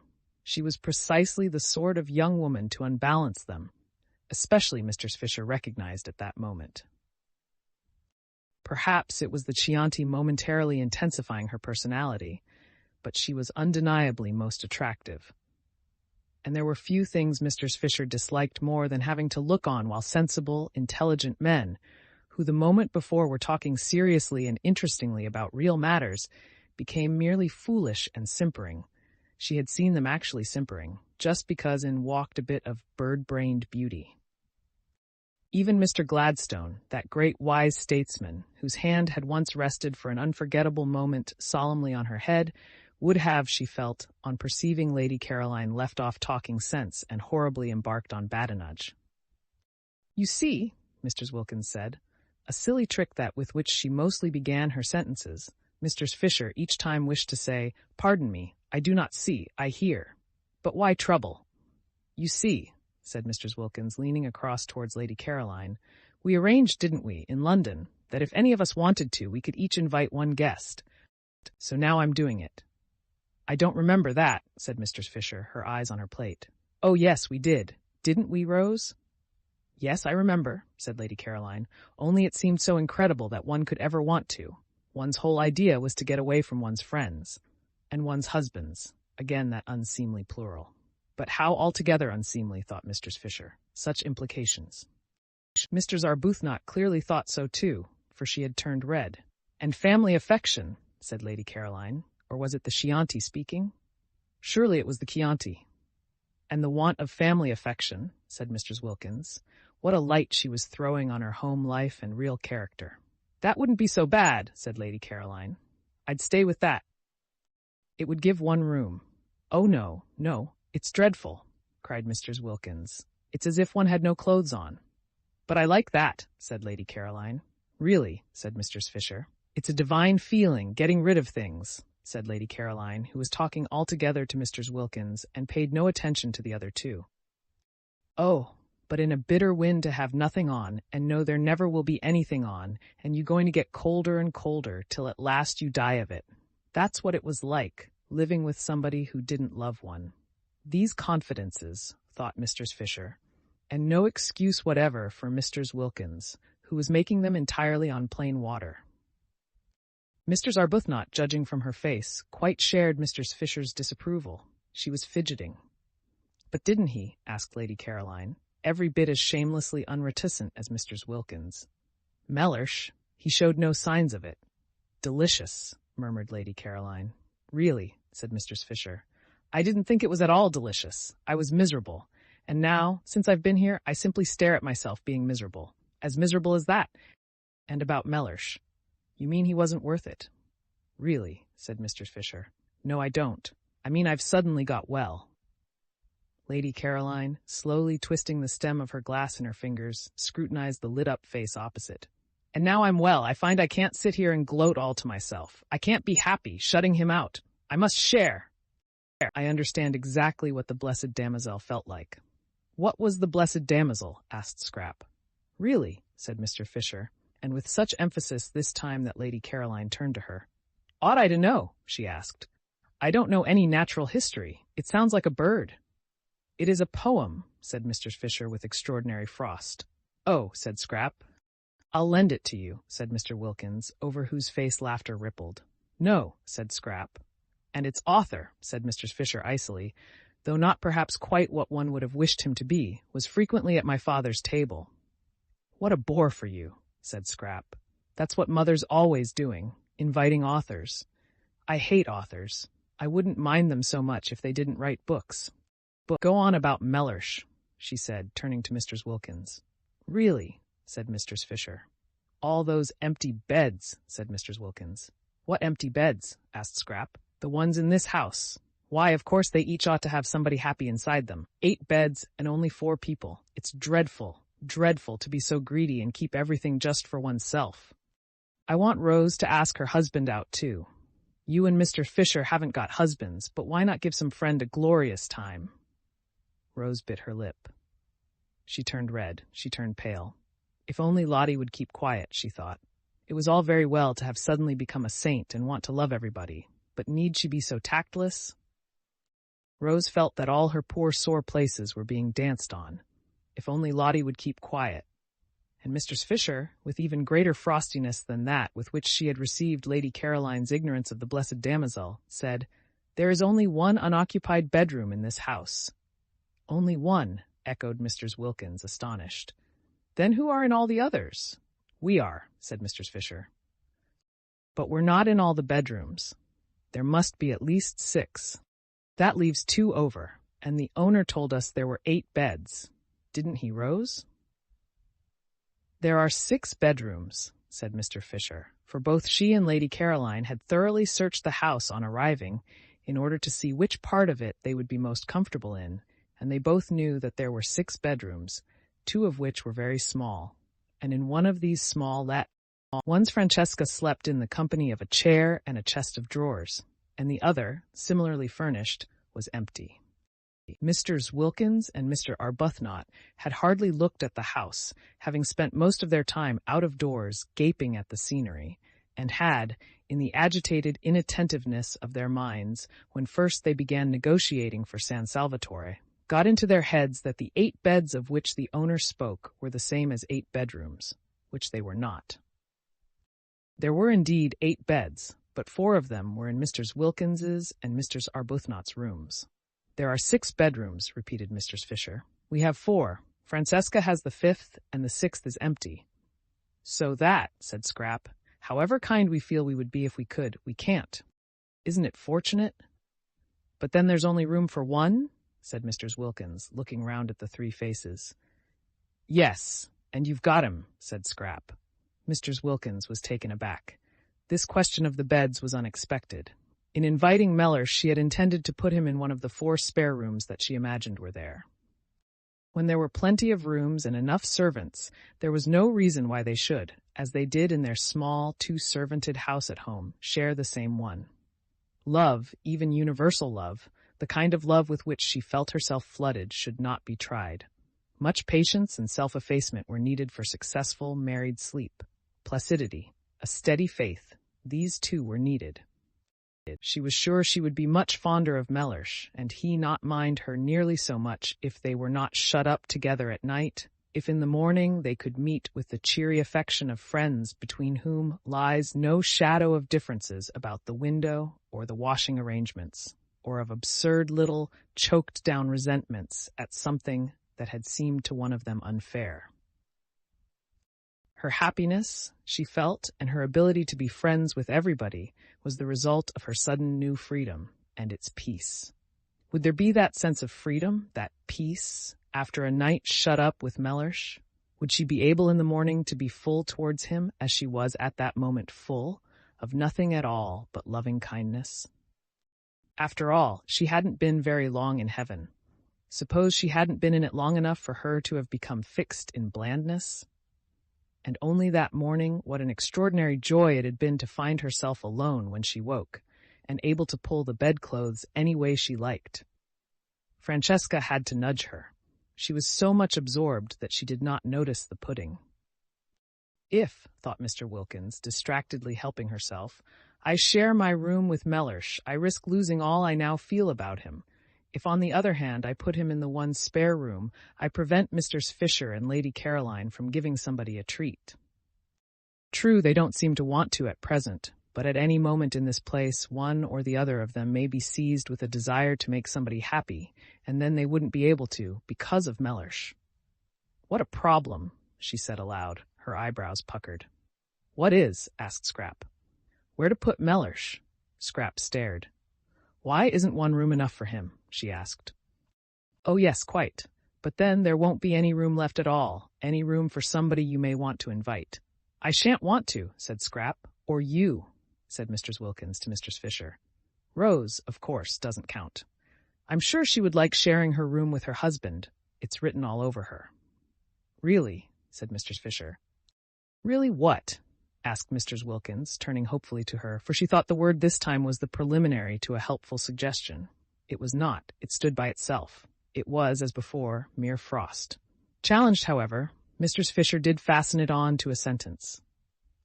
"Really am I to understand," she asked, "that you propose to reserve the one spare room for the exclusive use of your own family?" "He isn't my own family," said Mr. Wilkins. "He's my husband, you see." "I see nothing," Mr. Fisher could not this time refrain from interrupting, for what an intolerable trick. "At the most I hear, and that reluctantly." But Mr. Wilkins, as impervious to rebuke as Mr. Fisher had feared, immediately repeated the tiresome formula and launched out into a long and excessively indelicate speech about the best place for the person she called Mellersh to sleep in. Mellersh, Mr. Fisher, remembering the Thomases and Johns and Alfreds and Roberts of her day, plain names that yet had all become glorious, thought it sheer affectation to be christened Mellersh, was, it seemed, Mr. Wilkins's husband, and therefore his place was clearly indicated. Why this talk? She herself, as if foreseeing his arrival, had had a second bed put in Mr. Wilkins's room. There were certain things in life which were never talked about, but only done. Most things connected with husbands were not talked about, and to have a whole dinner table taken up with a discussion as to where one of them should sleep was an affront to the decencies. How and where husbands slept should be known only to their wives. Sometimes it was not known to them, and then the marriage had less happy moments. But these moments were not talked about either. The decencies continued to be preserved. At least it was so in her day. To have to hear whether Mr. Wilkins should or should not sleep with Mr. Wilkins, and the reasons why he should and the reasons why he shouldn't, was both uninteresting and indelicate. She might have succeeded in imposing propriety and changing the conversation if it had not been for Lady Caroline. Lady Caroline encouraged Mr. Wilkins and threw herself into the discussion with every bit as much unreserve as Mr. Wilkins herself. No doubt she was impelled on this occasion by Chianti, but whatever the reason, there it was. And, characteristically, Lady Caroline was all for Mr. Wilkins being given the solitary spare room. She took that for granted. Any other arrangement would be impossible, she said. Her expression was barbarous. Had she never read her Bible, Mistress Fisher was tempted to inquire. And they two shall be one flesh? Clearly also, then, one room. But Mistress Fisher did not inquire. She did not care even to allude to such texts to someone unmarried. However, there was one way she could force Mr. Wilkins into his proper place and save the situation. She could say she herself intended to invite a friend. It was her right. They had all said so. Apart from propriety, it was monstrous that Mr. Wilkins should want to monopolize the one spare room when in her own room was everything necessary for her husband. Perhaps she really would invite somebody, not invite, but suggest coming. There was Kate Lumley, for instance. Kate could perfectly afford to come and pay her share, and she was of her own period and knew and had known most of the people she herself knew and had known. Kate, of course, had only been on the fringe. She used to be asked only to the big parties, not to the small ones, and she still was only on the fringe. There were some people who never got off the fringe, and Kate was one. Often, however, such people were more permanently agreeable to be with than the others, in that they remained grateful. Yes, she might really consider Kate. The poor soul had never married, but then everybody could not expect to marry, and she was quite comfortably off. Not too comfortably, but just comfortably enough to pay her own expenses if she came and yet be grateful. Yes, Kate was the solution. If she came at one stroke, Mr. Fisher saw, would the Wilkinses be regularized, and Mr. Wilkins be prevented from having more than her share of the rooms. Also, Mr. Fisher would save herself from isolation, spiritual isolation. She desired physical isolation between meals, but she disliked that isolation which is of the spirit. Such isolation would, she feared, certainly be hers with these three alien-minded young women. Even Mr. Arbuthnot was, owing to her friendship with Mr. Wilkins, necessarily alien-minded. In Kate she would have a support. Kate, without intruding on her sitting room, for Kate was tractable, would be there at meals to support her. Mr. Fisher said nothing at the moment, but presently in the drawing-room, when they were gathered round the wood fire, she had discovered there was no fireplace in her own sitting-room, and therefore she would, after all, be forced, so long as the evenings remained cool, to spend them in the other room. Presently, while Francesca was handing coffee round and Lady Caroline was poisoning the air with smoke, Mr. Wilkins, looking relieved and pleased, said, "Well, if nobody really wants that room and wouldn't use it anyhow, I shall be very glad if Mellersh may have it." "Of course he must have it," said Lady Caroline. Then Mr. Fisher spoke. "I have a friend," she said in her deep voice, and sudden silence fell upon the others. "Kate Lumley," said Mr. Fisher. Nobody spoke.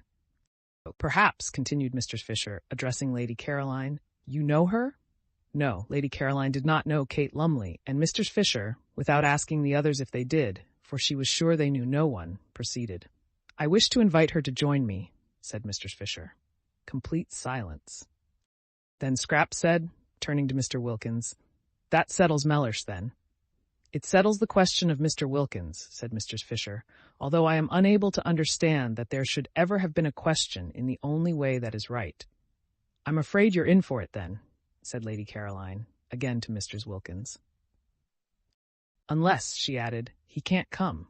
But Mr. Wilkins, her brow perturbed, for suppose after all she were not yet quite stable in heaven, could only say, a little uneasily, "I see him here." Chapter 13. The uneventful days, only outwardly uneventful, slipped by in floods of sunshine, and the servants, watching the four ladies, came to the conclusion there was very little life in them. To the servants, San Salvatore seemed asleep.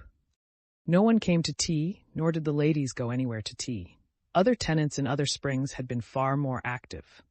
There had been stir and enterprise. The boat had been used, excursions had been made, Beppo's fly was ordered, people from Mazzago came over and spent the day, the house rang with voices, even sometimes champagne had been drunk. Life was varied. Life was interesting. But this? What was this? The servants were not even scolded. They were left completely to themselves. They yawned. Perplexing, too, was the entire absence of gentlemen. How could gentlemen keep away from so much beauty? For added up, and even after the subtraction of the old one, the three younger ladies produced a formidable total of that which gentlemen usually sought. Also, the evident desire of each lady to spend long hours separated from the other ladies puzzled the servants. The result was a deathly stillness in the house, except at mealtimes. It might have been as empty as it had been all the winter, for any sounds of life there were. The old lady sat in her room alone. The dark-eyed lady wandered off alone, loitering, so Domenico told them, who sometimes came across her in the course of his duties, incomprehensibly among the rocks. The very beautiful fair lady lay in her low chair in the top garden, alone. The less, but still beautiful fair lady went up the hills and stayed up them for hours alone. And every day, the sun blazed slowly round the house and disappeared at evening into the sea, and nothing at all had happened. The servants yawned. Yet the four visitors, while their bodies sat, that was Mr. Fisher's, or lay, that was Lady Caroline's, or loitered, that was Mr. Arbuthnot's, or went in solitude up into the hills, that was Mr. Wilkins's, were anything but torpid, really. Their minds were unusually busy. Even at night their minds were busy, and the dreams they had were clear, thin, quick things, entirely different from the heavy dreams of home. There was that in the atmosphere of San Salvatore which produced active-mindedness in all except the natives. They, as before, whatever the beauty around them, whatever the prodigal seasons did, remained immune from thoughts other than those they were accustomed to. All their lives they had seen, year by year, the amazing recurrent spectacle of April in the gardens, and custom had made it invisible to them. They were as blind to it, as unconscious of it, as Domenico's dog asleep in the sun. The visitors could not be blind to it. It was too arresting after London in a particularly wet and gloomy March. Suddenly, to be transported to that place where the air was so still that it held its breath, where the light was so golden that the most ordinary things were transfigured, to be transported into that delicate warmth, that caressing fragrance, and to have the old gray castle as the setting, and, in the distance, the serene clear hills of Perugini's backgrounds, was an astonishing contrast. Even Lady Caroline, used all her life to beauty, who had been everywhere and seen everything, felt the surprise of it. It was, that year, a particularly wonderful spring, and of all the months at San Salvatore, April, if the weather was fine, was best. May scorched and withered. March was restless, and could be hard and cold in its brightness, but April came along softly like a blessing, and if it were a fine April, it was so beautiful that it was impossible not to feel different, not to feel stirred and touched. Mr. Wilkins, we have seen, responded to it instantly. She, so to speak, at once flung off all her garments and dived straight into glory, unhesitatingly, with a cry of rapture. Mr. Arbuthnot was stirred and touched, but differently. She had odd sensations, presently to be described.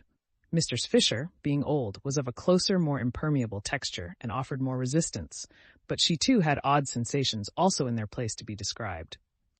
Lady Caroline, already amply acquainted with beautiful houses and climates, to whom they could not come quite with the same surprise, yet was very nearly as quick to react as Mr. Wilkins.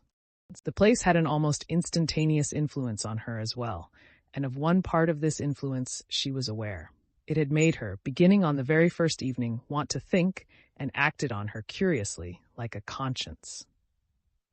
What this conscience seemed to press upon her notice with an insistence that startled her. Lady Caroline hesitated to accept the word, but it would keep on coming into her head, was that she was tawdry. Tawdry. Fancy. She must think that out. The morning after the first dinner together, she woke up in a condition of regret that she should have been so talkative to Mr. Wilkins the night before. What had made her be? She wondered. Now, of course, Mr. Wilkins would want to grab, she would want to be inseparable, and the thought of a grabbing and an inseparableness that should last 4 weeks made Scrap's spirit swoon within her. No doubt the encouraged Mr. Wilkins would be lurking in the top garden waiting to waylay her when she went out, and would hail her with morning cheerfulness. How much she hated being hailed with morning cheerfulness, or indeed, hailed at all. She oughtn't to have encouraged Mr. Wilkins the night before. Fatal to encourage. It was bad enough not to encourage, for just sitting there and saying nothing seemed usually to involve her, but actively to encourage was suicidal. What on earth had made her? Now she would have to waste all the precious time, the precious, lovely time for thinking in, for getting square with herself, in shaking Mr. Wilkins off. With great caution and on the tips of her toes, balancing herself carefully lest the pebbles should scrunch, she stole out when she was dressed to her corner, but the garden was empty. No shaking off was necessary. Neither Mr. Wilkins nor anybody else was to be seen. She had it entirely to herself. Except for Domenico, who presently came and hovered, watering his plants. Again, especially all the plants that were nearest her, no one came out at all. And when, after a long while of following up thoughts which seemed to escape her just as she had got them, and dropping off exhausted to sleep in the intervals of this chase, she felt hungry and looked at her watch and saw that it was past 3. She realized that nobody had even bothered to call her into lunch. So that, Scrap could not but remark, if anyone was shaken off, it was she herself. Well, but how delightful, and how very new. Now she would really be able to think uninterruptedly. Delicious to be forgotten. Still, she was hungry, and Mr. Wilkins, after that excessive friendliness the night before, might at least have told her lunch was ready. And she had really been excessively friendly, so nice about Mellish's sleeping arrangements, wanting him to have the spare room and all. She wasn't usually interested in arrangements. In fact, she wasn't ever interested in them, so that Scrap considered she might be said almost to have gone out of her way to be agreeable to Mr. Wilkins. And in return, Mr. Wilkins didn't even bother whether or not she had any lunch. Fortunately, though she was hungry, she didn't mind missing a meal. Life was full of meals. They took up an enormous proportion of one's time, and Mr. Fisher was, she was afraid, one of those persons who at meals linger. Twice now had she dined with Mr. Fisher, and each time she had been difficult at the end to dislodge, lingering on slowly cracking innumerable nuts and slowly drinking a glass of wine that seemed as if it would never be finished. Probably it would be a good thing to make a habit of missing lunch, and as it was quite easy to have tea brought out to her, and as she breakfasted in her room, only once a day would she have to sit at the dining-room table and endure the nuts. Scrap burrowed her head comfortably in the cushions, and with her feet crossed on the low parapet, gave herself up to more thought. She said to herself, as she had said at intervals throughout the morning, "Now I'm going to think." But, never having thought out anything in her life, it was difficult. Extraordinary how one's attention wouldn't stay fixed. Extraordinary how one's mind slipped sideways. Settling herself down to a review of her past as a preliminary to the consideration of her future, and hunting in it to begin with for any justification of that distressing word tawdry, the next thing she knew was that she wasn't thinking about this at all, but had somehow switched on to Mr. Wilkins. Well, Mr. Wilkins was quite easy to think about, though not pleasant. She viewed his approach with misgivings. For not only was it a profound and unexpected bore to have a man added to the party, and a man, too, of the kind she was sure Mr. Wilkins must be, but she was afraid, and her fear was the result of a drearily unvarying experience, that he might wish to hang about her. This possibility had evidently not yet occurred to Mr. Wilkins, and it was not one to which she could very well draw her attention, not, that is, without being too fatuous to live. She tried to hope that Mr. Wilkins would be a wonderful exception to the dreadful rule. If only he were, she would be so much obliged to him that she believed she might really quite like him. But she had misgivings. Suppose he hung about her so that she was driven from her lovely top garden.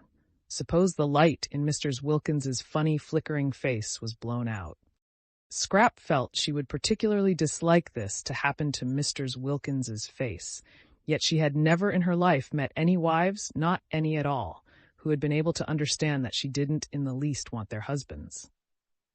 Often she had met wives who didn't want their husbands either, but that made them none the less indignant if they thought somebody else did, and none the less sure when they saw them hanging round Scrap that she was trying to get them. Trying to get them. The bare thought, the bare recollection of these situations filled her with a boredom so extreme that it instantly sent her to sleep again. When she woke up, she went on with Mr. Wilkins. Now if, thought Scrap, Mr. Wilkins were not an exception and behaved in the usual way, would Mr. Wilkins understand, or would it just simply spoil her holiday? She seemed quick, but would she be quick about just this? She seemed to understand and see inside one, but would she understand and see inside one when it came to Mr. Wilkins? The experienced Scrap was full of doubts. She shifted her feet on the parapet. She jerked a cushion straight. Perhaps she had better try and explain to Mr. Wilkins, during the days still remaining before the arrival, explain in a general way, rather vague and talking at large, her attitude towards such things. She might also expound to her peculiar dislike of people's husbands, and her profound craving to be, at least for this 1 month, let alone. But Scrap had her doubts about this too. Such talk meant a certain familiarity, meant embarking on a friendship with Mr. Wilkins, and if, after having embarked on it and faced the peril it contained of too much Mr. Wilkins should turn out to be artful, and people did get very artful when they were set on anything, and manage after all to slip through into the top garden, Mr. Wilkins might easily believe she had been taken in, and that she, Scrap, was deceitful. Deceitful. And about Mr. Wilkins. Wives were really pathetic. At 4:30, she heard sounds of saucers on the other side of the daphne bushes. Was tea being sent out to her? No, the sounds came no closer. They stopped near the house. Tea was to be in the garden, in her garden. Scrap considered she might at least have been asked if she minded being disturbed. They all knew she sat there. Perhaps someone would bring hers to her in her corner. No, nobody brought anything. Well, she was too hungry not to go and have it with the others today, but she would give Francesca strict orders for the future. She got up and walked with that slow grace, which was another of her outrageous number of attractions towards the sounds of tea. She was conscious not only of being very hungry, but of wanting to talk to Mr. Wilkins again. Mr. Wilkins had not grabbed.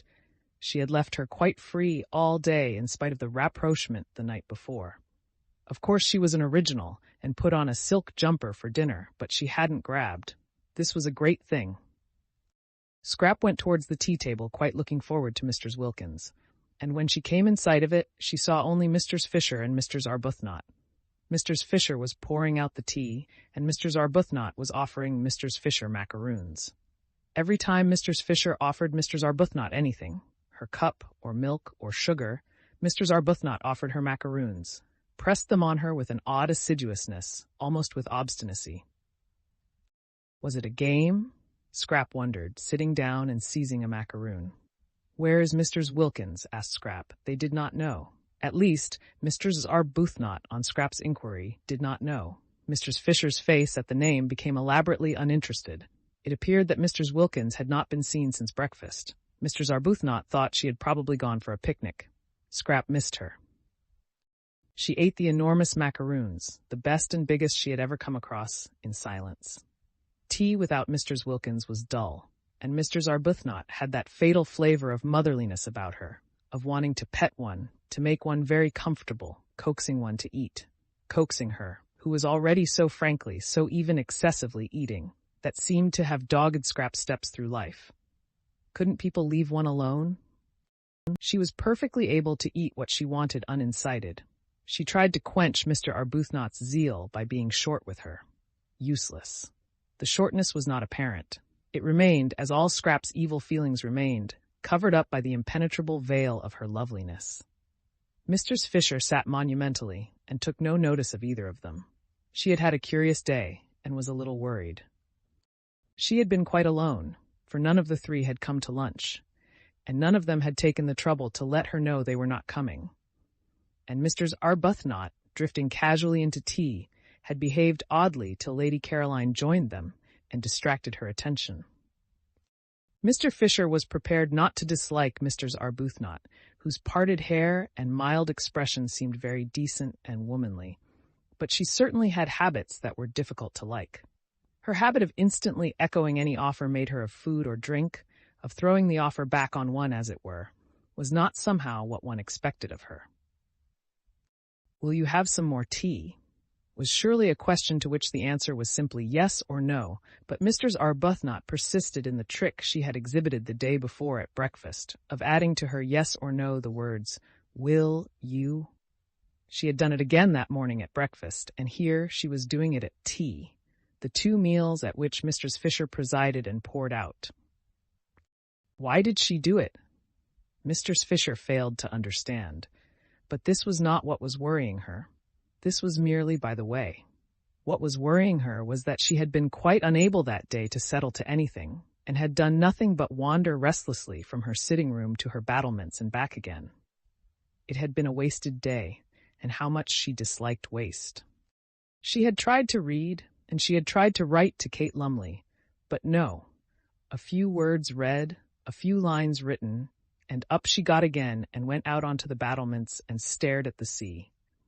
It did not matter that the letter to Kate Lumley should not be written. There was time enough for that. Let the others suppose her coming was definitely fixed. All the better. So would Mr. Wilkins be kept out of the spare room and put where he belonged. Kate would keep. She could be held in reserve. Kate in reserve was just as potent as Kate in actuality, and there were points about Kate in reserve which might be missing from Kate in actuality. For instance, if Mrs. Fisher were going to be restless, she would rather Kate were not there to see. There was a want of dignity about restlessness, about trotting backwards and forwards.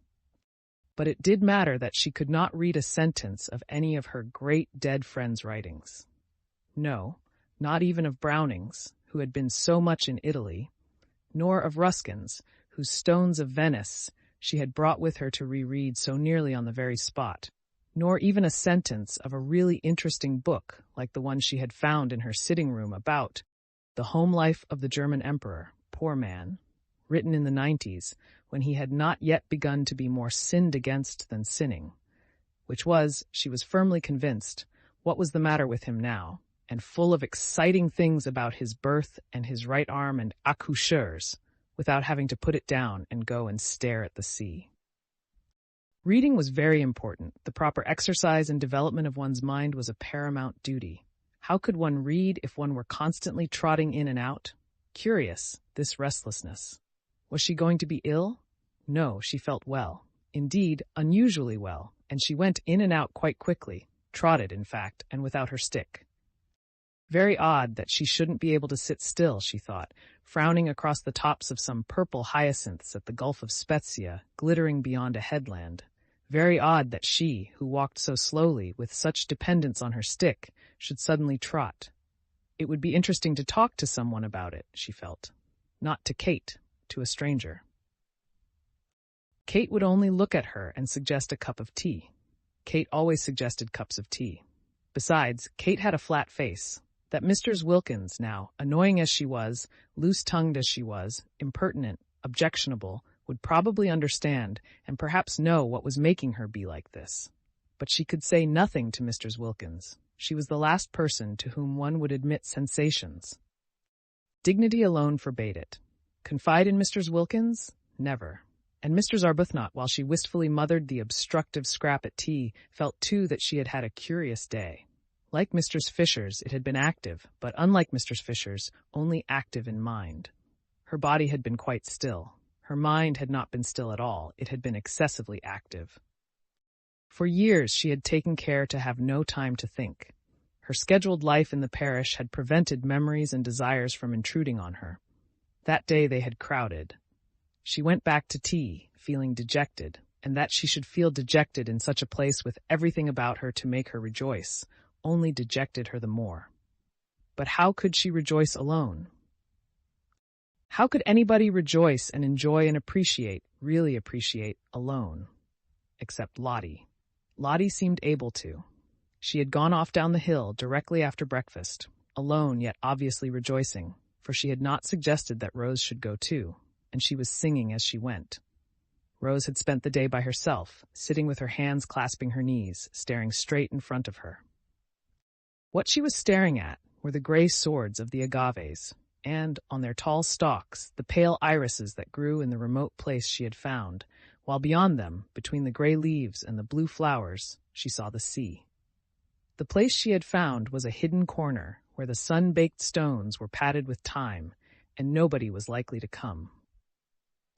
It was out of sight and sound of the house. It was off any path. It was near the end of the promontory. She sat so quiet that presently lizards darted over her feet, and some tiny birds like finches, frightened away at first, came back again and flitted among the bushes round her just as if she hadn't been there.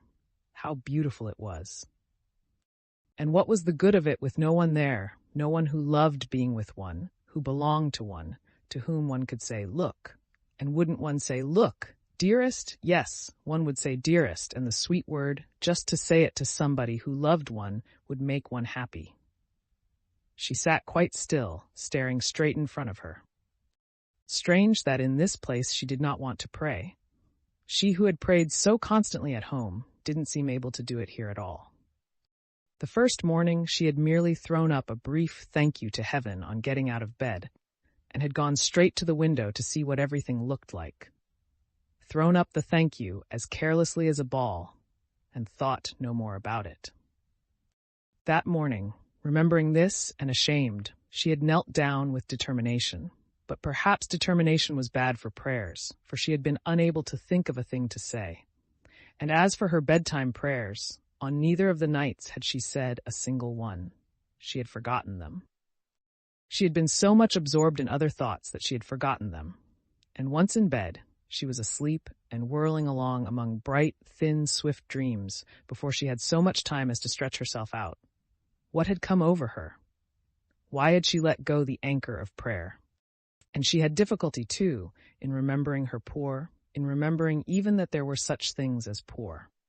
Holidays, of course, were good, and were recognized by everybody as good, but ought they so completely to blot out, to make such havoc of, the realities? Perhaps it was healthy to forget her poor. With all the greater gusto would she go back to them. But it couldn't be healthy to forget her prayers, and still less could it be healthy not to mind. Rose did not mind. She knew she did not mind. And even worse, she knew she did not mind not minding. In this place she was indifferent to both the things that had filled her life and made it seem as if it were happy for years. Well, if only she could rejoice in her wonderful new surroundings, have that much at least to set against the indifference, the letting go. But she could not. She had no work. She did not pray. She was left empty. Lottie had spoilt her day that day, as she had spoilt her day the day before. Lottie, with her invitation to her husband, with her suggestion that she too should invite hers. Having flung Frederick into her mind again the day before, Lottie had left her. For the whole afternoon she had left her alone with her thoughts. Since then they had been all of Frederick. Where at Hampstead he came to her only in her dreams, here he left her dreams free, and was with her during the day instead. And again that morning, as she was struggling not to think of him, Lottie had asked her, just before disappearing singing down the path, if she had written yet, and invited him. And again he was flung into her mind, and she wasn't able to get him out. How could she invite him? It had gone on so long, their estrangement, such years, she would hardly know what words to use, and besides, he would not come. Why should he come? He didn't care about being with her. What could they talk about? Between them was the barrier of his work and her religion. She could not, how could she, believing as she did in purity, in responsibility for the effect of one's actions on others, bear his work, bear living by it? And he, she knew, had at first resented and then been merely bored by her religion. He had let her slip away, he had given her up, he no longer minded, he accepted her religion indifferently, as a settled fact. Both it and she, Rose's mind, becoming more luminous in the clear light of April at San Salvatore, suddenly saw the truth, bored him. Naturally, when she saw this, when that morning it flashed upon her for the first time, she did not like it. She liked it so little that for a space the whole beauty of Italy was blotted out. What was to be done about it? She could not give up believing in good and not liking evil, and it must be evil to live entirely on the proceeds of adulteries, however dead and distinguished they were. Besides, if she sacrificed her whole past, her bringing up, her work for the last 10 years, would she bore him less? Rose felt right down at her very roots that if you have once thoroughly bored somebody, it is next to impossible to unbore him. Once a bore, always a bore. Certainly, she thought, to the person originally bored. Then thought she, looking out to sea through eyes grown misty, better cling to her religion. It was better, she hardly noticed the reprehensibleness of her thought, than nothing. But oh, she wanted to cling to something tangible, to love something living, something that one could hold against one's heart, that one could see and touch and do things for. If her poor baby hadn't died, babies didn't get bored with one. It took them a long while to grow up and find one out. And perhaps one's baby never did find one out. Perhaps one would always be to it, however old and bearded it grew. Somebody special, somebody different from everyone else, and if for no other reason, precious in that one could never be repeated. Sitting with dim eyes looking out to sea, she felt an extraordinary yearning to hold something of her very own tight to her bosom. Rose was slender, and as reserved in figure as in character, yet she felt a queer sensation of, how could she describe it, bosom. There was something about San Salvatore that made her feel all bosom. She wanted to gather to her bosom, to comfort and protect, soothing the dear head that should lie on it with softest strokings and murmurs of love. Frederick's child, come to her, pillowed on her, because they were unhappy, because they had been hurt. They would need her then, if they had been hurt. They would let themselves be loved then, if they were unhappy. Well, the child was gone, would never come now, but perhaps Frederick, some day, when he was old and tired. Such were Mr. Arbuthnot's reflections and emotions that first day at San Salvatore by herself. She went back to tea dejected as she had not been for years. San Salvatore had taken her carefully built-up semblance of happiness away from her and given her nothing in exchange. Yes, it had given her yearnings in exchange, this ache and longing, this queer feeling of bosom, but that was worse than nothing. And she, who had learned balance, who never at home was irritated, but always able to be kind, could not, even in her dejection, that afternoon endure Mr. Fisher's assumption of the position as hostess at tea. One would have supposed that such a little thing would not have touched her, but it did. Was her nature changing?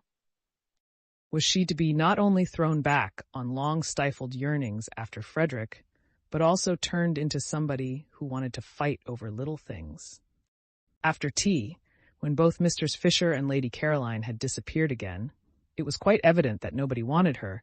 She was more dejected than ever, overwhelmed by the discrepancy between the splendor outside her, the warm, teeming beauty and self-sufficiency of nature, and the blank emptiness of her heart. Then came Lottie, back to dinner, incredibly more freckled, exuding the sunshine she had been collecting all day, talking, laughing, being tactless, being unwise, being without reticence. And Lady Caroline, so quiet at tea, woke up to animation, and Mr. Fisher was not so noticeable, and Rose was beginning to revive a little, for Lottie's spirits were contagious as she described the delights of her day, a day which might easily to anyone else have had nothing in it but a very long and very hot walk and sandwiches, When she suddenly said, catching Rose's eye, "Letter gone?" Rose flushed. This tactlessness. "What letter?" asked Scrap, interested.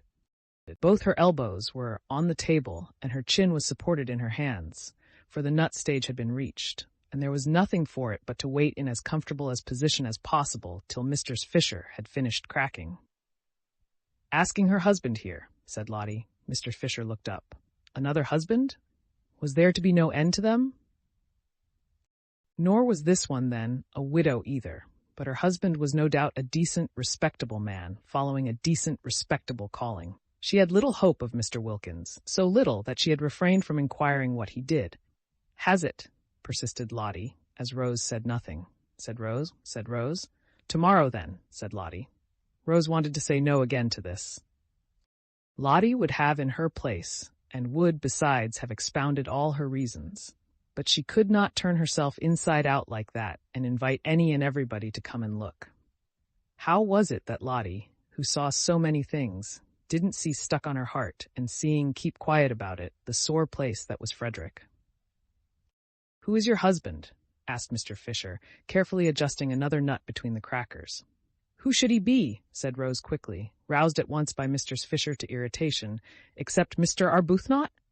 I mean, of course, what is Mr. Arbuthnot?"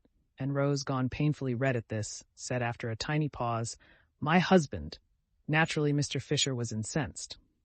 She couldn't have believed it of this one, with her decent hair and gentle voice, that she too should be impertinent. Chapter 14. That first week the wistaria began to fade, and the flowers of the Judas tree and peach trees fell off and carpeted the ground with rose color. Then all the freesias disappeared, and the irises grew scarce. And then, while these were clearing themselves away, the double Banksia roses came out, and the big summer roses suddenly flaunted gorgeously on the walls and trellises. Fortune's Yellow was one of them, a very beautiful rose. Presently the tamarisk and the daphnes were at their best, and the lilies at their tallest. By the end of the week the fig trees were giving shade, the plum blossom was out among the olives, the modest wigelias appeared in their fresh pink clothes, and on the rocks sprawled masses of thick-leaved, star-shaped flowers, some vivid purple and some a clear, pale lemon. By the end of the week, too, Mr. Wilkins arrived. Even as his wife had foreseen he would, so he did. And there were signs almost of eagerness about his acceptance of her suggestion, for he had not waited to write a letter in answer to hers, but had telegraphed. That, surely, was eager. It showed, Scrap thought, a definite wish for reunion, and watching his wife's happy face, and aware of her desire that Mellersh should enjoy his holiday, she told herself that he would be a very unusual fool should he waste his time bothering about anybody else. If he isn't nice to her, Scrap thought, he shall be taken to the battlements and tipped over. For by the end of the week, she and Mr. Wilkins had become Caroline and Lottie to each other, and were friends. Mr. Wilkins had always been friends, but Scrap had struggled not to be. She had tried hard to be cautious, but how difficult was caution with Mr. Wilkins? Free herself from every vestige of it, she was so entirely unreserved, so completely expansive, that soon Scrap, almost before she knew what she was doing, was being unreserved too. And nobody could be more unreserved than Scrap once she let herself go. The only difficulty about Lottie was that she was nearly always somewhere else. You couldn't catch her. You couldn't pin her down to come and talk. Scrap's fears that she would grab seemed grotesque in retrospect. Why there was no grab in her. At dinner and after dinner were the only times one really saw her. All day long she was invisible, and would come back in the late afternoon looking a perfect sight, her hair full of bits of moss, and her freckles worse than ever. Perhaps she was making the most of her time before Mellersh arrived to do all the things she wanted to do, and meant to devote herself afterwards to going about with him, tidy and in her best clothes. Scrap watched her, interested in spite of herself, because it seemed so extraordinary to be as happy as all that on so little. San Salvatore was beautiful, and the weather was divine. But scenery and weather had never been enough for Scrap, and how could they be enough for somebody who would have to leave them quite soon and go back to life in Hampstead? Also, there was the imminence of Mellersh, of that Mellersh from whom Lottie had so lately run. It was all very well to feel one ought to share and to make a beau geste and do it, but the beau geste Scrap had known hadn't made anybody happy. Nobody really liked being the object of one, and it always meant an effort on the part of the maker. Still, she had to admit there was no effort about Lottie. It was quite plain that everything she did and said was effortless, and that she was just simply, completely happy. And so, Mrs. Wilkins was, for her doubts as to whether she had had time to become steady enough in serenity to go on being serene in Mellish's company, when she had it uninterruptedly right round the clock, had gone by the middle of the week, and she felt that nothing now could shake her. She was ready for anything. She was firmly grafted, rooted, built into heaven. Whatever Mellish said or did, she would not budge an inch out of heaven, would not rouse herself a single instant to come outside it and be cross. On the contrary, she was going to pull him up into it beside her, and they would sit comfortably together, suffused in light, and laugh at how much afraid of him she used to be in Hampstead, and at how deceitful her afraidness had made her. But he wouldn't need much pulling. He would come in quite naturally after a day or two, irresistibly wafted on the scented breezes of that divine air, and there he would sit arrayed in stars, thought Mr. Wilkins, in whose mind, among much other debris, floated occasional bright shreds of poetry. She laughed to herself a little at the picture of Mellish, that top-hatted, black-coated, respectable family solicitor, arrayed in stars, but she laughed affectionately, almost with a maternal pride in how splendid he would look in such fine clothes. Poor lamb, she murmured to herself affectionately, and added, what he wants is a thorough airing. This was during the first half of the week. By the beginning of the last half, at the end of which Mr. Wilkins arrived, she left off even assuring herself that she was unshakable, that she was permeated beyond altering by the atmosphere. She no longer thought of it or noticed it. She took it for granted. If one may say so, and she certainly said so, not only to herself but also to Lady Caroline, she had found her celestial legs. Contrary to Mr. Fisher's idea of the seemly, but of course contrary, what else would one expect of Mrs. Wilkins? She did not go to meet her husband at Mezzago, but merely walked down to the point where Beppo's fly would leave him and his luggage in the street of Castagneto. Mr. Fisher disliked the arrival of Mr. Wilkins and was sure that anybody who could have married Mr. Wilkins must be at least of an injudicious disposition, but a husband, whatever his disposition, should be properly met. Mr. Fisher had always been properly met. Never once in his married life had he gone unmet at a station, nor had he ever not been seen off.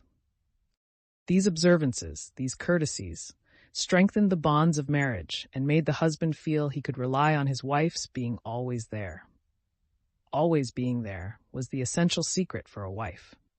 What would have become of Mr. Fisher if she had neglected to act on this principle? She preferred not to think.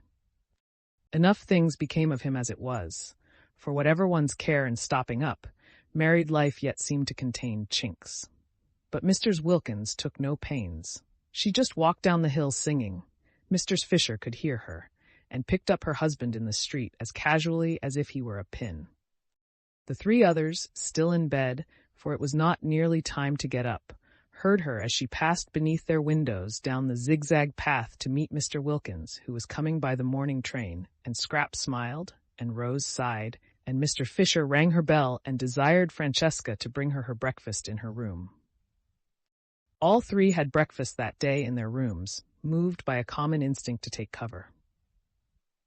Scrap always breakfasted in bed, but she had the same instinct for cover, and during breakfast she made plans for spending the whole day where she was.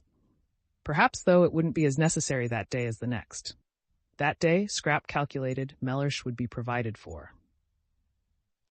He would want to have a bath, and having a bath at San Salvatore was an elaborate business, a real adventure if one had a hot one in the bathroom, and it took a lot of time.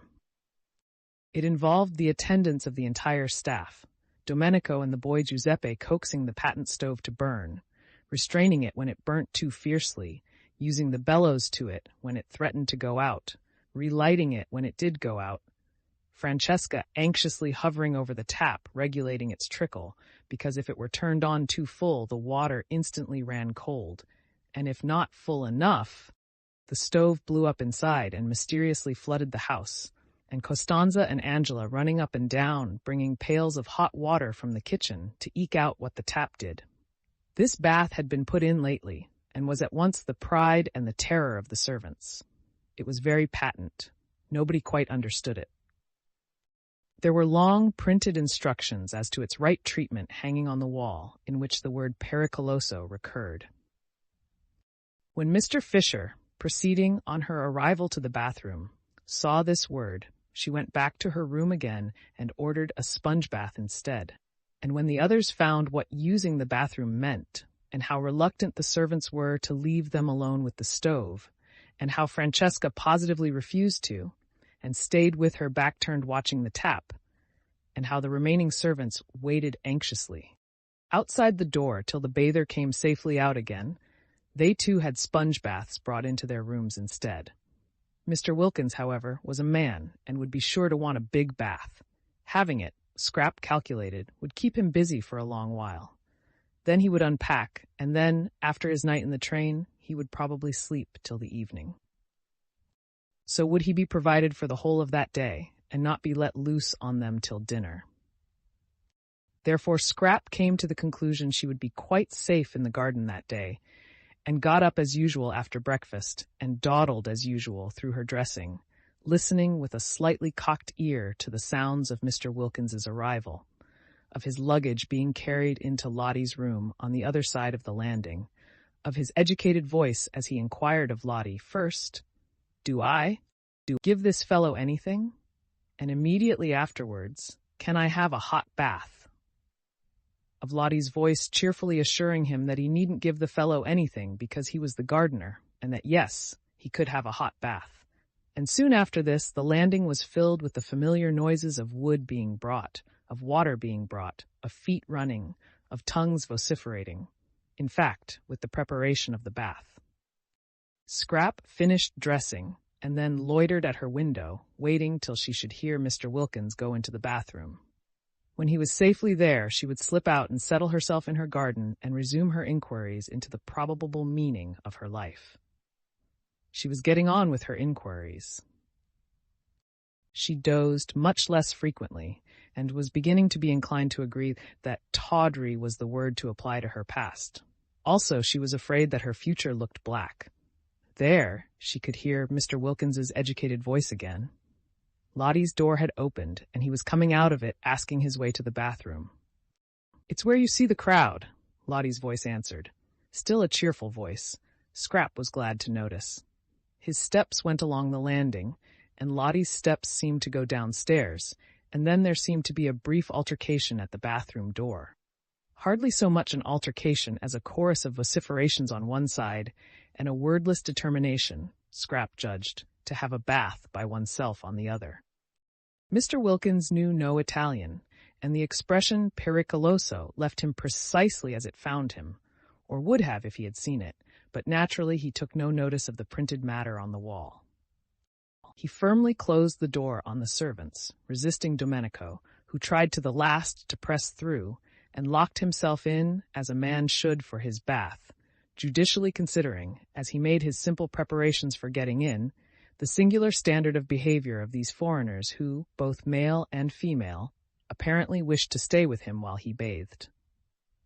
In Finland, he had heard, the female natives not only were present on such occasions, but actually washed the bath-taking traveler.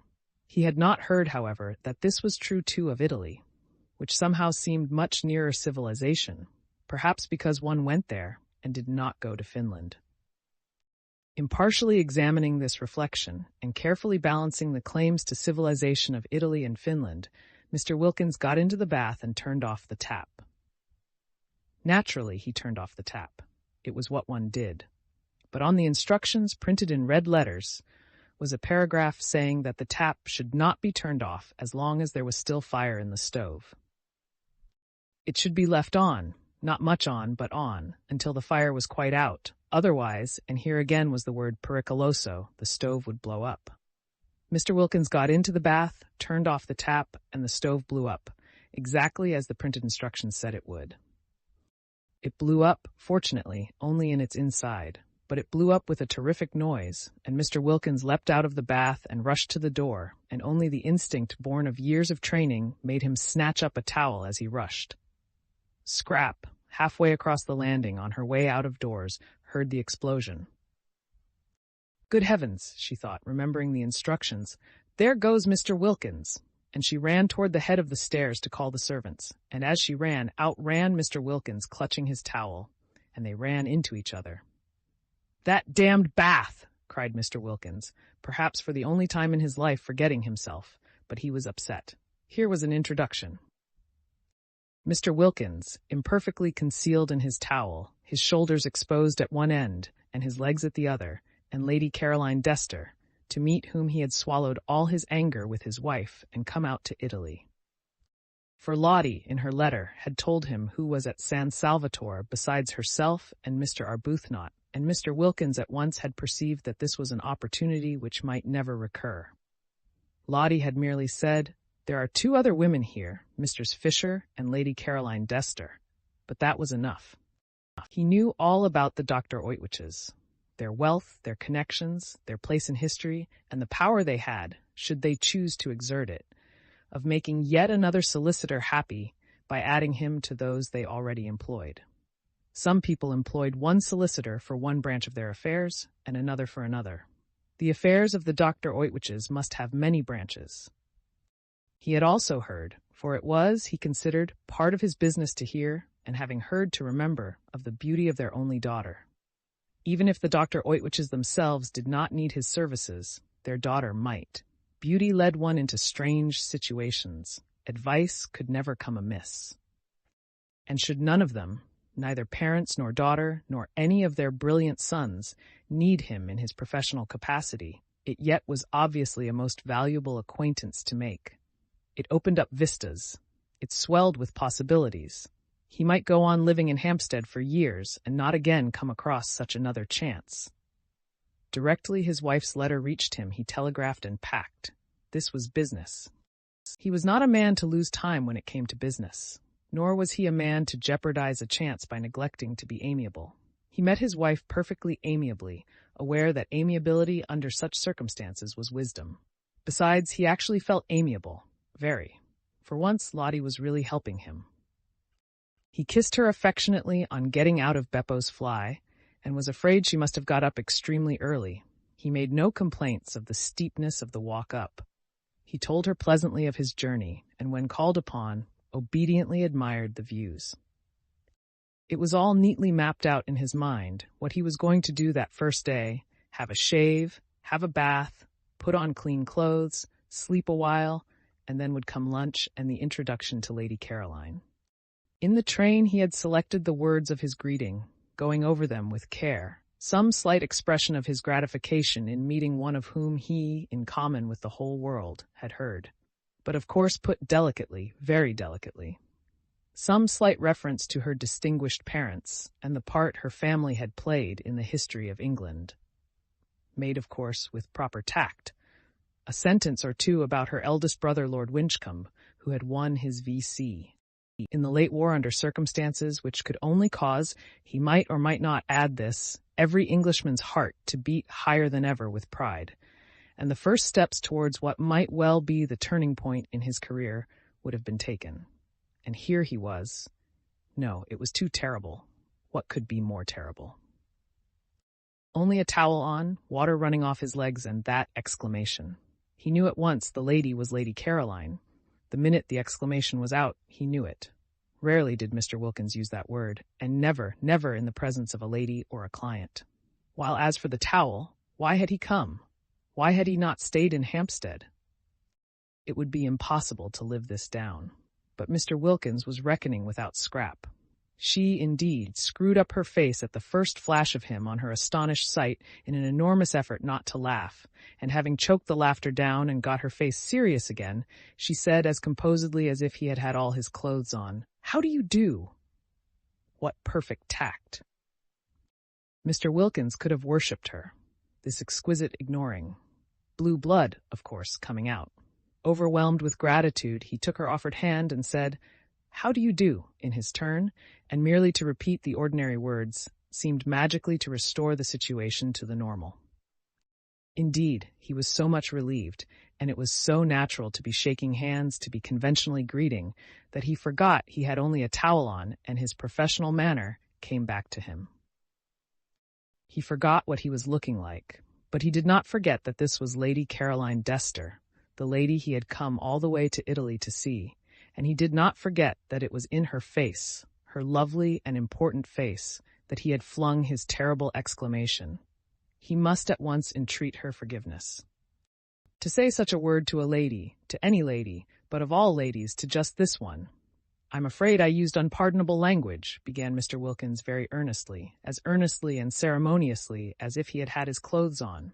"I thought it most appropriate," said Scrap, who was used to dams. Mr. Wilkins was incredibly relieved and soothed by this answer. No offense, then, taken. Blue blood again. Only blue blood could afford such a liberal, such an understanding attitude. "It is Lady Caroline Dester, is it not, to whom I am speaking?"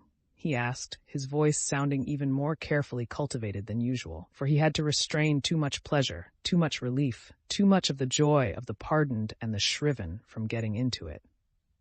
"Yes," said Scrap, and for the life of her she couldn't help smiling. She couldn't help it. She hadn't meant to smile at Mr. Wilkins, not ever. But really, he looked, and then his voice on the top of the rest of him, oblivious of the towel and his legs, and talking just like a church. "Allow me to introduce myself," said Mr. Wilkins, with the ceremony of the drawing-room. "My name is Mellersh Wilkins," and he instinctively held out his hand a second time at the words. "I thought perhaps it was," said Scrap, a second time having hers shaken, and a second time unable not to smile. He was about to proceed to the first of the graceful tributes he had prepared in the train, oblivious, as he could not see himself, that he was without his clothes, when the servants came running up the stairs, and simultaneously Mr. Fisher appeared in the doorway of her sitting-room.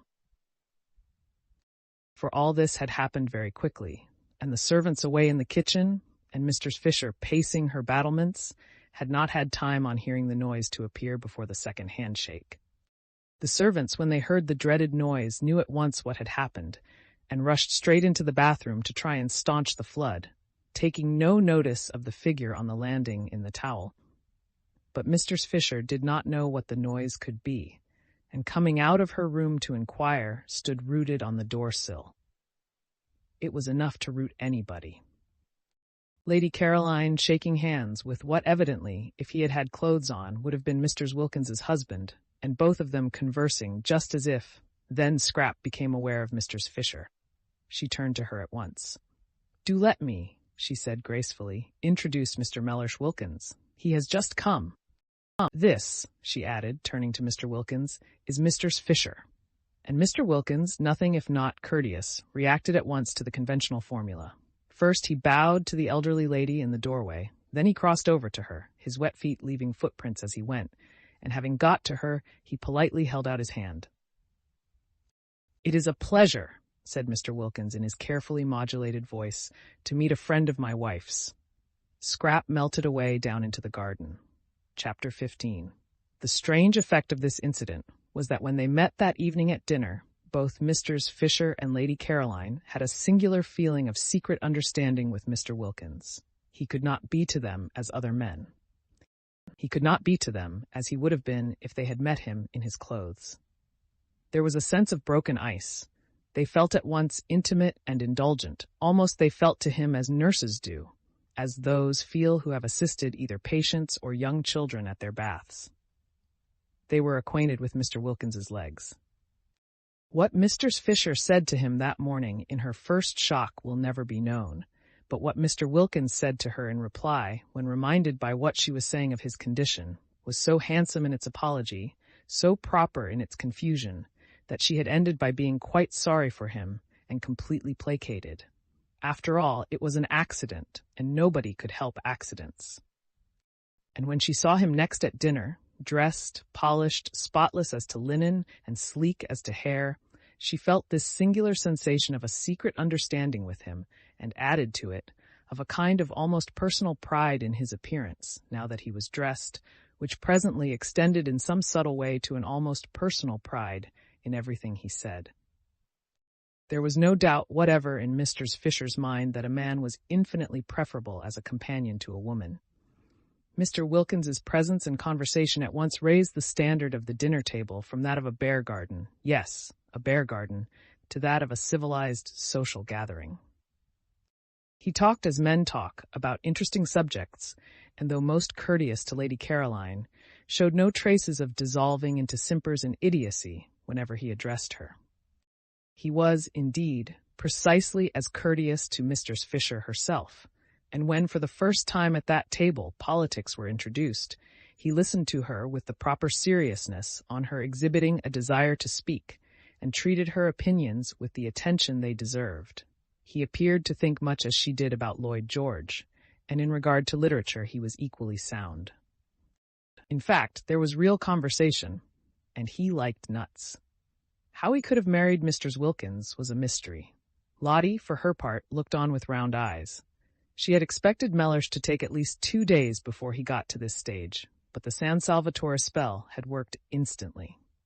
It was not only that he was pleasant at dinner, for she had always seen him pleasant at dinners with other people, but he had been pleasant all day privately, so pleasant that he had complimented her on her looks while she was brushing out her hair, and kissed her, and it was neither good morning nor good night. Well, this being so, she would put off telling him the truth about her nest egg, and about Rose not being his hostess after all, till next day. Pity to spoil things. She had been going to blurt it out as soon as he had had a rest, but it did seem a pity to disturb such a very beautiful frame of mind as that of Mellersh this first day. Let him, too, get more firmly fixed in heaven. Once fixed, he wouldn't mind anything. Her face sparkled with delight at the instantaneous effect of San Salvatore. Even the catastrophe of the bath, of which she had been told when she came in from the garden, had not shaken him. Of course, all that he had needed was a holiday. What a brute she had been to him when he wanted to take her himself to Italy. But this arrangement, as it happened, was ever so much better, though not through any merit of hers. She talked and laughed gaily, not a shred of fear of him left in her, and even when she said, struck by his spotlessness, that he looked so clean that one could eat one's dinner off him, and Scrap laughed, Mellersh laughed too. He would have minded that at home, supposing that at home she had had the spirit to say it. It was a successful evening. Scrap, whenever she looked at Mr. Wilkins, saw him in his towel, dripping water, and felt indulgent. Mr. Fisher was delighted with him. Rose was a dignified hostess in Mr. Wilkins's eyes, quiet and dignified, and he admired the way she waived her right to preside at the head of the table, as a graceful compliment, of course, to Mr. Fisher's age. Mr. Arbuthnot was, opined Mr. Wilkins, naturally retiring. She was the most retiring of the 3 ladies. He had met her before dinner alone for a moment in the drawing-room, and had expressed in appropriate language his sense of her kindness in wishing him to join her party, and she had been retiring. Was she shy? Probably. She had blushed and murmured as if in deprecation, and then the others had come in. At dinner she talked least. He would, of course, become better acquainted with her during the next few days, and it would be a pleasure, he was sure. Meanwhile, Lady Caroline was all and more than all Mr. Wilkins had imagined, and had received his speeches, worked in skillfully between the courses, graciously. Mr. Fisher was the exact old lady he had been hoping to come across all his professional life, and Lottie had not only immensely improved, but was obviously au mieux. Mr. Wilkins knew what was necessary in French, with Lady Caroline. He had been much tormented during the day by the thought of how he had stood conversing with Lady Caroline, forgetful of his not being dressed, and had at last written her a note, most deeply apologizing, and beseeching her to overlook his amazing, his incomprehensible obliviousness, to which she had replied in pencil on the back of the envelope, "Don't worry." And he had obeyed her commands, and had put it from him. The result was, he was now in great contentment. Before going to sleep that night, he pinched his wife's ear. She was amazed. These endearments. What is more, the morning brought no relapse in Mr. Wilkins, and he kept up to this high level throughout the day, in spite of its being the first day of the second week, and therefore payday. Its being payday precipitated Lottie's confession, which she had, when it came to the point, been inclined to put off a little longer. She was not afraid, she dared anything, but Mellersh was in such an admirable humor. Why risk clouding it just yet?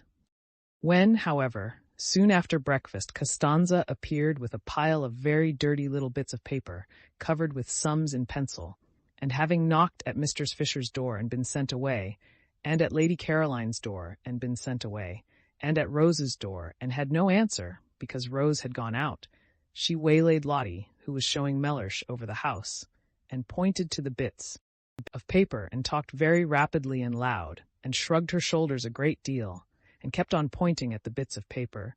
Lottie remembered that a week had passed without anybody paying anything to anyone, and that the moment had come to settle up.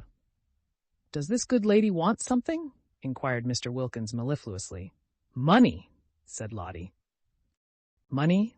It's the housekeeping bills." "Well, you have nothing to do with those," said Mr. Wilkins serenely. "Oh, yes, I have." And the confession was precipitated. It was wonderful how Mellersh took it. One would have imagined that his sole idea about the nest egg had always been that it should be lavished on just this. He did not, as he would have done at home, cross-examine her. He accepted everything as it came pouring out, about her fibs and all. And when she had finished and said, "You have every right to be angry, I think, but I hope you won't be and will forgive me instead," he merely asked, "What can be more beneficial than such a holiday?" Whereupon she put her arm through his and held it tight and said, "Oh, Mellersh, you really are too sweet," her face red with pride in him.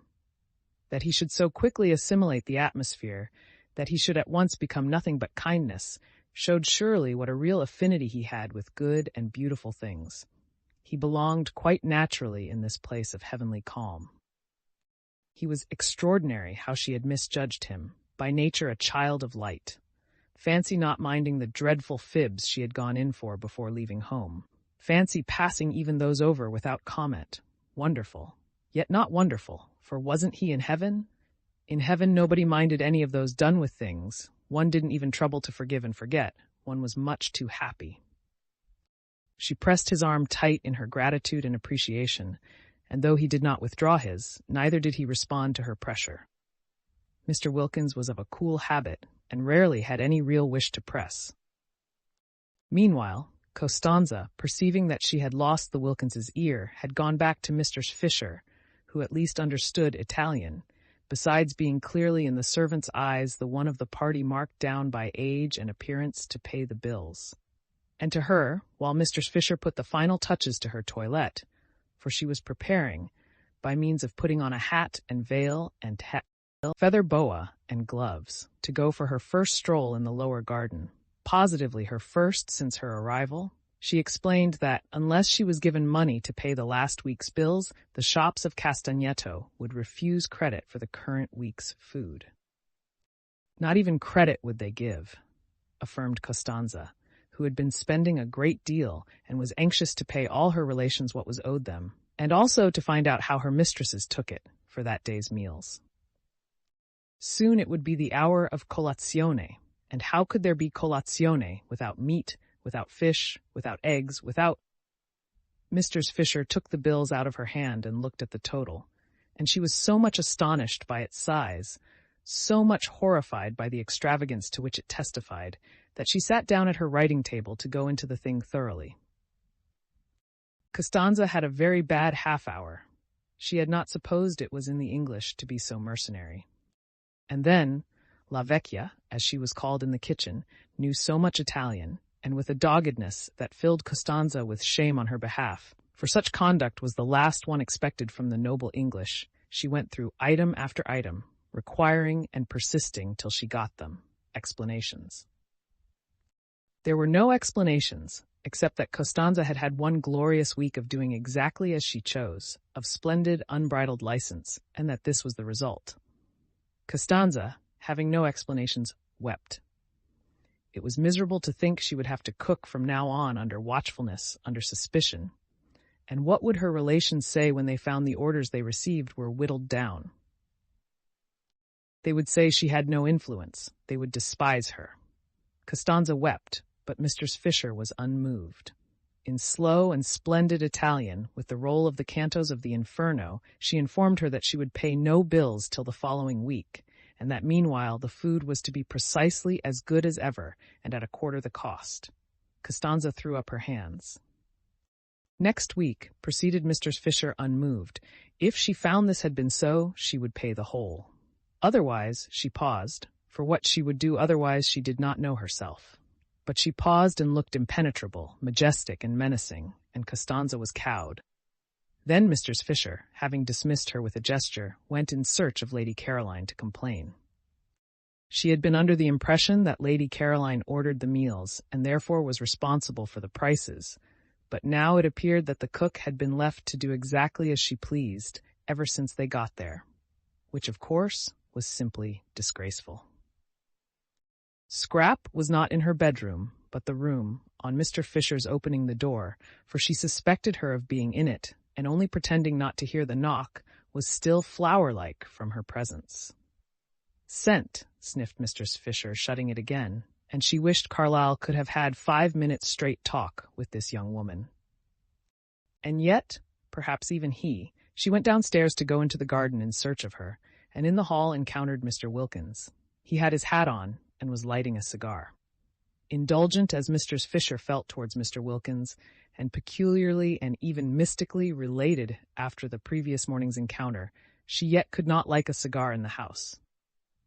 Out of doors she endured it, but it was not necessary, when out of doors was such a big place, to indulge the habit indoors. Even Mr. Fisher, who had been, she should say, a man originally tenacious of habits, had quite soon after marriage got out of this one. However, Mr. Wilkins, snatching off his hat on seeing her, instantly threw the cigar away. He threw it into the water, a great jar of arum lilies presumably contained, and Mistress Fisher, aware of the value men attached to their newly lit cigars, could not but be impressed by this immediate and magnificent amende honorable. But the cigar did not reach the water. It got caught in the lilies and smoked on by itself among them, a strange and depraved-looking object. "Where are you going to, my prit?" began Mr. Wilkins, advancing towards Mistress Fisher, but he broke off just in time. Was it morning spirits impelling him to address Mistress Fisher in the terms of a nursery rhyme? He wasn't even aware that he knew the thing. Most strange. What could have put it at such a moment into his self-possessed head? He felt great respect for Mr. Fisher, and would not for the world have insulted her by addressing her as a maid, pretty or otherwise. He wished to stand well with her. She was a woman of parts, and also, he suspected, of property. At breakfast they had been most pleasant together, and he had been struck by her apparent intimacy with well-known persons. Victorians, of course, but it was restful to talk about them after the strain of his brother-in-law's Georgian parties on Hampstead Heath. He and she were getting on famously, he felt. She already showed all the symptoms of presently wishing to become a client. Not for the world would he offend her. He turned a little cold at the narrowness of his escape. She had not, however, noticed. "You are going out," he said very politely, all readiness should she confirm his assumption to accompany her. "I want to find Lady Caroline," said Mr. Fisher, going towards the glass door leading into the top garden. "An agreeable quest," remarked Mr. Wilkins. "May I assist in the search? Allow me," he added, opening the door for her. "She usually sits over in that corner behind the bushes," said Mr. Fisher, "and I don't know about it being an agreeable quest. She has been letting the bills run up in the most terrible fashion and needs a good scolding."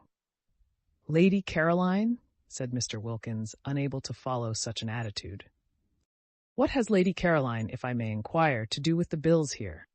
The housekeeping was left to her, and as we all share alike, it ought to have been a matter of honor with her. But Lady Caroline, housekeeping for the party here? A party which includes my wife? My dear lady, you render me speechless. Do you not know she is the daughter of the Dr. Oitwiches?"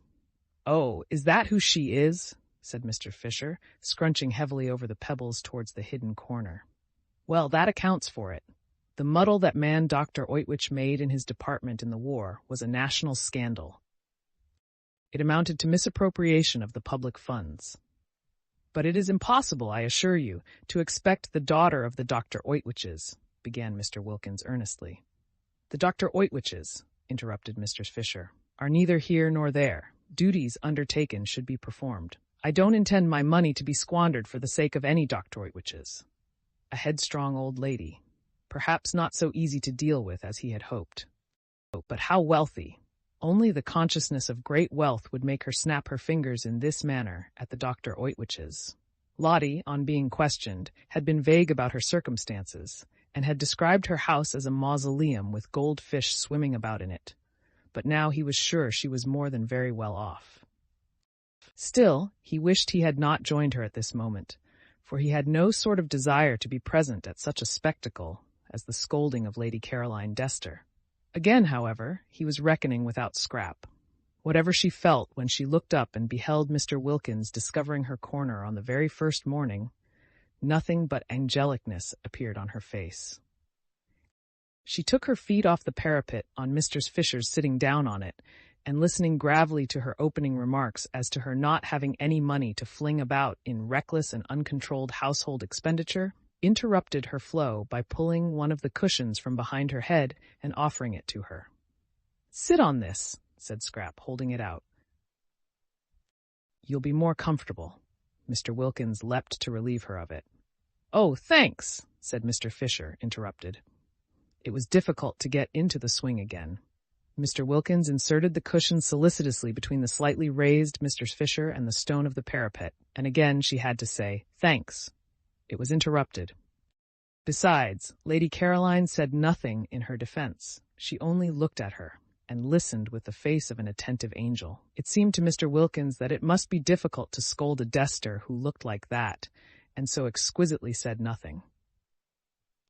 Mr. Fisher, he was glad to see, gradually found it difficult herself, for her severity slackened, and she ended by saying lamely, "You ought to have told me you were not doing it." "I didn't know you thought I was," said the lovely voice. "I would now like to know," said Mr. Fisher, "what you propose to do for the rest of the time here." "Nothing," said Scrap, smiling.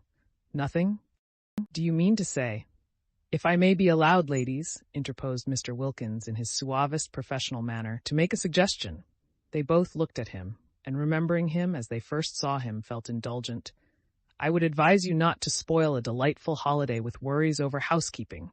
"Exactly," said Mr. Fisher. "It is what I intend to avoid." "Most sensible," said Mr. Wilkins. "Why not, then," he continued, "allow the cook, an excellent cook, by the way, so much a head per diem." Mr. Wilkins knew what was necessary in Latin, "and tell her that for this sum she must cater for you, and not only cater, but cater as well as ever?" One could easily reckon it out. The charges of a moderate hotel, for instance, would do as a basis, halved, or perhaps even quartered. "And this week that has just passed?" asked Mr. Fisher. "The terrible bills of this first week, what about them?" "They shall be my present to San Salvatore," said Scrap, who didn't like the idea of Lottie's nest egg being reduced so much beyond what she was prepared for. There was a silence. The ground was cut from under Mr. Fisher's feet. "Of course, if you choose to throw your money about," she said at last, disapproving but immensely relieved, while Mr. Wilkins was rapt in the contemplation of the precious qualities of blue blood. This readiness, for instance, not to trouble about money, this free-handedness, it was not only what one admired in others perhaps more than anything else, but it was extraordinarily useful to the professional classes. When met with it, should be encouraged by warmth of reception. Mr. Fisher was not warm. She accepted, from which he deduced that with her wealth went closeness, but she accepted grudgingly. Presents were presents, and one did not look them in this manner in the mouth, he felt, and if Lady Caroline found her pleasure in presenting his wife and Mr. Fisher with their entire food for a week, it was their part to accept gracefully. One should not discourage gifts. On behalf of his wife, then, Mr. Wilkins expressed what she would wish to express, and remarking to Lady Caroline, with a touch of lightness, for so should gifts be accepted in order to avoid embarrassing the donor, that she had in that case been his wife's hostess since her arrival, He turned almost gaily to Mr. Fisher and pointed out that she and his wife must now jointly write Lady Caroline the customary letter of thanks for hospitality. "A Collins," said Mr. Wilkins, who knew what was necessary in literature. "I prefer the name Collins for such a letter to either that of board and lodging or bread and butter. Let us call it a Collins." Scrap smiled and held out her cigarette case. Mr. Fisher could not help being mollified. A way out of waste was going to be found, thanks to Mr. Wilkins, and she hated waste quite as much as having to pay for it. Also a way was found out of housekeeping. For a moment she had thought that if everybody tried to force her into housekeeping on her brief holiday by their own indifference, Lady Caroline, or inability to speak Italian, the other two, she would have to send for Kate Lumley after all. Kate could do it. Kate and she had learnt Italian together. Kate would only be allowed to come on condition that she did do it. But this was much better, this way of Mr. Wilkins's. Really a most superior man. There was nothing like an intelligent, not too young man for profitable and pleasurable companionship.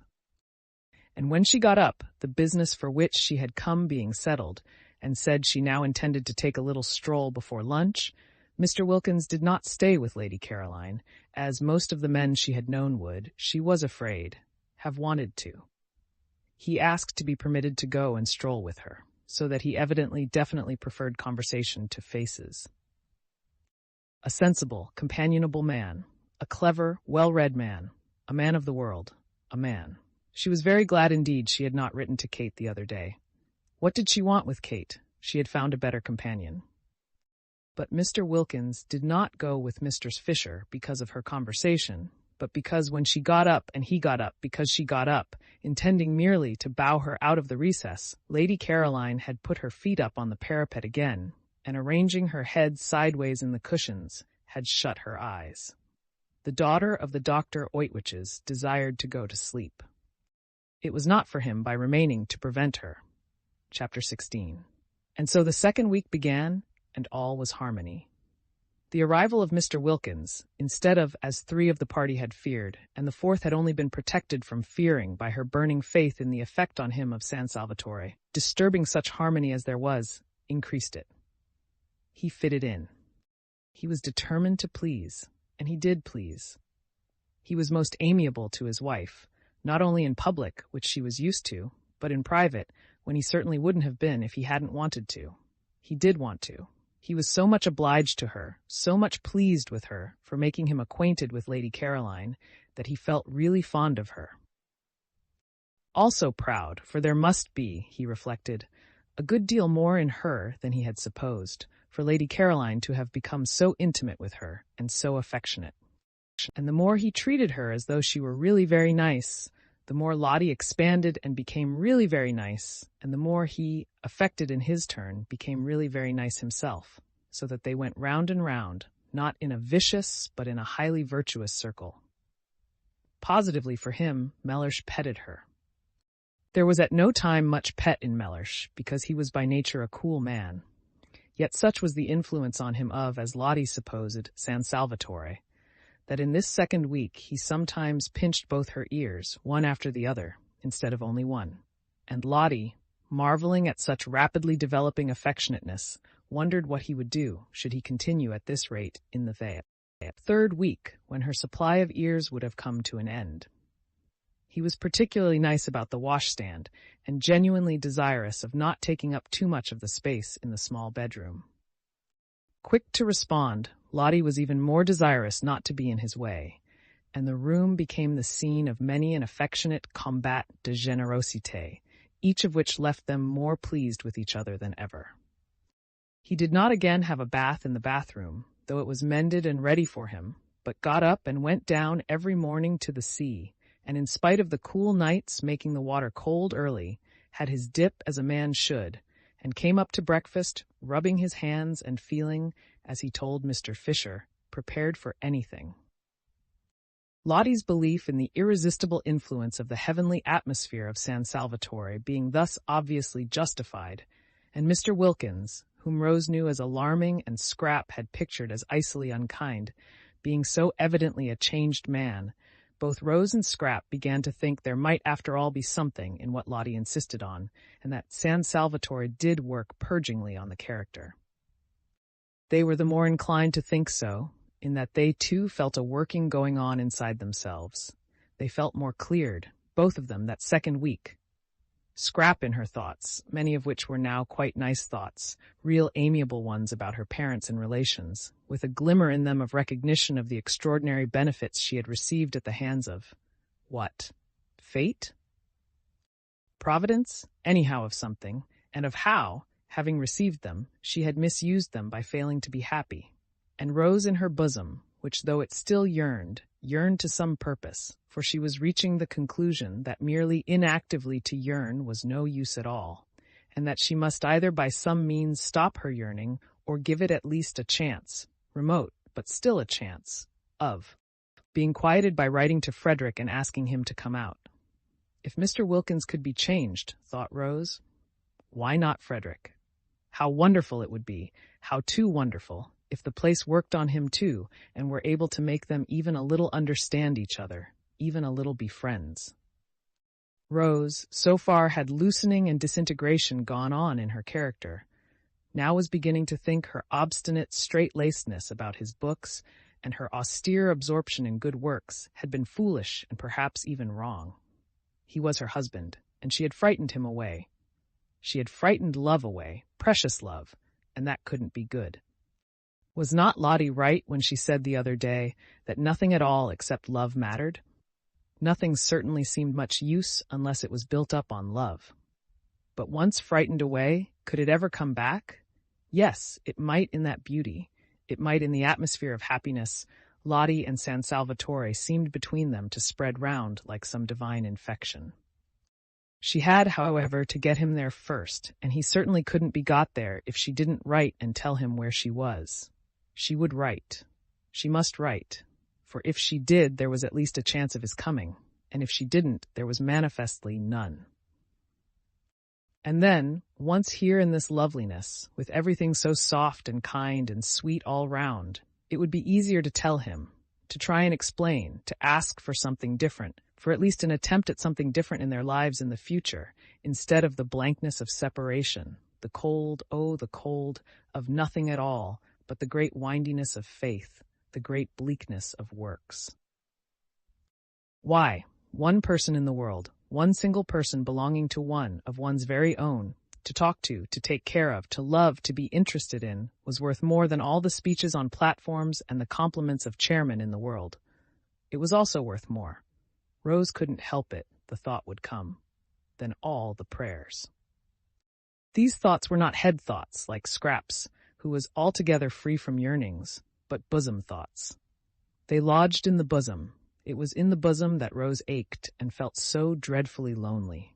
And when her courage failed her, as it did on most days, and it seemed impossible to write to Frederick, she would look at Mr. Wilkins and revive. There he was, a changed man. There he was, going into that small, uncomfortable room every night, that room whose proximities had been Lottie's only misgiving, and coming out of it in the morning, and Lottie coming out of it too, both of them as unclouded and as nice to each other as when they went in. And hadn't he, so critical at home, Lottie had told her, of the least thing going wrong, emerged from the bath catastrophe as untouched in spirit as Shadrach, Meshach, and Abednego were untouched in body when they emerged from the fire. Miracles were happening in this place. If they could happen to Mr. Wilkins, why not to Frederick? She got up quickly. Yes, she would write. She would go and write to him at once. But suppose, she paused, suppose he didn't answer. Suppose he didn't even answer. And she sat down again to think a little longer. In these hesitations did Rose spend most of the second week. Then there was Mr. Fisher. Her restlessness increased that second week. It increased to such an extent that she might just as well not have had her private sitting room at all, for she could no longer sit. Not for 10 minutes together could Mr. Fisher sit. And added to the restlessness, as the days of the second week proceeded on their way, she had a curious sensation, which worried her, of rising sap. She knew the feeling, because she had sometimes had it in childhood in specially swift springs, when the lilacs and the syringas seemed to rush out into blossom in a single night. but it was strange to have it again after over 50 years. She would have liked to remark on the sensation to someone, but she was ashamed. It was such an absurd sensation at her age. Yet oftener and oftener, and every day more and more, did Mr. Fisher have a ridiculous feeling as if she were presently going to burgeon. Sternly she tried to frown the unseemly sensation down. Burgeon, indeed. She had heard of dried staffs, pieces of mere dead wood, suddenly putting forth fresh leaves, but only in legend. She was not in legend. She knew perfectly what was due to herself. Dignity demanded that she should have nothing to do with fresh leaves at her age, and yet there it was, the feeling that presently, that at any moment now, she might crop out all green. Mr. Fisher was upset. There were many things she disliked more than anything else, and one was when the elderly imagined they felt young and behaved accordingly. Of course, they only imagined it. They were only deceiving themselves. But how deplorable were the results. She herself had grown old as people should grow old, steadily and firmly. No interruptions, no belated afterglows and spasmodic returns. If, after all these years, she were now going to be deluded into some sort of unsuitable breaking out, how humiliating. Indeed, she was thankful, that second week, that Kate Lumley was not there. It would be most unpleasant, should anything different occur in her behavior, to have Kate looking on. Kate had known her all her life. She felt she could let herself go. Here, Mr. Fisher frowned at the book she was vainly trying to concentrate on, for where did that expression come from? Much less painfully before strangers than before an old friend. Old friends, reflected Mr. Fisher, who hoped she was reading, compare one constantly with what one used to be. They are always doing it if one develops. They are surprised at development. They hark back, they expect motionlessness after, say, 50 to the end of one's days.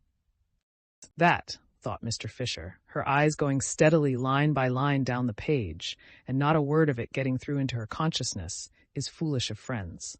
It is condemning one to a premature death. One should continue, of course with dignity, to develop, however old one may be. She had nothing against developing, against further ripeness, because as long as one was alive, one was not dead, obviously, decided Mr. Fisher, and development, change, ripening were life. What she would dislike would be unripening, going back to something green. She would dislike it intensely, and this is what she felt she was on the brink of doing. Naturally, it made her very uneasy, and only in constant movement could she find distraction.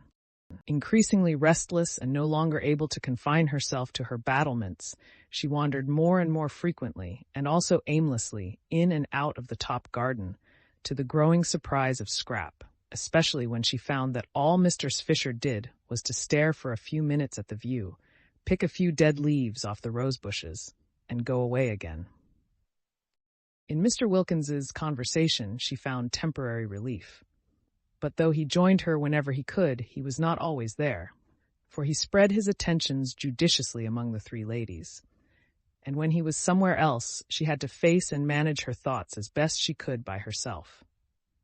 Perhaps it was the excess of light and color at San Salvatore which made every other place seem dark and black. And Prince of Wales Terrace did seem a very dark black spot to have to go back to, a dark, narrow street, and her house dark and narrow as the street, with nothing really living or young in it. The goldfish could hardly be called living, or at most not more than half living, and were certainly not young, and except for them there were only the maids, and they were dusty old things. Dusty old things. Mr. Fisher paused in her thoughts, arrested by the strange expression. Where had it come from? How was it possible for it to come at all? It might have been one of Mr. Wilkins's, in its levity, its almost slang. Perhaps it was one of hers, and she had heard her say it and unconsciously caught it from her. If so, this was both serious and disgusting.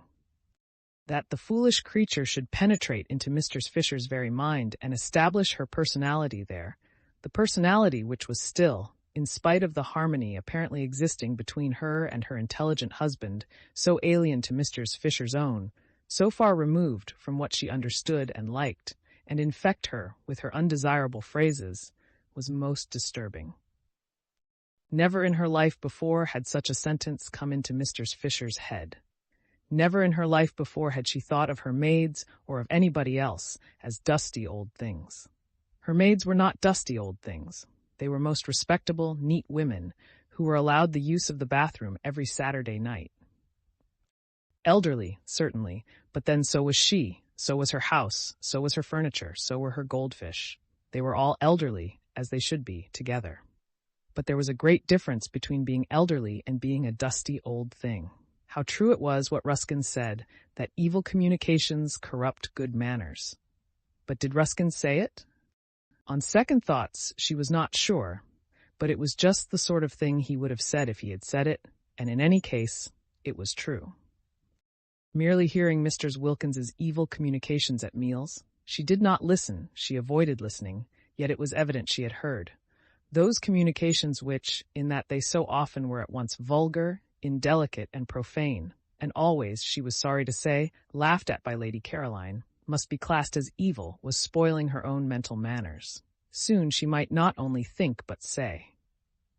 How terrible that would be! If that were the form her breaking out was going to take, the form of unseemly speech, Mr. Fisher was afraid she would hardly with any degree of composure be able to bear it. At this stage, Mr. Fisher wished more than ever that she were able to talk over her strange feelings with someone who would understand. There was, however, no one who would understand except Mrs. Wilkins herself. She would know at once, Mr. Fisher was sure, what she felt like. But this was impossible. It would be as abject as begging the very microbe that was infecting one for protection against its disease. She continued, accordingly, to bear her sensations in silence, and was driven by them into that frequent, aimless appearing in the top garden which presently roused even Scrap's attention. Scrap had noticed it, and vaguely wondered at it, for some time before Mr. Wilkins inquired of her one morning as he arranged her cushions for her.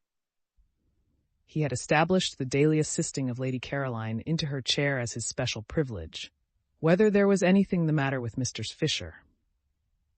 At that moment, Mr. Fisher was standing by the eastern parapet, shading her eyes and carefully scrutinizing the distant white houses of Mazzago. They could see her through the branches of the daphnes.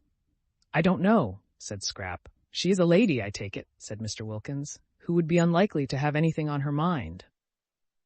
"I should imagine so," said Scrap, smiling. "If she has, and her restlessness appears to suggest it, I should be more than glad to assist her with advice. I am sure you would be most kind.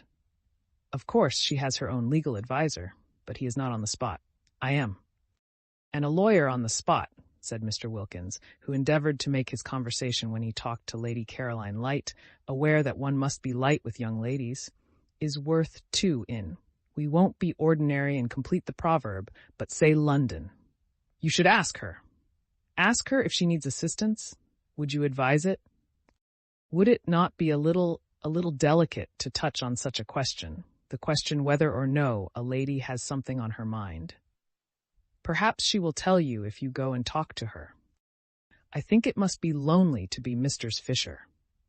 "You are all thoughtfulness and consideration," declared Mr. Wilkins, wishing, for the first time in his life, that he were a foreigner, so that he might respectfully kiss her hand on withdrawing to go obediently and relieve Mr. Fisher's loneliness. It was wonderful what a variety of exits from her corner Scrap contrived for Mr. Wilkins. Each morning she found a different one, which sent him off pleased after he had arranged her cushions for her. She allowed him to arrange the cushions because she instantly had discovered, the very first 5 minutes of the very first evening, that her fears lest he should cling to her and stare in dreadful admiration were baseless. Mr. Wilkins did not admire like that.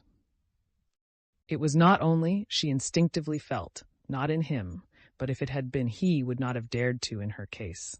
He was all respectfulness. She could direct his movements in regard to herself with the raising of an eyelash. His one concern was to obey. She had been prepared to like him if he would only be so obliging as not to admire her, and she did like him.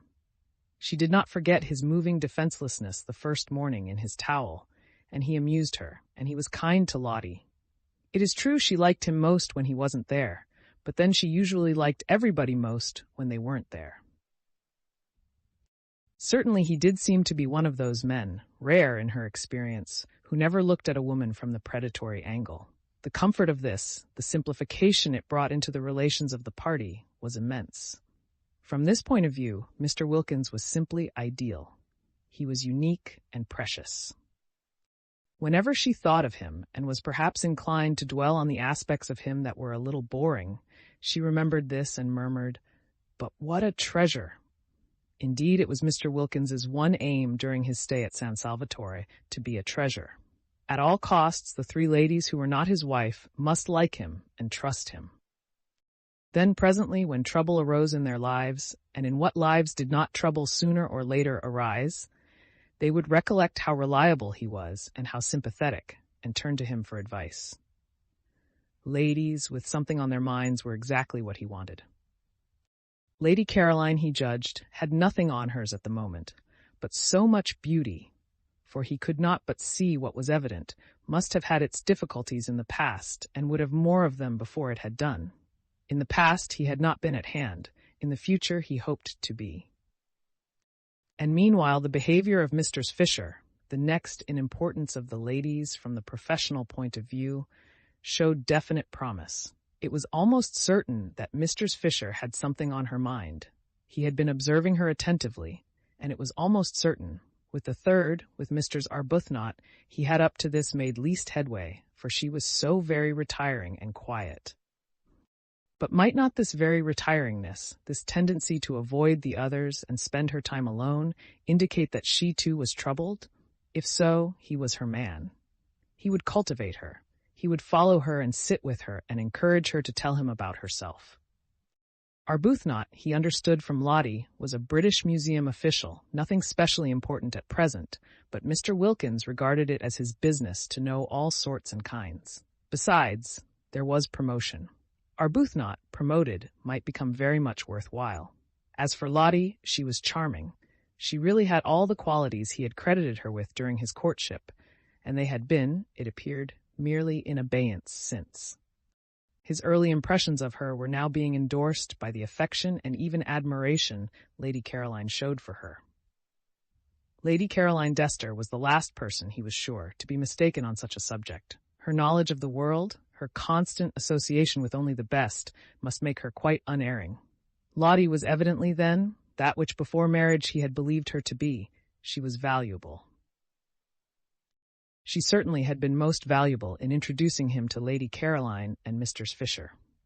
A man in his profession could be immensely helped by a clever and attractive wife. Why had she not been attractive sooner? Why this sudden flowering? Mr. Wilkins began too to believe there was something peculiar, as Lottie had almost at once informed him, in the atmosphere of San Salvatore. It promoted expansion. It brought out dormant qualities.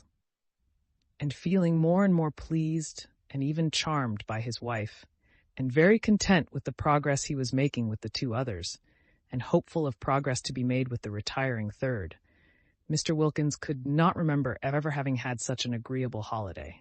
The only thing that might perhaps be bettered was the way they would call him, Mr. Wilkins.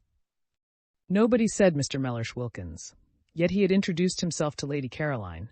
He flinched a little on remembering the circumstances, as Mellersh Wilkins. Still, this was a small matter, not enough to worry about. He would be foolish if in such a place and such society he worried about anything. He was not even worrying about what the holiday was costing, and had made up his mind to pay not only his own expenses, but his wife's as well, and surprise her at the end by presenting her with her nest egg as intact as when she started. And just the knowledge that he was preparing a happy surprise for her made him feel warmer than ever towards her. In fact, Mr. Wilkins, who had begun by being consciously and according to plan on his best behavior, remained on it unconsciously and with no effort at all.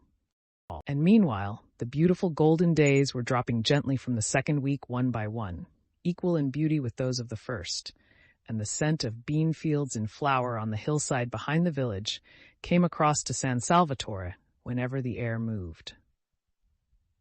In the garden that second week, the poet's eyed Narcissus disappeared out the long grass at the edge of the zigzag path, and wild gladiolus, slender and rose-colored, came in their stead, White pinks bloomed in the borders, filling the whole place with their smoky, sweet smell, and a bush nobody had noticed burst into glory and fragrance, and it was a purple lilac bush.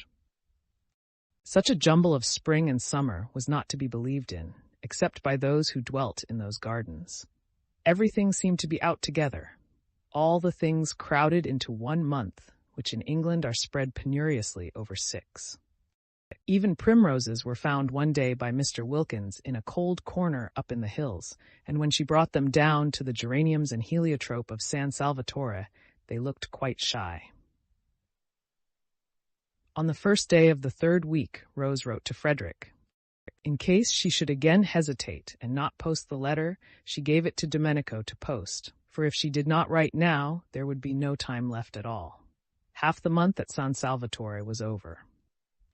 Even if Frederick started directly, he got the letter, which of course he wouldn't be able to do, what with packing and passport, besides not being in a hurry to come, he couldn't arrive for 5 days.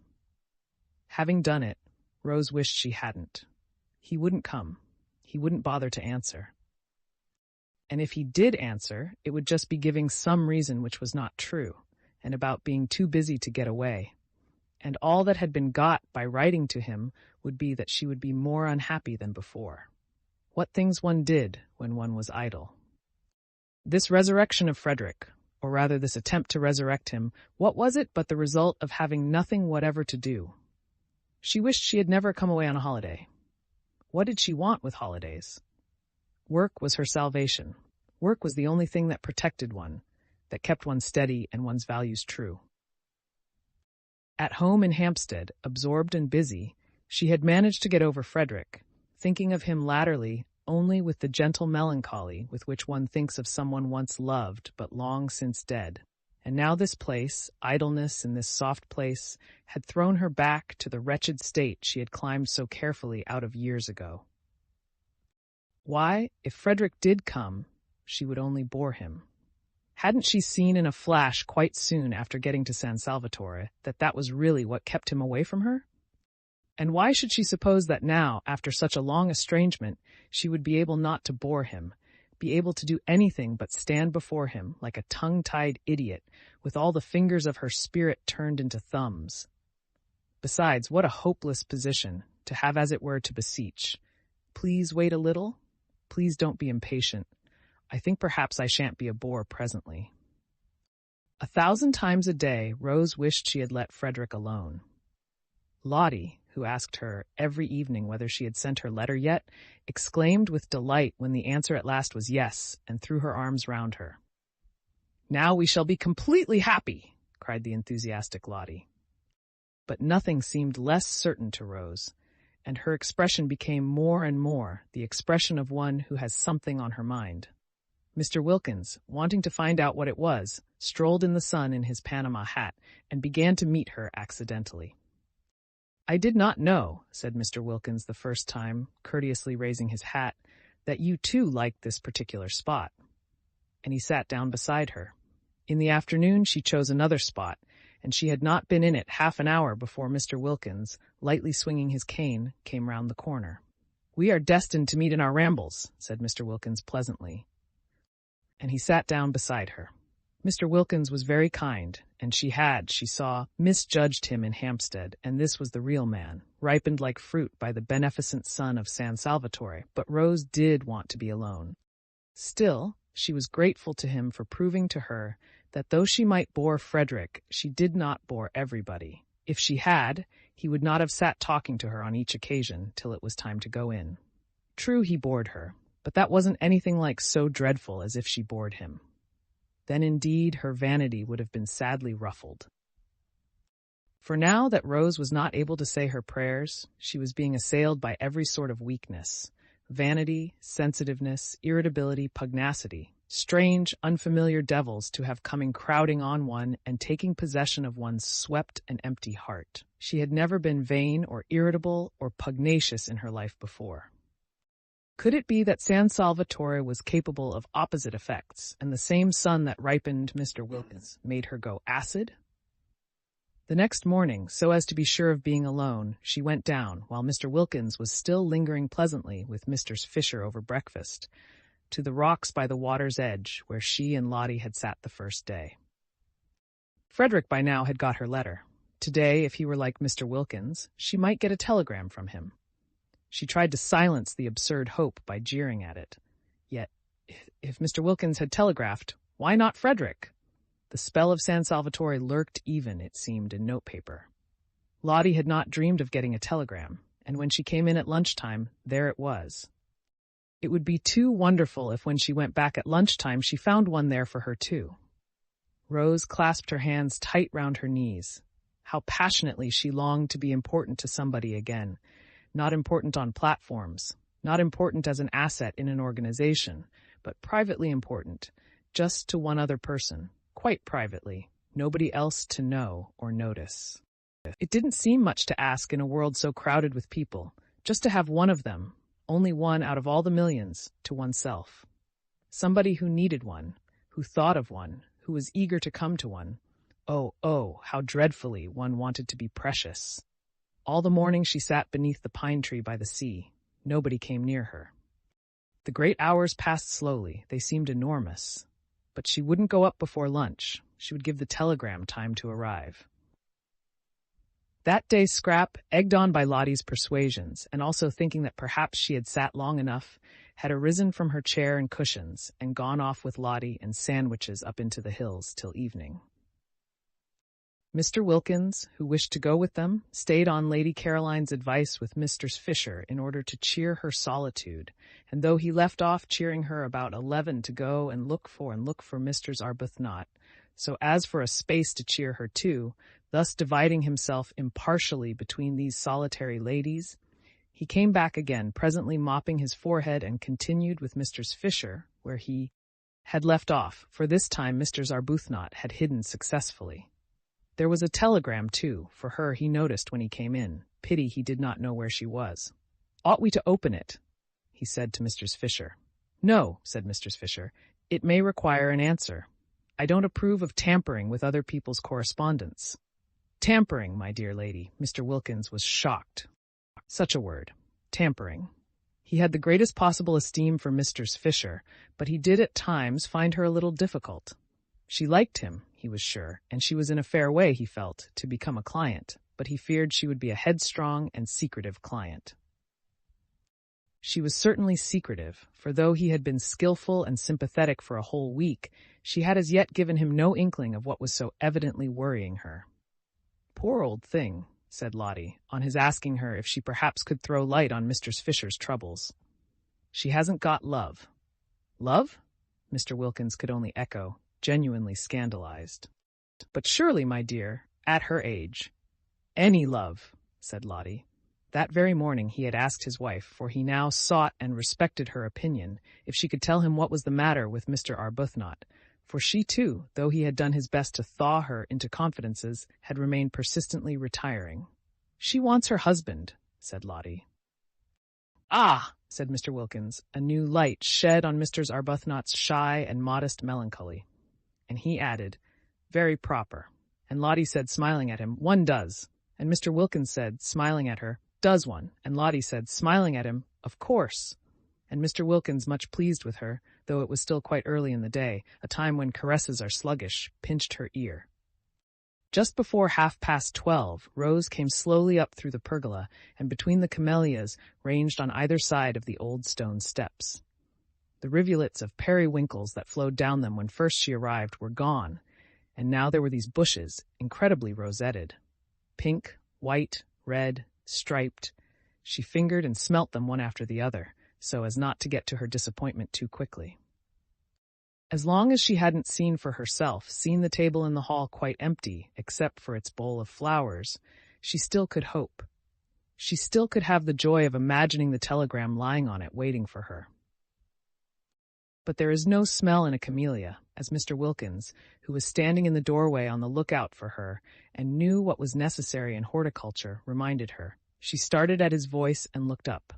"A telegram has come for you," said Mr. Wilkins. She stared at him, her mouth open. "I searched for you everywhere, but failed." Of course, she knew it. She had been sure of it all the time. Bright and burning, youth in that instant flashed down again on Rose. She flew up the steps, red as the camellia she had just been fingering, and was in the hall and tearing open the telegram before Mr. Wilkins had finished his sentence. Why, but if things could happen like this, why, but there was no end to why she and Frederick, they were going to be, again, at last. No bad news, I trust, said Mr. Wilkins, who had followed her, for when she had read the telegram she stood staring at it, and her face went slowly white. Curious to watch how her face went slowly white. She turned and looked at Mr. Wilkins as if trying to remember him. Oh, no. On the contrary. She managed to smile. I'm going to have a visitor, she said, holding out the telegram, and when he had taken it, she walked away towards the dining room, murmuring something about lunch being ready. Mr. Wilkins read the telegram. It had been sent that morning from Mazzago, and was, am passing through on way to Rome.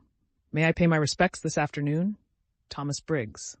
Why should such a telegram make the interesting lady turn pale? For her pallor on reading it had been so striking as to convince Mr. Wilkins she was receiving a blow. Who is Thomas Briggs? He asked, following her into the dining room. She looked at him vaguely. Who is? She repeated, getting her thoughts together again. Thomas Briggs. Oh, yes, he is the owner. This is his house. He is very nice. He is coming this afternoon. Thomas Briggs was at that very moment coming. He was jogging along the road between Mazzago and Castagneto in a fly, sincerely hoping that the dark-eyed lady would grasp that all he wanted was to see her, and not at all to see if his house were still there. He felt that an owner of delicacy did not intrude on a tenant. But he had been thinking so much of her since that day. Rose Arbuthnot. Such a pretty name, and such a pretty creature. Mild, milky, mothery in the best sense. The best sense being that she wasn't his mother and couldn't have been if she had tried, for parents were the only things impossible to have younger than oneself. Also, he was passing so near. It seemed absurd not just to look in and see if she were comfortable. He longed to see her in his house. He longed to see it as her background, to see her sitting in his chairs, drinking out of his cups, using all his things. Did she put the big crimson brocade cushion in the drawing room behind her little dark head? Her hair and the whiteness of her skin would look lovely against it. Had she seen the portrait of herself on the stairs? He wondered if she liked it. He would explain it to her. If she didn't paint, and she had said nothing to suggest it, she wouldn't perhaps notice how exactly the molding of the eyebrows and the slight hollow of the cheek. He told the fly to wait in Castagneto and crossed the piazza, hailed by children and dogs, who all knew him and sprang up suddenly from nowhere, and walking quickly up the zigzag path, for he was an active young man not much more than 30. He pulled the ancient chain that rang the bell, and waited decorously on the proper side of the open door to be allowed to come in. At the sight of him, Francesca flung up every bit of her that would fling up, eyebrows, eyelids, and hands, and volubly assured him that all was in perfect order, and that she was doing her duty. Of course, said Briggs, cutting her short. No one doubts it. And he asked her to take in his card to her mistress. Which mistress? Asked Francesca. Which mistress? There are 4, said Francesca, scenting an irregularity on the part of the tenants, for her master looked surprised, and she felt pleased, for life was dull and irregularities helped it along at least a little. 4? He repeated, surprised. Well, take it to the lot then, he said, recovering himself, for he noticed her expression. Coffee was being drunk in the top garden in the shade of the umbrella pine. Only Messrs. Fisher and Mr. Wilkins were drinking it, for Mr. Arbuthnot, after eating nothing and being completely silent during lunch, had disappeared immediately afterwards. While Francesca went away into the garden with his card, her master stood examining the picture on the staircase of that Madonna by an early Italian painter, name unknown, picked up by him at Orvieto, who was so much like his tenant. It really was remarkable, the likeness. Of course, his tenant that day in London had had her hat on, but he was pretty sure her hair grew just like that off her forehead. The expression of the eyes, grave and sweet, was exactly the same. He rejoiced to think that he would always have her portrait. He looked up at the sound of footsteps, and there she was, coming down the stairs just as he had imagined her in that place, dressed in white. She was astonished to see him so soon. She had supposed he would come about tea time. Until then, she had meant to sit somewhere out of doors where she could be by herself. He watched her coming down the stairs with the utmost eager interest. In a moment she would be level with her portrait. "It really is extraordinary," said Briggs. "How do you do?" said Rose, intent only on a decent show of welcome. She did not welcome him. He was here, she felt, the telegram bitter in her heart, instead of Frederick, doing what she had longed Frederick would do, taking his place. "Just stand still a moment." She obeyed automatically. "Yes, quite astonishing. Do you mind taking off your hat?" Rose, surprised, took it off obediently. "Yes, I thought so. I just wanted to make sure." "And look, have you noticed?" He began to make odd, swift passes with his hand over the face in the picture, measuring it, looking from it to her. Rose's surprise became amusement, and she could not help smiling. "Have you come to compare me with my original?" she asked. "You do see how extraordinarily alike. I didn't know I looked so solemn." "You don't. Not now. You did a minute ago, quite as solemn." "Oh, yes. How do you do?" he finished suddenly, noticing her outstretched hand, and he laughed and shook it, flushing, a trick of his, to the roots of his fair hair. Francesca came back. "The Signora Fisher," she said, "will be pleased to see him." "Who is the Signora Fisher?" he asked Rose. "One of the 4 who are sharing your house." "Then there are 4 of you?" "Yes. My friend and I found we couldn't afford it by ourselves." "Oh, I say," began Briggs in confusion, for he would best have liked Rose Arbuthnot, pretty name, not to have to afford anything, but to stay at San Salvatore as long as she liked as his guest. "Mr. Fisher is having coffee in the top garden," said Rose. "I'll take you to her and introduce you." "I don't want to go. You've got your hat on, so you were going for a walk. Mayn't I come too?" "I'd immensely like being shown round by you. But Mr. Fisher is waiting for you." "Won't she keep?" "Yes," said Rose with the smile that had so much attracted him the first day. "I think she will keep quite well till tea." "Do you speak Italian?" "No," said Rose. "Why?" On that he turned to Francesca and told her at a great rate, for in Italian he was glib, to go back to the Signora in the top garden and tell her he had encountered his old friend, the Signora Arbuthnot, and was going for a walk with her and would present himself to her later. "Do you invite me to tea?" he asked Rose, when Francesca had gone. "Of course, it's your house." "It isn't. It's yours. Till Monday week?" she smiled. "Come and show me all the views," he said eagerly, and it was plain, even to the self-depreciatory Rose, that she did not bore Mr. Briggs. Chapter 18. They had a very pleasant walk, with a great deal of sitting down in warm, thyme-fragrant corners, and if anything could have helped Rose to recover from the bitter disappointment of the morning, it would have been the company and conversation of Mr. Briggs.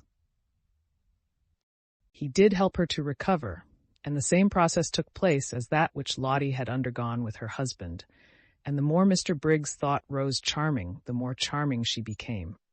Briggs was a man incapable of concealments, who never lost time if he could help it. They had not got to the end of the headland, where the lighthouse is.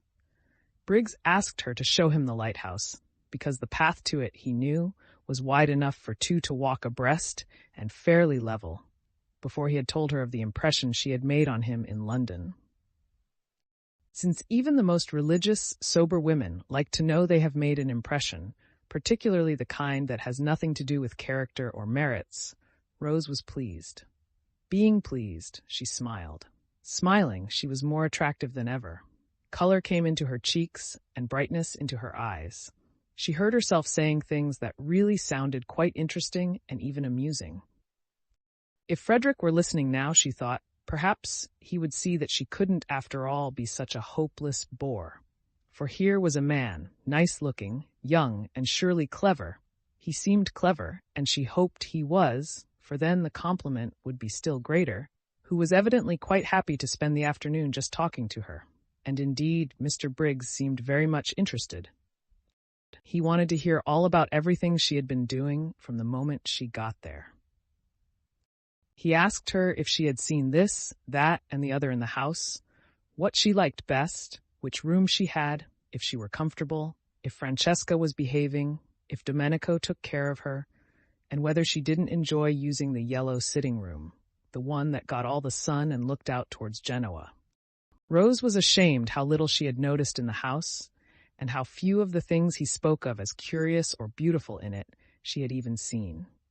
Swamped in thoughts of Frederick, she appeared to have lived in San Salvatore blindly, and more than half the time had gone, and what had been the good of it? She might just as well have been sitting hankering on Hampstead Heath. No, she mightn't. Through all her hankerings she had been conscious that she was at least in the very heart of beauty. And indeed, it was this beauty, this longing to share it, that had first started her off hankering. Mr. Briggs, however, was too much alive for her to be able to spare any attention at this moment for Frederick, and she praised the servants in answer to his questions, and praised the yellow sitting-room without telling him she had only been in it once, and then was ignominiously ejected, and she told him she knew hardly anything about art and curiosities, but thought perhaps if somebody would tell her about them she would know more. And she said she had spent every day since her arrival out of doors, because out of doors there was so very wonderful and different from anything she had ever seen. Briggs walked by her side along his paths that were yet so happily for the moment her paths, and felt all the innocent glows of family life. He was an orphan and an only child, and had a warm domestic disposition. He would have adored a sister and spoilt a mother, and was beginning at this time to think of marrying. For though he had been very happy with his various loves, each of whom, contrary to the usual experience, turned ultimately into his devoted friend, he was fond of children, and thought he had perhaps now got to the age of settling, if he did not wish to be too old by the time his eldest son was 20. San Salvatore had latterly seemed a little forlorn. He fancied it echoed when he walked about it. He had felt lonely there, so lonely that he had preferred this year to miss out a spring and let it. It wanted a wife in it. It wanted that final touch of warmth and beauty, for he never thought of his wife except in terms of warmth and beauty. She would of course be beautiful and kind. It amused him how much in love with this vague wife he was already. At such a rate was he making friends with the lady with the sweet name as he walked along the path towards the lighthouse, that he was sure presently he would be telling her everything about himself and his past doings and his future hopes, and the thought of such a swiftly developing confidence made him laugh. "Why are you laughing?" she asked, looking at him and smiling. "It's so like coming home," he said, "but it is coming home for you to come here. I mean, really like coming home, to one's family. I never had a family. I'm an orphan." "Oh, are you?" said Rose with the proper sympathy. "I hope you've not been one very long. No, I mean, I hope you have been one very long. No, I don't know what I mean, except that I'm sorry." He laughed again. "Oh, I'm used to it. I haven't anybody, no sisters or brothers." "Then you're an only child," she observed intelligently. "Yes, and there's something about you that's exactly my idea of a family." She was amused. "So cozy," he said, looking at her and searching for a word. "You wouldn't think so if you saw my house in Hampstead," she said, a vision of that austere and hard-seated dwelling presenting itself to her mind, with nothing soft in it except the shunned and neglected Dubarry sofa. No wonder, she thought, for a moment clear-brained, that Frederick avoided it. There was nothing cozy about his family.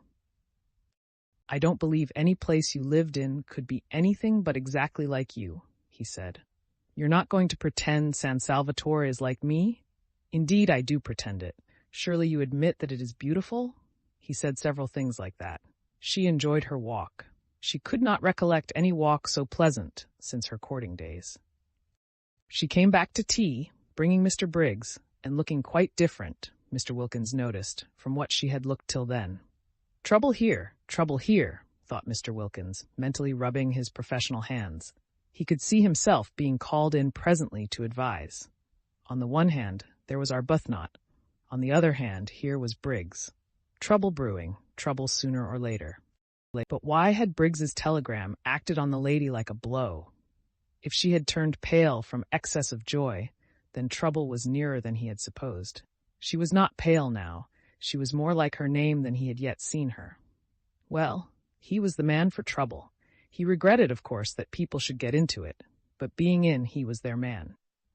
And Mr. Wilkins, invigorated by these thoughts, his career being very precious to him, proceeded to assist in doing the honors to Mr. Briggs, both in his quality of sharer in the temporary ownership of San Salvatore and of probable helper out of difficulties, with great hospitality, and pointed out the various features of the place to him, and led him to the parapet and showed him Mezzago across the bay. Mr. Fisher, too, was gracious. This was this young man's house. He was a man of property. She liked property, and she liked men of property. Also, there seemed a peculiar merit in being a man of property so young. Inheritance, of course, and inheritance was more respectable than acquisition. It did indicate fathers, and in an age where most people appeared neither to have them nor to want them, she liked this too. Accordingly, it was a pleasant meal, with everybody amiable and pleased. Briggs thought Mr. Fisher a dear old lady, and showed he thought so, and again the magic worked, and she became a dear old lady. She developed benignity with him, and a kind of benignity which was almost playful, actually before tea was over, including in some observation she made him the words, "My dear boy," strange words in Mr. Fisher's mouth. It is doubtful whether in her life she had used them before. Rose was astonished. How nice people really were. When would she leave off making mistakes about them? She hadn't suspected this side of Mr. Fisher, and she began to wonder whether those other sides of her with which alone she was acquainted had not perhaps after all been the effect of her own militant and irritating behavior. Probably they were.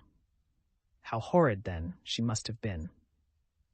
She felt very penitent when she saw Mistress Fisher beneath her eyes blossoming out into real amiability the moment someone came along who was charming to her, and she could have sunk into the ground with shame when Mistress Fisher presently laughed, and she realized by the shock it gave her that the sound was entirely new.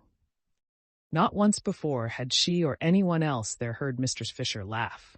What an indictment of the lot of them! For they had all laughed, the others, some more and some less, at one time or another since their arrival, and only Mistress Fisher had not. Clearly, since she could enjoy herself as she was now enjoying herself, she had not enjoyed herself before. Nobody had cared whether she did or not, except perhaps Lottie. Yes, Lottie had cared and had wanted her to be happy, but Lottie seemed to produce a bad effect on Mistress Fisher, while as for Rose herself, she had never been with her for 5 minutes without wanting, really wanting, to provoke and oppose her. How very horrid she had been. She had behaved unpardonably. Her penitence showed itself in a shy and deferential solicitude towards Mistress Fisher, which made the observant Briggs think her still more angelic, and wish for a moment that he were an old lady himself in order to be behaved to by Rose Arbuthnot just like that. There was evidently no end, he thought, to the things she could do sweetly. He would even not mind taking medicine, really nasty medicine, if it were Rose Arbuthnot bending over him with the dose. She felt his bright blue eyes, the brighter because he was so sunburnt, fixed on her with a twinkle in them, and smiling, asked him what he was thinking about. But he couldn't very well tell her that, he said, and added, "Some day." Trouble, thought Mr. Wilkins at this, again mentally rubbing his hands. "Well, I'm their man." "I'm sure," said Mr. Fisher benignly, "you have no thoughts we may not hear." "I'm sure," said Briggs. "I would be telling you every one of my secrets in a week." "You would be telling somebody very safe then," said Mr. Fisher benevolently. Just such a son would she have liked to have had. "And in return," she went on, "I dare say I would tell you mine." "Ah, no," said Mr. Wilkins, adapting himself to this tone of easy badinage. "I must protest. I really must. I have a prior claim. I am the older friend. I have known Mistress Fisher 10 days, and you, Briggs, have not yet known her one. I assert my right to be told her secrets first. That is," he added, bowing gallantly, "if she has any, which I beg leave to doubt." "Oh, haven't I?" exclaimed Mr. Fisher, thinking of those green leaves. That she should exclaim at all was surprising, but that she should do it with gaiety was miraculous. Rose could only watch her in wonder. "Then I shall worm them out," said Briggs with equal gaiety. "They won't need much worming out," said Mr. Fisher. "My difficulty is to keep them from bursting out." It might have been Lottie talking. Mr. Wilkins adjusted the single eyeglass he carried with him for occasions like this and examined Mr. Fisher carefully. Rose looked on, unable not to smile too, since Mr. Fisher seemed so much amused, though Rose did not quite know why, and her smile was a little uncertain, for Mr. Fisher amused was a new sight, not without its awe-inspiring aspects, and had to be got accustomed to. What Mr. Fisher was thinking was how much surprised they would be if she told them of her very odd and exciting sensation of going to come out all over buds. They would think she was an extremely silly old woman, and so would she have thought as lately as 2 days ago. But the bud idea was becoming familiar to her. She was more apprivoisée now, as dear Matthew Arnold used to say, and though it would undoubtedly be best if one's appearance and sensations matched, yet supposing they did not, and one couldn't have everything, was it not better to feel young somewhere rather than old everywhere? Time enough to be old everywhere again, inside as well as out, when she got back to her sarcophagus in Prince of Wales Terrace. Yet it is probable that without the arrival of Briggs, Mr. Fisher would have gone on secretly fermenting in her shell. The others only knew her as severe. It would have been more than her dignity could bear suddenly to relax, especially towards the 3 young women. But now came the stranger Briggs, a stranger who at once took to her as no young man had taken to her in her life. And it was the coming of Briggs and his real and manifest appreciation, for just such a grandmother, thought Briggs, hungry for home life and its concomitants, would he have liked to have, that released Mr. Fisher from her shell. And here she was at last, as Lottie had predicted, pleased, good-humored, and benevolent. Lottie, coming back half an hour later from her picnic, and following the sound of voices into the top garden in the hope of still finding tea, saw at once what had happened, for Mr. Fisher at that very moment was laughing. She's burst her cocoon, thought Lottie, and swift as she was in all her movements and impulsive, and also without any sense of propriety to worry and delay her, she bent over the back of Mr. Fisher's chair and kissed her. "Good gracious!" cried Mr. Fisher, starting violently, for such a thing had not happened to her since Mr. Fisher's earlier days, and then only gingerly. This kiss was a real kiss, and rested on Mr. Fisher's cheek a moment with a strange, soft sweetness. When she saw whose it was, a deep flush spread over her face, Mr. Wilkins kissing her and the kiss feeling so affectionate. Even if she had wanted to, she could not, in the presence of the appreciative Mr. Briggs, resume her cast-off severity and begin rebuking again. But she did not want to. Was it possible Mr. Wilkins liked her? Had liked her all this time, while she had been so much disliking her herself?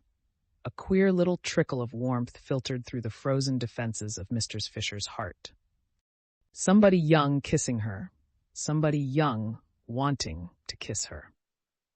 Very much flushed, she watched the strange creature, apparently quite unconscious she had done anything extraordinary, shaking hands with Mr. Briggs on her husband's introducing him, and immediately embarking on the friendliest conversation with him, exactly as if she had known him all her life. What a strange creature! What a very strange creature! It was natural, she being so strange, that one should have perhaps misjudged her. "I'm sure you want some tea," said Briggs with eager hospitality to Lottie. He thought her delightful, freckles, picnic untidiness and all. Just such a sister would he. "This is cold," he said, feeling the teapot. "I'll tell Francesca to make you some fresh—" He broke off and blushed.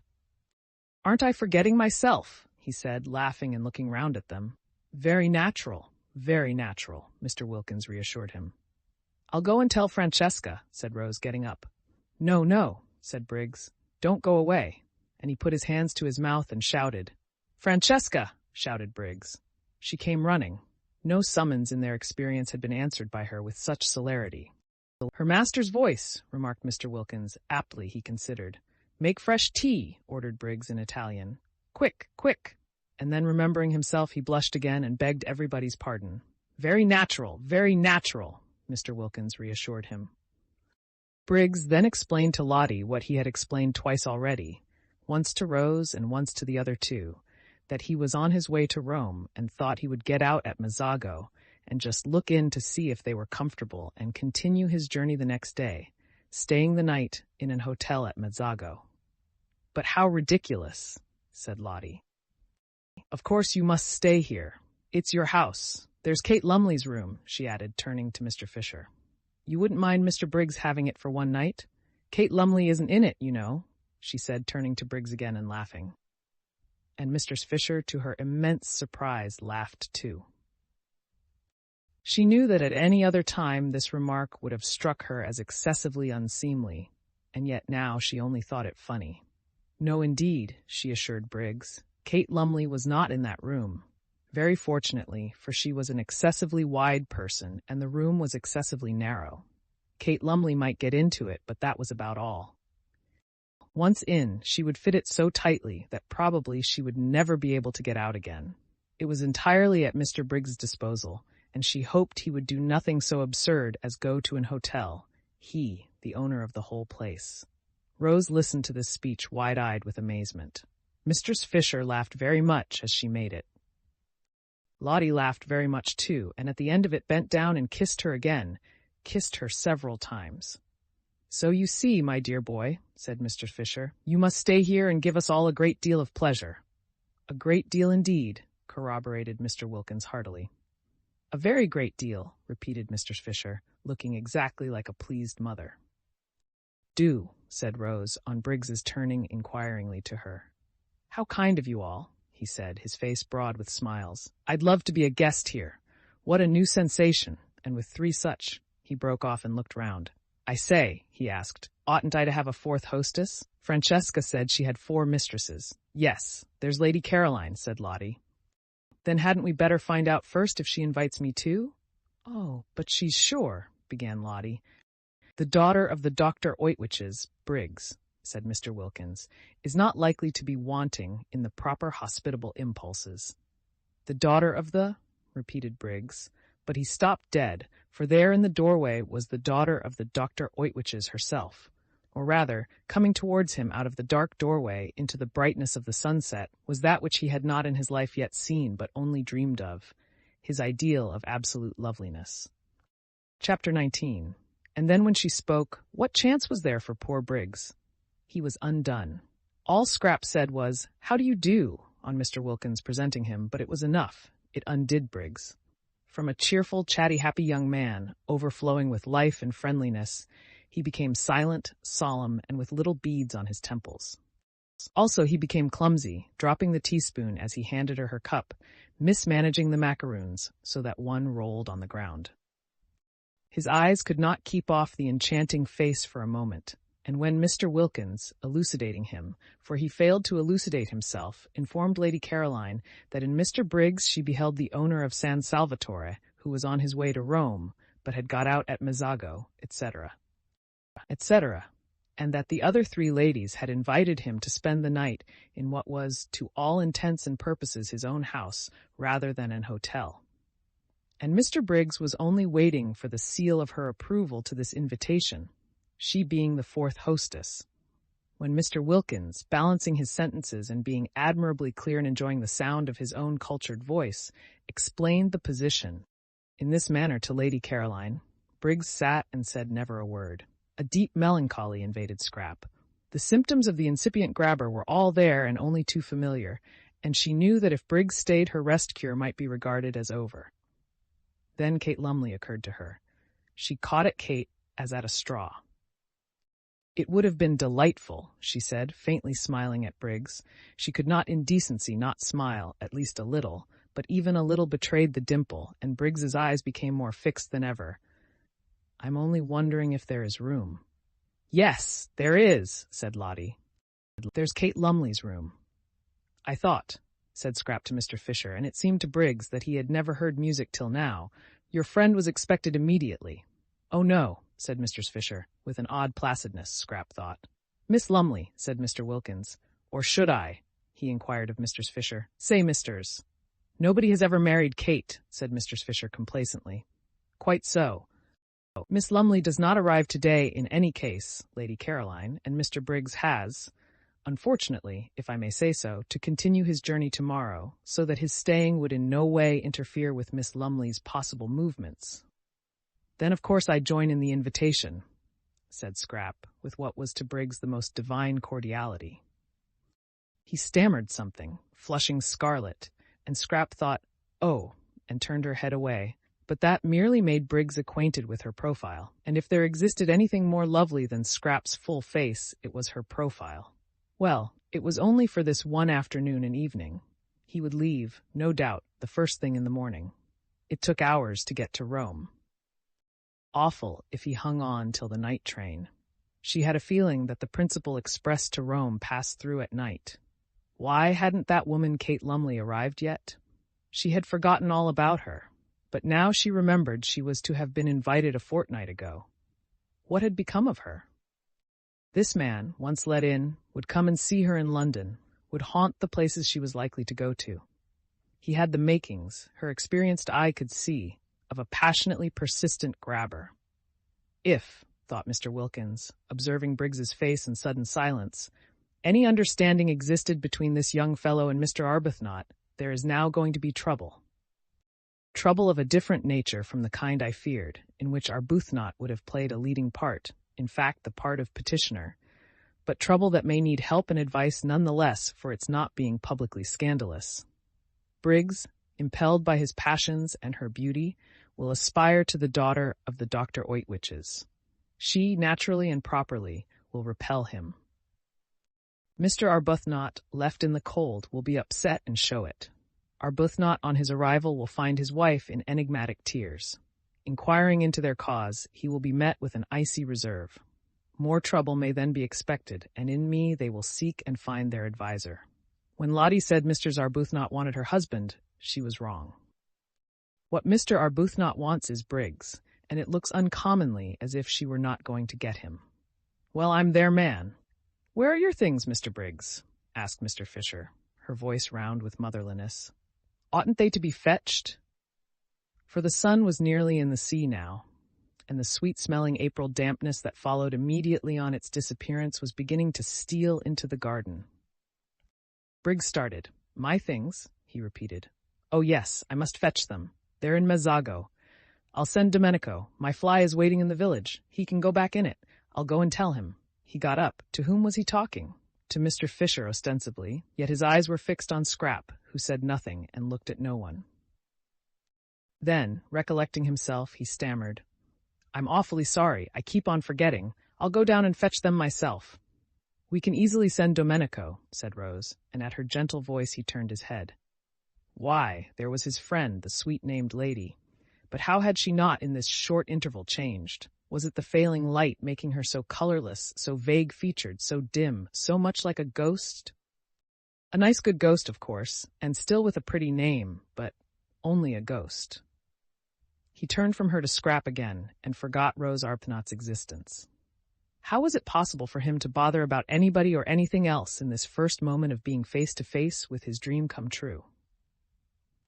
Briggs had not supposed or hoped that anyone as beautiful as his dream of beauty existed. He had never till now met even an approximation. Pretty women, charming women by the score he had met and properly appreciated, but never the real, the godlike thing itself. He used to think, if ever I saw a perfectly beautiful woman, I should die. And though, having now met what to his ideas was a perfectly beautiful woman, he did not die, he became very nearly as incapable of managing his own affairs as if he had. The others were obliged to arrange everything for him. By questions they extracted from him that his luggage was in the station cloakroom at Mezzago, and they sent for Domenico, and, urged and prompted by everybody except Scrap, who sat in silence and looked at no one, Briggs was induced to give him the necessary instructions for going back in the fly and bringing out his things. It was a sad sight to see the collapse of Briggs. Everybody noticed it, even Rose. Upon my word, thought Mr. Fisher, the way one pretty face can turn a delightful man into an idiot is past all patience. And feeling the air getting chilly, and the sight of the enthralled Briggs painful, she went in to order his room to be got ready, regretting now that she had pressed the poor boy to stay. She had forgotten Lady Caroline's killjoy face for the moment, and the more completely owing to the absence of any ill effects produced by it on Mr. Wilkins. Poor boy. Such a charming boy, too, left to himself. It was true she could not accuse Lady Caroline of not leaving him to himself, for she was taking no notice of him at all, but that did not help. Exactly like foolish moths did men, in other respects intelligent, flutter round the impassive lighted candle of a pretty face. She had seen them doing it. She had looked on only too often. Almost she laid a motherly hand on Briggs's fair head as she passed him. Poor boy. Then Scrap, having finished her cigarette, got up and went indoors too. She saw no reason why she should sit there in order to gratify Mr. Briggs's desire to stare. She would have liked to stay out longer, to go to her corner behind the daphne bushes and look at the sunset sky and watch the lights coming out one by one in the village below and smell the sweet moistness of the evening. But if she did, Mr. Briggs would certainly follow her. The old familiar tyranny had begun again. Her holiday of peace and liberation was interrupted, perhaps over, for who knew if he would go away, after all, tomorrow? He might leave the house, driven out of it by Kate Lumley, but there was nothing to prevent his taking rooms in the village and coming up every day. This tyranny of one person over another. And she was so miserably constructed that she wouldn't even be able to frown him down without being misunderstood. Scrap, who loved this time of the evening in her corner, felt indignant with Mr. Briggs, who was doing her out of it, and she turned her back on the garden and him and went towards the house without a look or a word. But Briggs, when he realized her intention, leapt to his feet, snatched chairs which were not in her way out of it, kicked a footstool which was not in her path on one side, hurried to the door, which stood wide open, in order to hold it open, and followed her through it, walking by her side along the hall. What was to be done with Mr. Briggs? Well, it was his hall. She couldn't prevent his walking along it. "I hope," he said, not able while walking to take his eyes off her, so that he knocked against several things he would otherwise have avoided: the corner of a bookcase, an ancient carved cupboard, the table with the flowers on it, shaking the water over. "That you are quite comfortable here?" "If you're not, I'll flay them alive." His voice vibrated. What was to be done with Mr. Briggs? She could, of course, stay in her room the whole time, say she was ill, not appear at dinner, but again the tyranny of this. "I'm very comfortable indeed," said Scrap. "If I had dreamed you were coming," he began. "It's a wonderful old place," said Scrap, doing her utmost to sound detached and forbidding, but with little hope of success. The kitchen was on this floor, and passing its door, which was open a crack, they were observed by the servants, whose thoughts, communicated to each other by looks, may be roughly reproduced by such rude symbols as aha and oho, symbols which represented and included their appreciation of the inevitable, their foreknowledge of the inevitable, and their complete understanding and approval.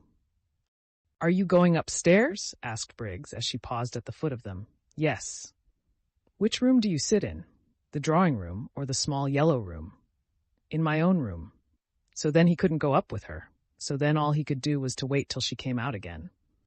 He longed to ask her which was her own room. It thrilled him to hear her call any room in his house her own room, that he might picture her in it. He longed to know if by any happy chance it was his room, for ever after to be filled with her wonder, but he didn't dare. He would find that out later from someone else, Francesca, anybody. "Then I shan't see you again till dinner?" "Dinner is at 8, was Scrap's evasive answer as she went upstairs. He watched her go. She passed the Madonna, the portrait of Rose Arbuthnot, and the dark-eyed figure he had thought so sweet seemed to turn pale, to shrivel into insignificance as she passed. She turned the bend of the stairs, and the setting sun, shining through the west window a moment on her face, turned her to glory. She disappeared, and the sun went out too, and the stairs were dark and empty. He listened till her footsteps were silent, trying to tell from the sound of the shutting door which room she had gone into, then wandered aimlessly away through the hall again, and found himself back in the top garden. Scrap from her window saw him there.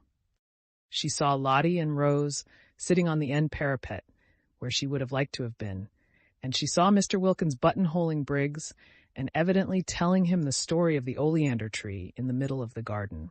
Briggs was listening with a patience she thought rather nice, seeing that it was his oleander and his own father's story.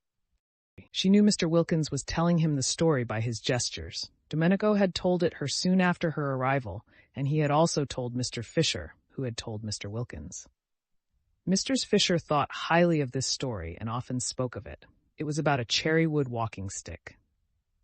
Briggs's father had thrust this stick into the ground at that spot and said to Domenico's father, who was then the gardener, "Here we will have an oleander." And Briggs's father left the stick in the ground as a reminder to Domenico's father, and presently, how long afterwards nobody remembered, the stick began to sprout, and it was an oleander. There stood poor Mr. Briggs being told all about it, and listening to the story he must have known from infancy with patience. Probably he was thinking of something else. She was afraid he was.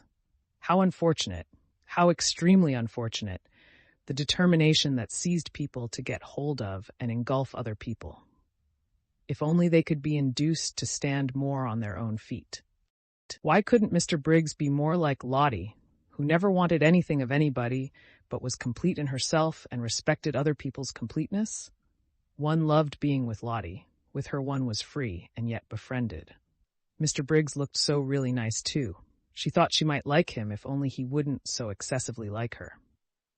Scrap felt melancholy. Here she was shut up in her bedroom, which was stuffy from the afternoon sun that had been pouring into it, instead of out in the cool garden, and all because of Mr. Briggs. Intolerable tyranny, she thought, flaring up. She wouldn't endure it. She would go out all the same. She would run downstairs while Mr. Wilkins, really that man was a treasure, held Mr. Briggs down telling him about the oleander, and get out of the house by the front door and take cover in the shadows of the zigzag path. Nobody could see her there. Nobody would think of looking for her there. She snatched up a wrap, for she did not mean to come back for a long while, perhaps not even to dinner. It would be all Mr. Briggs's fault if she went dinnerless and hungry. And with another glance out of the window to see if she were still safe, she stole out and got away to the sheltering trees of the zigzag path, and there sat down on one of the seats placed at each bend to assist the upward journey of those who were breathless. Ah, this was lovely, thought Scrap with a sigh of relief. How cool, how good it smelt. She could see the quiet water of the little harbor through the pine trunks, and the lights coming out in the houses on the other side, and all round her the green dusk was splashed by the rose-pink of the gladioluses in the grass and the white of the crowding daisies. Ah, this was lovely. So still. Nothing moving, not a leaf, not a stalk. The only sound was a dog barking, far away somewhere up on the hills, or when the door of the little restaurant in the piazza below was opened, and there was a burst of voices, silenced again immediately by the swinging to of the door. She drew in a deep breath of pleasure. Ah, this was. Her deep breath was arrested in the middle. What was that? She leaned forward listening, her body tense. Footsteps. On the zigzag path. Briggs, finding her out. Should she run? No, the footsteps were coming up, not down. Someone from the village, perhaps Angelo with provisions. She relaxed again. But the steps were not the steps of Angelo, that swift and springy youth. They were slow and considered, and they kept on pausing. Someone who isn't used to hills, thought Scrap. The idea of going back to the house did not occur to her. She was afraid of nothing in life except love. Brigands or murderers as such held no terrors for the daughter of the Dr. Oitwiches. She only would have been afraid of them if they left off being brigands and murderers and began instead to try and make love. The next moment the footsteps turned the corner of her bit of path and stood still. Getting his wind, thought Scrap, not looking round. Then as he, from the sounds of the steps she took them to belong to a man, did not move, she turned her head and beheld with astonishment a person she had seen a good deal of lately in London, the well-known writer of amusing memoirs, Mr. Ferdinand Arundel. She stared. Nothing in the way of being followed surprised her any more, but that he should have discovered where she was surprised her. Her mother had promised faithfully to tell no one. "You?" she said, feeling betrayed. "Here?" He came up to her and took off his hat. His forehead beneath the hat was wet with the beads of unaccustomed climbing. He looked ashamed and entreating, like a guilty but devoted dog. "You must forgive me," he said, Lady Dr. Oitwich told me where you were, and as I happened to be passing through on my way to Rome, I thought I would get out at Mazzago and just look in and see how you were. But didn't my mother tell you I was doing a rest cure? Yes, she did. And that's why I haven't intruded on you earlier in the day. I thought you would probably sleep all day and wake up about now so as to be fed. But I know I've got nothing to say in excuse. I couldn't help myself. This, thought Scrap, comes of Mother insisting on having authors to lunch, and me being so much more amiable in appearance than I really am. She had been amiable to Ferdinand Arundel. She liked him, or rather, she did not dislike him. He seemed a jovial, simple man, and had the eyes of a nice dog. Also, though it was evident that he admired her, he had not in London grabbed. There he had merely been a good-natured, harmless person of entertaining conversation, who helped to make luncheons agreeable. Now it appeared that he too was a grabber. Fancy following her out there, daring to. Nobody else had. Perhaps her mother had given him the address because she considered him so absolutely harmless and thought he might be useful and see her home. Well, whatever he was, he couldn't possibly give her the trouble an active young man like Mr. Briggs might give her. Mr. Briggs, infatuated, would be reckless, she felt, would stick at nothing, would lose his head publicly. She could imagine Mr. Briggs doing things with rope ladders and singing all night under her window, being really difficult and uncomfortable. Mr. Arundel hadn't the figure for any kind of recklessness. He had lived too long and too well. She was sure he couldn't sing and wouldn't want to. He must be at least 40. How many good dinners could not a man have eaten by the time he was 40? And if during that time, instead of taking exercise, he had sat writing books, he would quite naturally acquire the figure Mr. Arundel had in fact acquired, the figure rather for conversation than adventure. Scrap, who had become melancholy at the sight of Briggs, became philosophical at the sight of Arundel. Here he was. She couldn't send him away till after dinner. He must be nourished. This being so, she had better make the best of it, and do that with a good grace, which anyhow wasn't to be avoided. Besides, he would be a temporary shelter from Mr. Briggs. She was at least acquainted with Ferdinand Arundel, and could hear news from him of her mother and her friends, and such talk would put up a defensive barrier at dinner between herself and the approaches of the other one. And it was only for one dinner, and he couldn't eat her. She therefore prepared herself for friendliness. "I'm to be fed," she said, ignoring his last remark, "at 8, and you must come up and be fed too. Sit down and get cool and tell me how everybody is." "May I really dine with you? In these traveling things?" he said, wiping his forehead before sitting down beside her. She was too lovely to be true, he thought. Just to look at her for an hour, just to hear her voice, was enough reward for his journey and his fears. "Of course. I suppose you've left your fly in the village and will be going on from Mazzago by the night train.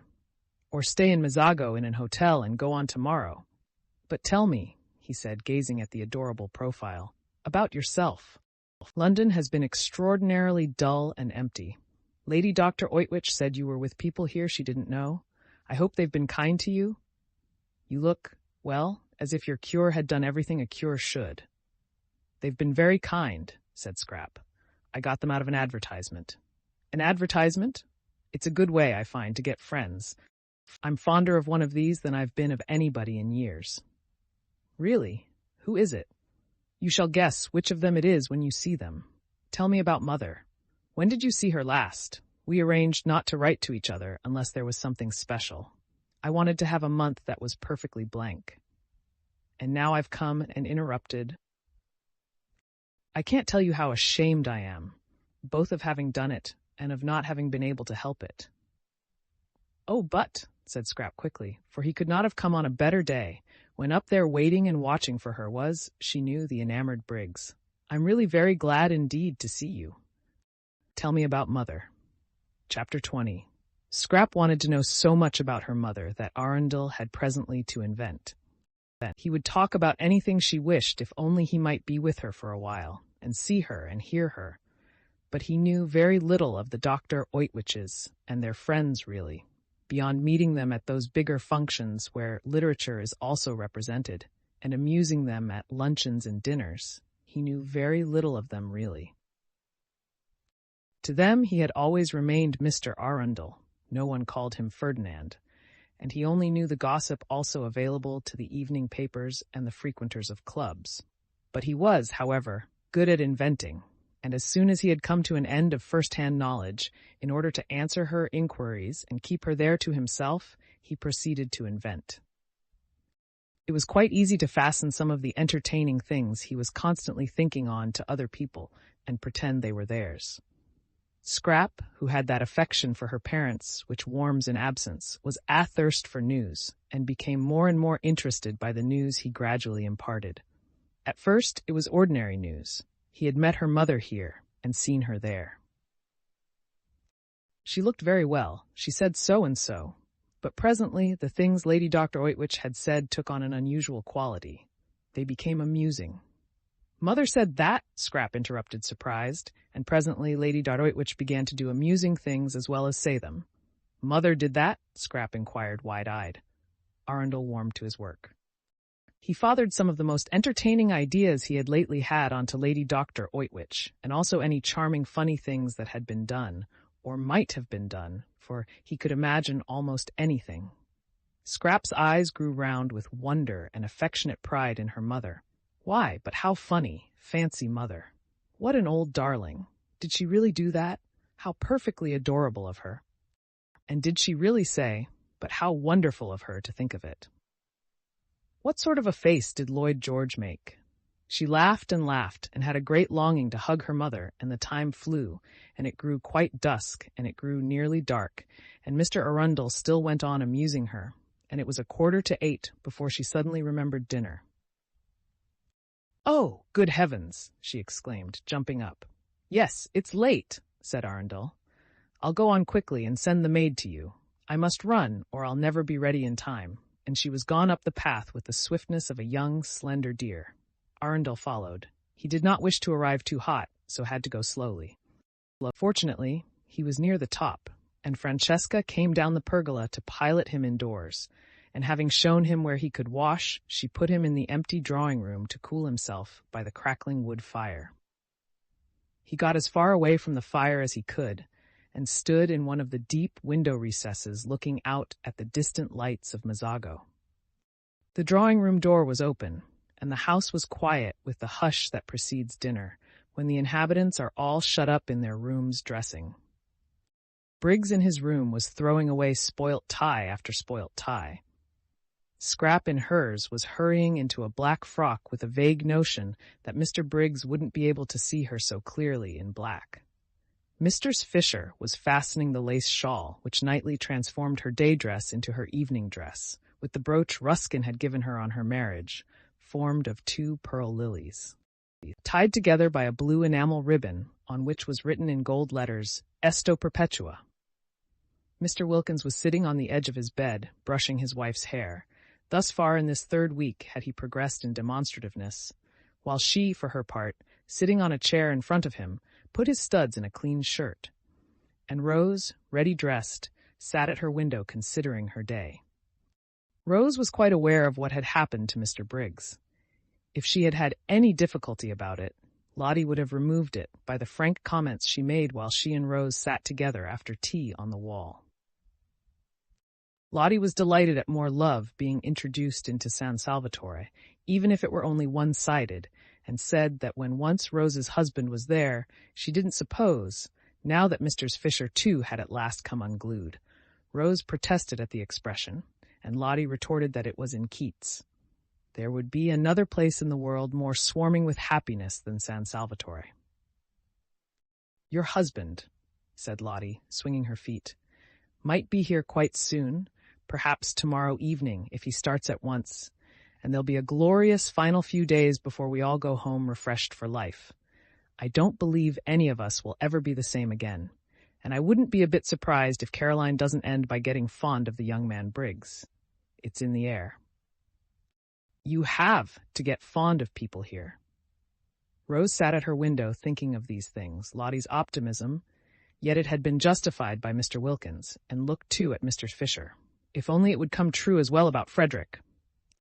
For Rose, who between lunch and tea had left off thinking about Frederick, was now, between tea and dinner, thinking of him harder than ever.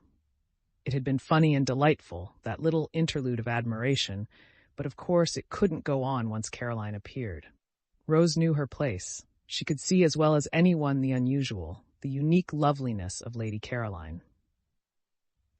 How warm, though, things like admiration and appreciation made one feel. How capable of really deserving them, how different, how glowing. They seemed to quicken unsuspected faculties into life. She was sure she had been a thoroughly amusing woman between lunch and tea, and a pretty one, too. She was quite certain she'd been pretty. She saw it in Mr. Briggs's eyes as clearly as in a looking-glass.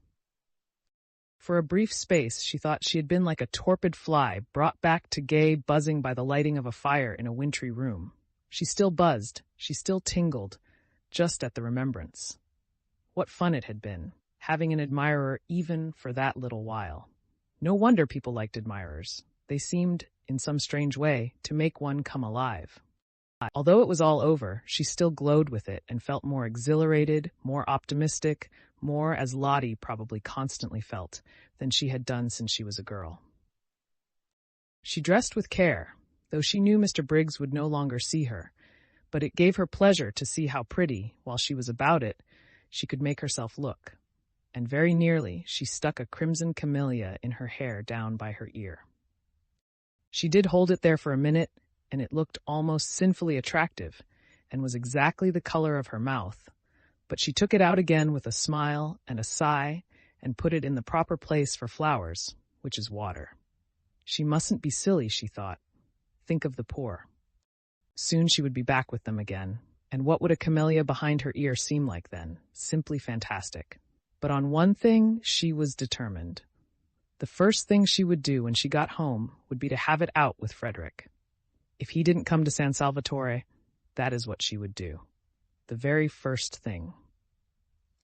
Long ago she ought to have done this, but always she had been handicapped, when she tried to, by being so dreadfully fond of him, and so much afraid that fresh wounds were going to be given her wretched, soft heart. But now let him wound her as much as he chose, as much as he possibly could, she would still have it out with him. Not that he ever intentionally wounded her. She knew he never meant to. She knew he often had no idea of having done it. For a person who wrote books, thought Rose, Frederick didn't seem to have much imagination. Anyhow, she said to herself, getting up from the dressing table, things couldn't go on like this. She would have it out with him. This separate life, this freezing loneliness, she had had enough of it. Why shouldn't she too be happy? Why on earth? The energetic expression matched her mood of rebelliousness. Shouldn't she too be loved and allowed to love? She looked at her little clock. Still 10 minutes before dinner.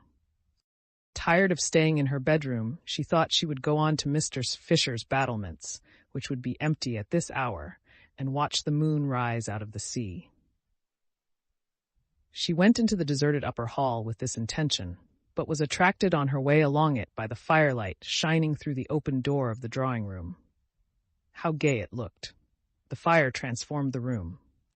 A dark, ugly room in the daytime, it was transformed just as she had been transformed by the warmth of, no, she wouldn't be silly. She would think of the poor. The thought of them always brought her down to sobriety at once. She peeped in.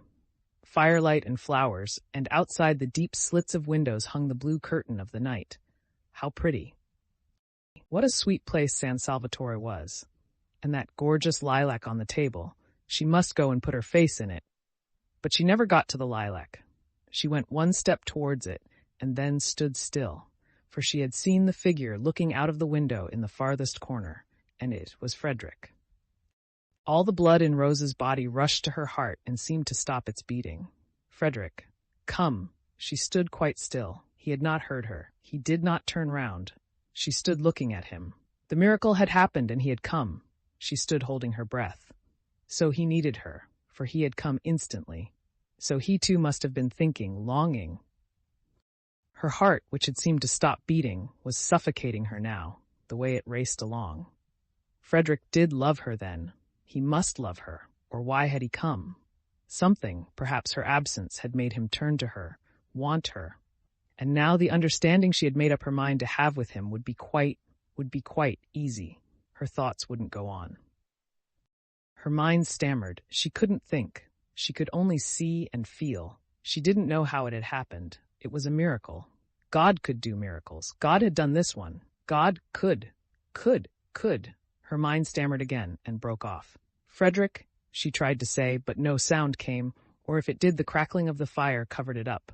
She must go nearer. She began to creep towards him, softly. He did not move. He had not heard. She stole nearer and nearer, and the fire crackled, and he heard nothing.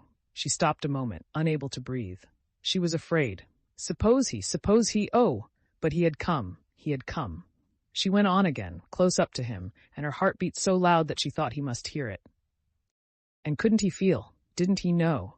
Frederick, she whispered, hardly able even to whisper, choked by the beating of her heart. He spun round on his heels. Rose, he exclaimed, staring blankly.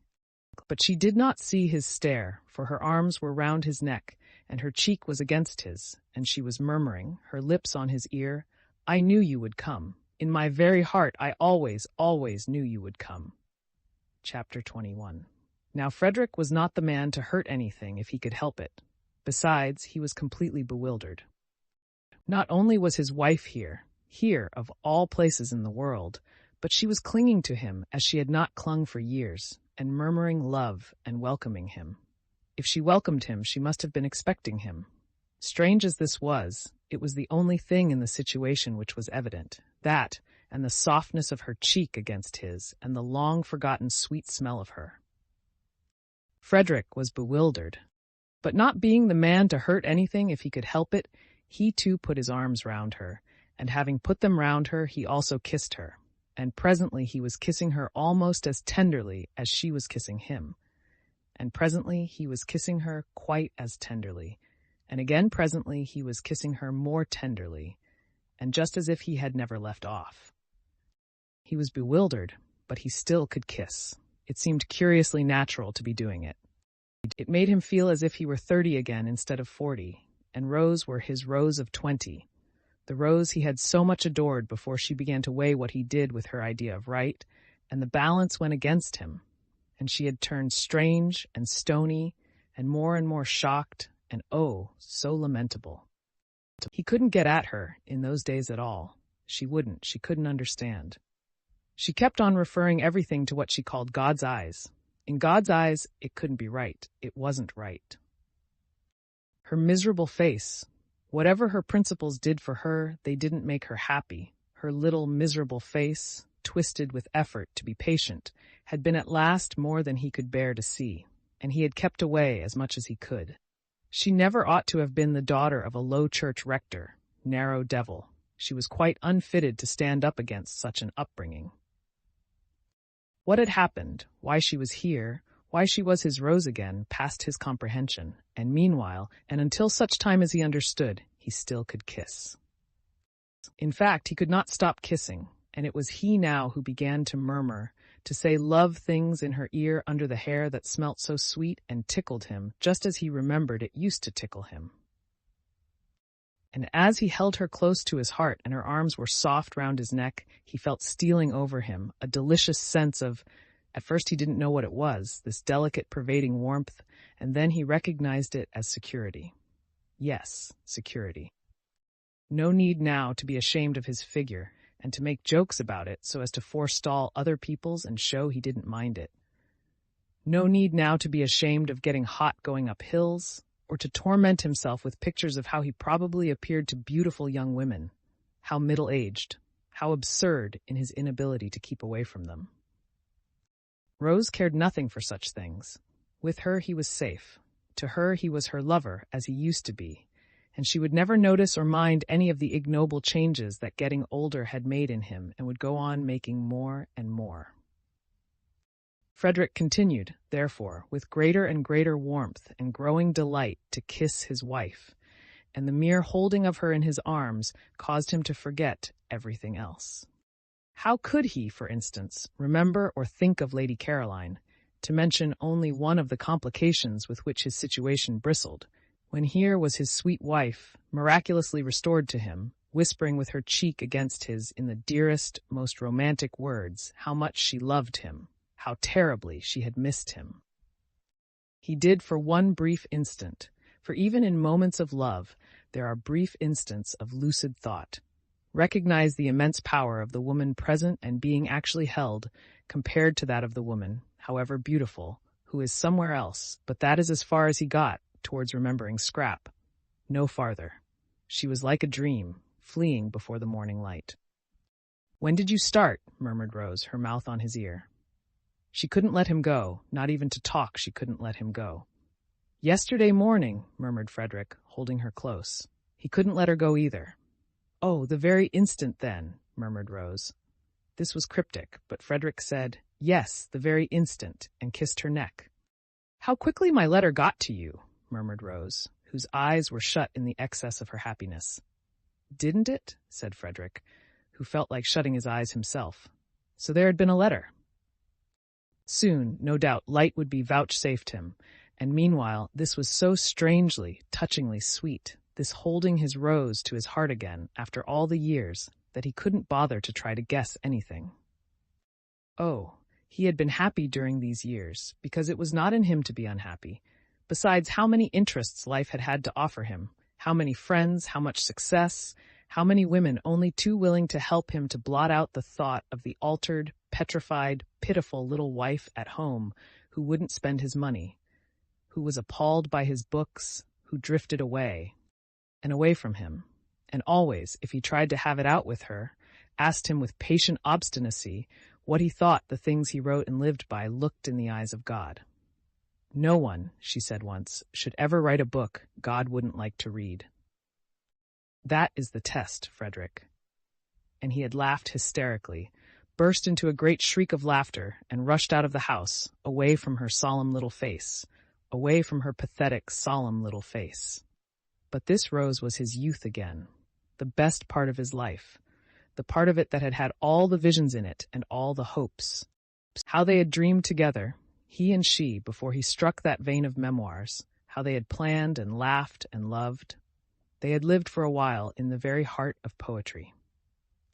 After the happy days came the happy nights, with her asleep close against his heart, with her when he woke in the morning still close against his heart, for they hardly moved in their deep, happy sleep.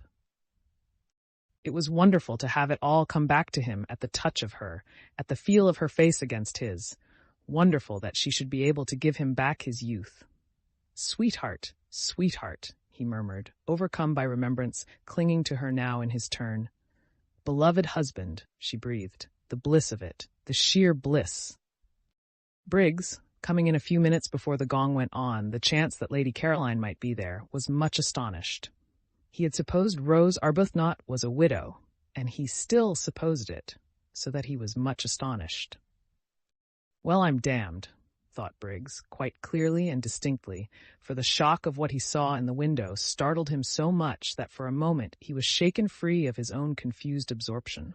Aloud he said, very red, "Oh, I say, I beg your pardon," and then stood hesitating, and wondering whether he oughtn't to go back to his bedroom again.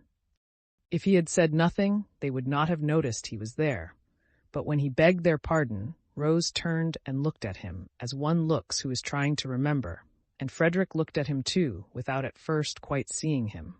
They didn't seem, thought Briggs, to mind or to be at all embarrassed. He couldn't be her brother. No brother ever brought that look into a woman's face.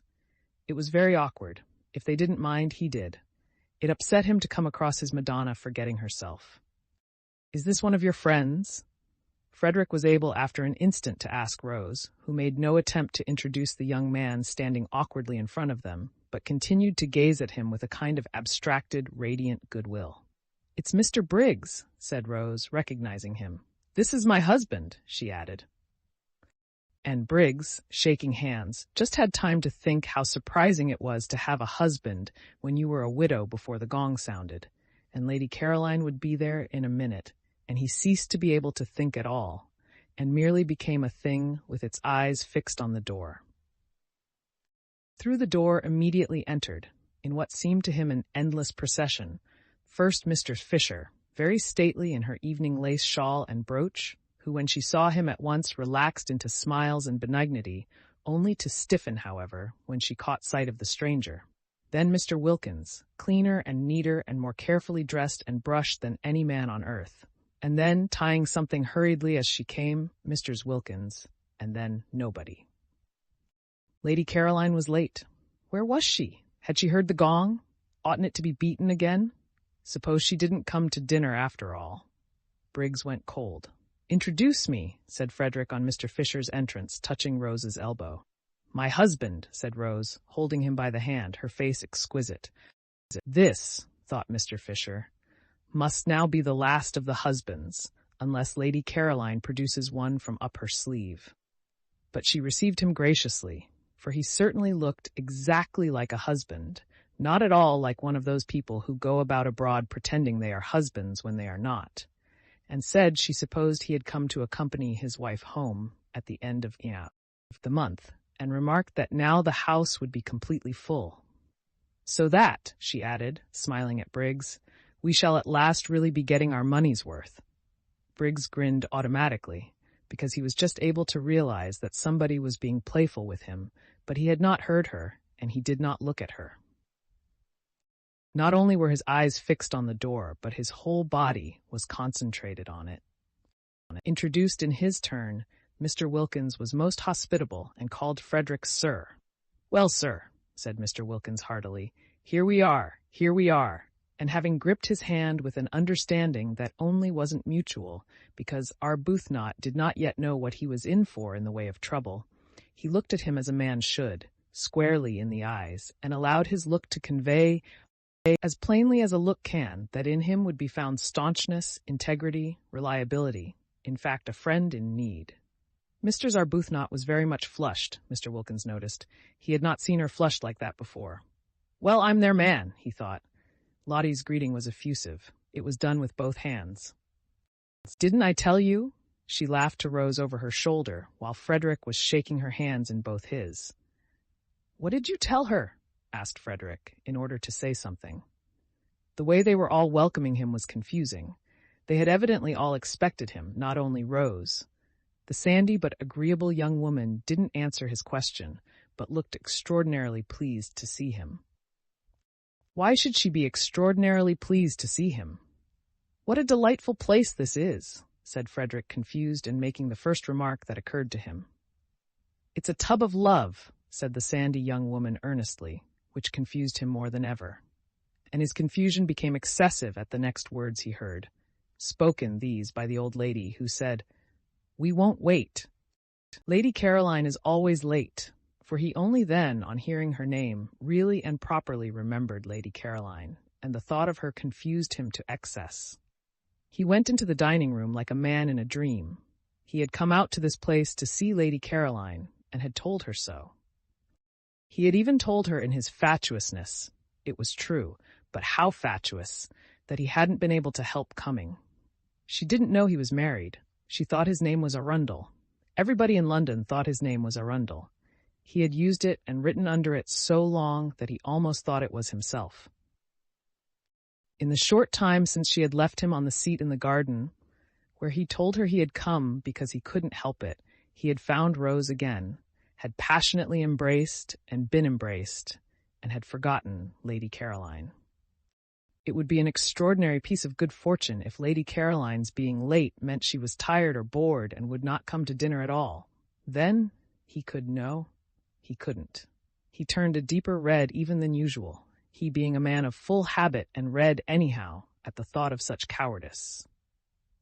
No, he couldn't go away after dinner and catch his train and disappear to Rome, not unless, that is, Rose came with him. But even so, what a running away.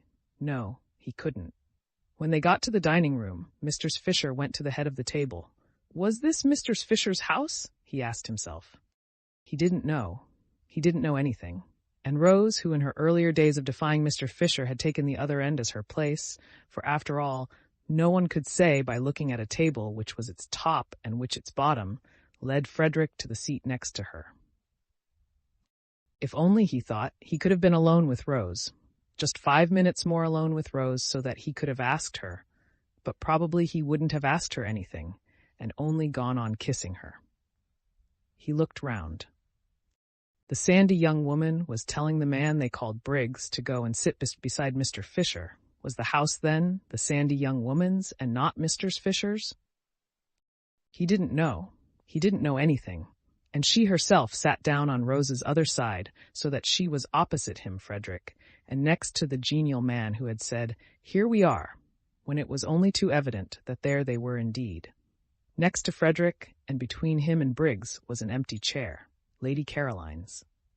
No more than Lady Caroline knew of the presence in Frederick's life of Rose, was Rose aware of the presence in Frederick's life of Lady Caroline. What would each think? He didn't know. He didn't know anything. Yes, he did know something, and that was that his wife had made it up with him, suddenly, miraculously, unaccountably, and divinely. Beyond that, he knew nothing. The situation was one with which he felt he could not cope. It must lead him whither it would. He could only drift. In silence, Frederick ate his soup, and the eyes, the large, expressive eyes of the young woman opposite, were on him, he could feel, with a growing look in them of inquiry. They were, he could see, very intelligent and attractive eyes, and full, apart from the inquiry, of goodwill. Probably she thought he ought to talk, but if she knew everything, she wouldn't think so. Briggs didn't talk either. Briggs seemed uneasy. What was the matter with Briggs? And Rose, too, didn't talk, but then that was natural. She never had been a talker. She had the loveliest expression on her face. How long would it be on it after Lady Caroline's entrance? He didn't know. He didn't know anything. But the genial man on Mr. Fisher's left was talking enough for everybody. That fellow ought to have been a parson. Pulpits were the place for a voice like his. It would get him a bishopric in 6 months. He was explaining to Briggs, who shuffled about in his seat. Why did Briggs shuffle about in his seat? That he must have come out by the same train as Arbuthnot. And when Briggs, who said nothing, wriggled in apparent dissent, he undertook to prove it to him, and did prove it to him in long, clear sentences. "Who's the man with the voice?" Frederick asked Rose in a whisper, and the young woman opposite, whose ears appeared to have the quickness of hearing of wild creatures, answered, "He's my husband." "Then by all the rules," said Frederick pleasantly, pulling himself together, "you oughtn't to be sitting next to him. But I want to. I like sitting next to him. I didn't before I came here." Frederick could think of nothing to say to this, so he only smiled generally. "It's this place," she said, nodding at him. "It makes one understand. You've no idea what a lot you'll understand before you've done here." "I'm sure I hope so," said Frederick with real fervor. The soup was taken away, and the fish was brought. Briggs, on the other side of the empty chair, seemed more uneasy than ever. What was the matter with Briggs? Didn't he like fish? Frederick wondered what Briggs would do in the way of fidgets if he were in his own situation. Frederick kept on wiping his moustache and was not able to look up from his plate, but that was as much as he showed of what he was feeling. Though he didn't look up, he felt the eyes of the young woman opposite raking him like searchlights. And Rose's eyes were on him too, he knew, but they rested on him unquestioningly, beautifully, like a benediction. How long would they go on doing that once Lady Caroline was there? He didn't know. He didn't know anything. He wiped his moustache for the 20th unnecessary time, and could not quite keep his hand steady, and the young woman opposite saw his hand not being quite steady, and her eyes raked him persistently. Why did her eyes rake him persistently? He didn't know. He didn't know anything.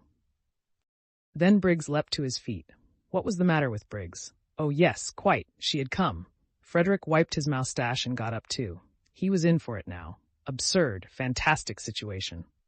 Well, whatever happened, he could only drift, and look like an ass to Lady Caroline, the most absolute as well as deceitful ass, an ass who was also a reptile, for she might well think he had been mocking her out in the garden when he said, no doubt in a shaking voice, "Fool and ass," that he had come because he couldn't help it. While as for what he would look like to his Rose, when Lady Caroline introduced him to her, when Lady Caroline introduced him as her friend whom she had invited into dinner, well, God alone knew that. He, therefore, as he got up, wiped his moustache for the last time before the catastrophe. but he was reckoning without Scrap.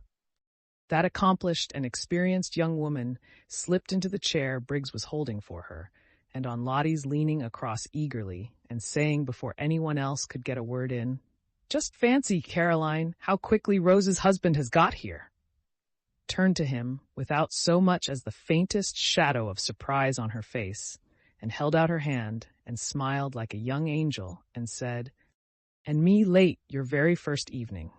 The Daughter of the Dr. Oitwiches, Chapter 22. That evening was the evening of the full moon.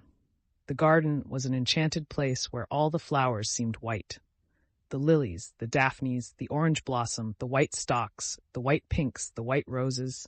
You could see these as plainly as in the daytime, but the colored flowers existed only as fragrance. The three younger women sat on the low wall at the end of the top garden after dinner, Rose a little apart from the others, and watched the enormous moon moving slowly over the place where Shelley had lived his last months, just on 100 years before. The sea quivered along the path of the moon. The stars winked and trembled. The mountains were misty blue outlines, with little clusters of lights shining through from little clusters of homes. In the garden, the plants stood quite still, straight and unstirred by the smallest ruffle of air. Through the glass doors, the dining room, with its candle-lit table and brilliant flowers, nasturtiums and marigolds that night, glowed like some magic cave of color, and the three men smoking round it looked strangely animated figures seen from the silence, the huge, cool calm of outside. Mistress Fisher had gone to the drawing-room and the fire. Scrap and Lottie, their faces upturned to the sky, said very little and in whispers. Rose said nothing. Her face, too, was upturned. She was looking at the umbrella pine, which had been smitten into something glorious, silhouetted against stars. Every now and then Scrap's eyes lingered on Rose. So did Lottie's. For Rose was lovely. Anywhere at that moment, among all the well-known beauties, she would have been lovely. Nobody could have put her in the shade, blown out her light that evening. She was too evidently shining. Lottie bent close to Scrap's ear and whispered. "Love," she whispered. Scrap nodded. "Yes," she said under her breath. She was obliged to admit it. You only had to look at Rose to know that here was love. "There's nothing like it," whispered Lottie. Scrap was silent. "It's a great thing," whispered Lottie after a pause, during which they both watched Rose's upturned face, "to get on with one's loving. Perhaps you can tell me of anything else in the world that works such wonders." But Scrap couldn't tell her, and if she could have, what a night to begin arguing in. This was a night for... She pulled herself up. Love again. It was everywhere. There was no getting away from it. She had come to this place to get away from it, and here was everybody in its different stages. Even Mistress Fisher seemed to have been brushed by one of the many feathers of love's wing, and at dinner was different, full of concern because Mr. Briggs wouldn't eat, and her face when she turned to him all soft with motherliness. Scrap looked up at the pine tree motionless among stars. Beauty made you love, and love made you beautiful. She pulled her wrap closer round her with a gesture of defense, of keeping out and off. She didn't want to grow sentimental. Difficult not to here. The marvelous night stole in through all one's chinks, and brought in with it, whether one wanted them or not, enormous feelings. Feelings one couldn't manage, great things about death and time and waste. Glorious and devastating things, magnificent and bleak, at once rapture and terror and immense, heart-cleaving longing. She felt small and dreadfully alone. She felt uncovered and defenseless. Instinctively, she pulled her wrap closer. With this thing of chiffon, she tried to protect herself from the eternities. "I suppose," whispered Lottie, "Rose's husband seems to you just an ordinary, good-natured, middle-aged man." Scrap brought her gaze down from the stars and looked at Lottie a moment while she focused her mind again. "Just a rather red, rather round man," whispered Lottie. Scrap bowed her head. "He isn't," whispered Lottie. "Rose sees through all that. That's mere trimmings. She sees what we can't see, because she loves him. Always love." Scrap got up and, winding herself very tightly in her wrap, moved away to her day corner, and sat down there alone on the wall and looked out across the other sea, the sea where the sun had gone down, the sea with the faraway dim shadow stretching into it, which was France. Yes, love worked wonders, and Mr. Arundel, she couldn't at once get used to his other name, was to Rose love itself. But it also worked inverted wonders. It didn't invariably, as she well knew, transfigure people into saints and angels. Grievously, indeed, did it sometimes do the opposite. She had had it in her life applied to her to excess. If it had let her alone, if it had at least been moderate and infrequent, she might, she thought, have turned out a quite decent, generous-minded, kindly human being. And what was she, thanks to this love Lottie talked so much about? Scrap searched for a just description. She was a spoilt, a sour, a suspicious, and a selfish spinster. The glass doors of the dining room opened, and the three men came out into the garden, Mr. Wilkins's voice flowing along in front of them. He appeared to be doing all the talking. The other two were saying nothing. Perhaps she had better go back to Lottie and Rose. It would be tiresome to be discovered and hemmed into that cul-de-sac by Mr. Briggs. She got up reluctantly, for she considered it unpardonable of Mr. Briggs to force her to move about like this, to force her out of any place she wished to sit in, and she emerged from the daphne bushes feeling like some gaunt, stern figure of just resentment, and wishing that she looked as gaunt and stern as she felt. So would she have struck repugnance into the soul of Mr. Briggs and been free of him. But she knew she didn't look like that, however hard she might try. At dinner his hand shook when he drank, and he couldn't speak to her without flushing scarlet and then going pale. And Mr. Fisher's eyes had sought hers with the entreaty of one who asks that her only son may not be hurt.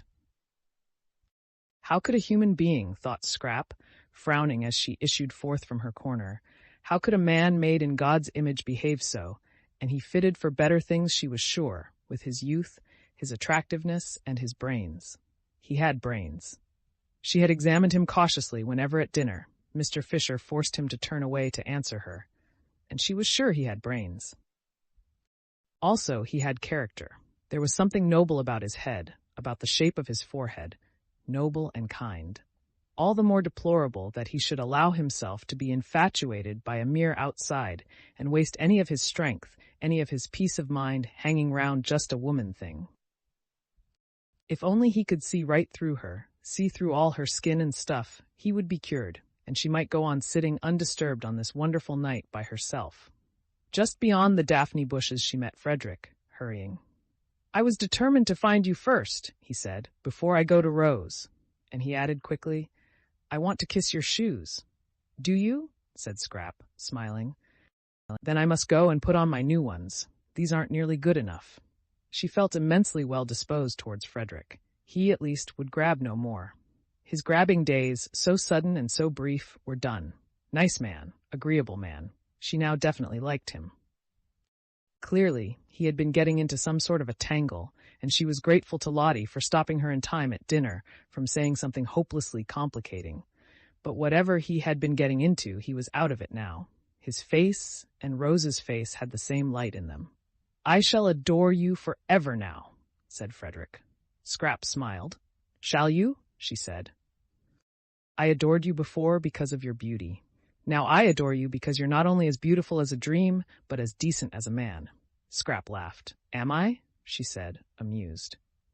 "When the impetuous young woman," Frederick went on, "the blessedly impetuous young woman blurted out in the nick of time that I am Rose's husband, you behaved exactly as a man would have behaved to his friend." "Did I?" said Scrap, her enchanting dimple very evident. "It's the rarest, most precious of combinations," said Frederick, "to be a woman and have the loyalty of a man." "Is it?" smiled Scrap, a little wistfully. These were indeed handsome compliments. If only she were really like that. "And I want to kiss your shoes." "Won't this save trouble?" she asked, holding out her hand. He took it and swiftly kissed it and was hurrying away again. "Bless you," he said as he went. "Where is your luggage?" Scrap called after him. "Oh, Lord, yes," said Frederick, pausing. "It's at the station. I'll send for it." He disappeared through the bushes. She went indoors to give the order. And this is how it happened that Domenico, for the second time that evening, found himself journeying into Mezzago and wondering as he went. Then, having made the necessary arrangements for the perfect happiness of these two people, she came slowly out into the garden again, very much absorbed in thought. Love seemed to bring happiness to everybody but herself. It had certainly got hold of everybody there, in its different varieties, except herself. Poor Mr. Briggs had been got hold of by its least dignified variety. Poor Mr. Briggs. He was a disturbing problem, and his going away next day wouldn't, she was afraid, solve him. When she reached the others, Mr. Arundel, she kept on forgetting that he wasn't Mr. Arundel, was already, his arm through roses, going off with her, probably to the greater seclusion of the lower garden. No doubt they had a great deal to say to each other. Something had gone wrong between them, and had suddenly been put right. San Salvatore, Lottie would say, San Salvatore working its spell of happiness. She could quite believe in its spell. Even she was happier there than she had been for ages and ages. The only person who would go empty away would be Mr. Briggs. Poor Mr. Briggs. When she came in sight of the group, he looked much too nice and boyish not to be happy. It seemed out of the picture that the owner of the place, the person to whom they owed all this, should be the only one to go away from it unblessed. Compunction seized Scrap. What very pleasant days she had spent in his house, lying in his garden, enjoying his flowers, loving his views, using his things, being comfortable, being rested, recovering, in fact. She had had the most leisured, peaceful, and thoughtful time of her life, and all really thanks to him. Oh, she knew she paid him some ridiculous small sum a week, out of all proportion to the benefits she got in exchange, but what was that in the balance? And wasn't it entirely thanks to him that she had come across Lottie? Never else would she and Lottie have met, never else would she have known her. Compunction laid its quick, warm hand on Scrap. Impulsive gratitude flooded her. She went straight up to Briggs. "I owe you so much," she said, overcome by the sudden realization of all she did owe him, and ashamed of her churlishness in the afternoon and at dinner. Of course, he hadn't known she was being churlish. Of course, her disagreeable inside was camouflaged as usual by the chance arrangement of her outside. But she knew it. She was churlish. She had been churlish to everybody for years. Any penetrating eye, thought Scrap, any really penetrating eye, would see her for what she was, a spoilt, a sour, a suspicious, and a selfish spinster. "I owe you so much," therefore said Scrap earnestly, walking straight up to Briggs, humbled by these thoughts. He looked at her in wonder. "You owe me?" he said. "But it's I who," he stammered. To see her there in his garden, nothing in it, no white flower, was whiter, more exquisite. "Please," said Scrap, still more earnestly, "won't you clear your mind of everything except just truth? You don't owe me anything. How should you?" "I don't owe you anything," echoed Briggs. "Why, I owe you my first sight of—" "Oh, for goodness sake, said Scrap entreatingly. "Do, please, be ordinary. Don't be humble. Why should you be humble? It's ridiculous of you to be humble. You're worth 50 of me." Unwise, thought Mr. Wilkins, who was standing there too, while Lottie sat on the wall. He was surprised, he was concerned, he was shocked that Lady Caroline should thus encourage Briggs. Unwise, very, thought Mr. Wilkins, shaking his head. Briggs's condition was so bad already that the only course to take with him was to repel him utterly, Mr. Wilkins considered.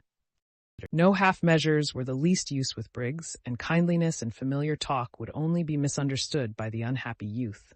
The daughter of the Dr. Oitwiches could not really, it was impossible to suppose it, desire to encourage him. Briggs was all very well, but Briggs was Briggs. His name alone proved that. Probably Lady Caroline did not quite appreciate the effect of her voice and face, and how between them they made otherwise ordinary words seem, well, encouraging. But these words were not quite ordinary. She had not, he feared, sufficiently pondered them. Indeed and indeed, she needed an adviser, some sagacious, objective counselor like himself. There she was, standing before Briggs, almost holding out her hands to him. Briggs, of course, ought to be thanked, for they were having a most delightful holiday in his house, but not thanked to excess, and not by Lady Caroline alone. That very evening he had been considering the presentation to him next day of a round robin of collective gratitude on his departure. But he should not be thanked like this, in the moonlight, in the garden, by the lady he was so manifestly infatuated with. Mr. Wilkins, therefore, desiring to assist Lady Caroline out of this situation by swiftly applied tact, said with much heartiness, "It is most proper, Briggs, that you should be thanked. You will please allow me to add my expressions of indebtedness and those of my wife to Lady Caroline's. We ought to have proposed a vote of thanks to you at dinner. You should have been toasted. There certainly ought to have been some." But Briggs took no notice of him whatever. He simply continued to look at Lady Caroline as though she were the first woman he had ever seen. Neither, Mr. Wilkins observed, did Lady Caroline take any notice of him. She, too, continued to look at Briggs, and with that odd air of almost appeal. Most unwise. Most. Lottie, on the other hand, took too much notice of him, choosing this moment when Lady Caroline needed special support and protection to get up off the wall and put her arm through his and draw him away. "I want to tell you something, Mellersh," said Lottie at this juncture, getting up. "Presently," said Mr. Wilkins, waving her aside. "No, now," said Lottie, and she drew him away. He went with extreme reluctance. Briggs should be given no rope at all, not an inch. "Well, what is it?" he asked impatiently, as she led him towards the house. Lady Caroline ought not to be left like that, exposed to annoyance. "Oh, but she isn't," Lottie assured him, just as if he had said this aloud, which he certainly had not. "Caroline is perfectly all right." "Not at all right. That young Briggs is." "Of course he is. What did you expect? Let's go indoors to the fire and Mistress Fisher. She's all by herself." "I cannot," said Mr. Wilkins, trying to draw back. "Leave Lady Caroline alone in the garden." "Don't be silly, Mellersh. She isn't alone. Besides, I want to tell you something." "Well, tell me then." "Indoors." With a reluctance that increased at every step, Mr. Wilkins was taken farther and farther away from Lady Caroline. He believed in his wife now, and trusted her. But on this occasion he thought she was making a terrible mistake. In the drawing-room sat Mr. Fisher by the fire, and it certainly was to Mr. Wilkins, who preferred rooms and fires after dark to gardens and moonlight, more agreeable to be in there than out of doors if he could have brought Lady Caroline safely in with him. As it was, he went in with extreme reluctance. Mistress Fisher, her hands folded on her lap, was doing nothing, merely gazing fixedly into the fire. The lamp was arranged conveniently for reading, but she was not reading. Her great dead friends did not seem worth reading that night. They always said the same things now. Over and over again they said the same things, and nothing new was to be got out of them any more forever. No doubt they were greater than anyone was now, but they had this immense disadvantage, that they were dead. Nothing further was to be expected of them, while of the living, what might one not still expect? She craved for the living, the developing, the crystallized and finished wearied her.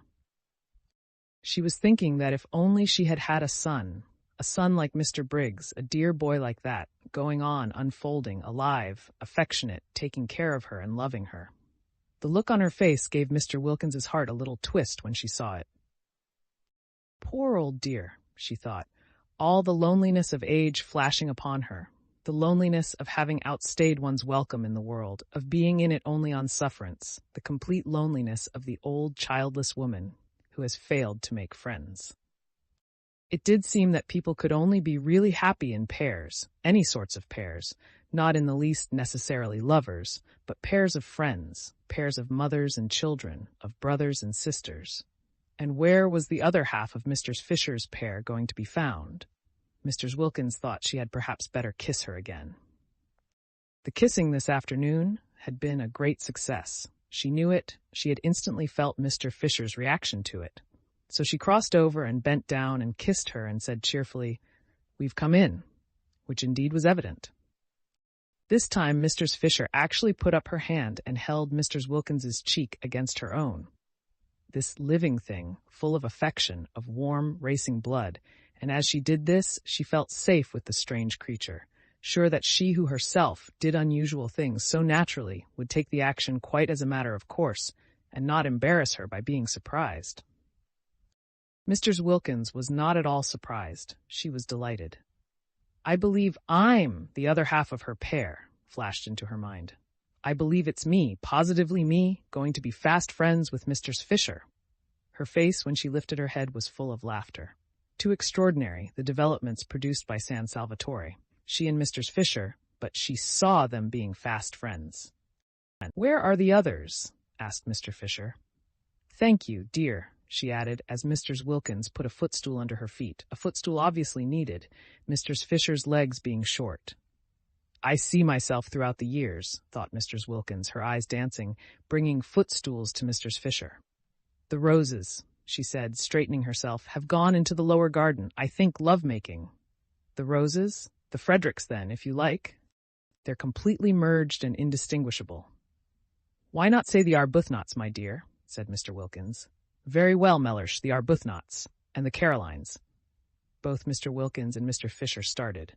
Mr. Wilkins, usually in such complete control of himself, started even more than Mr. Fisher, and for the first time since his arrival felt angry with his wife. "Really," he began indignantly. "Very well, Mellersh. The Briggses, then." "The Briggses!" cried Mr. Wilkins, now very angry indeed, for the implication was to him a most outrageous insult to the entire race of Desters, dead Desters, living Desters, and Desters still harmless because they were yet unborn. "Really, I'm sorry, Mellersh," said Mr. Wilkins, pretending meekness, "if you don't like it." "Like it? You've taken leave of your senses." "Why, they've never set eyes on each other before today." "That's true, but that's why they're able now to go ahead." "Go ahead." Mr. Wilkins could only echo the outrageous words. "I'm sorry, Mellersh," said Mr. Wilkins again, "if you don't like it, but—" Her gray eyes shone, and her face rippled with the light and conviction that had so much surprised Rose the first time they met. "It's useless minding," she said. "I shouldn't struggle if I were you, because—" She stopped and looked first at one alarmed, solemn face and then at the other, and laughter as well as light flickered and danced over her. "I see them being the Briggses," finished Mr. Wilkins. "That last week the syringa came out at San Salvatore, and all the acacias flowered. No one had noticed how many acacias there were, till one day the garden was full of a new scent, and there were the delicate trees, the lovely successors to the wistaria, hung all over among their trembling leaves with blossom.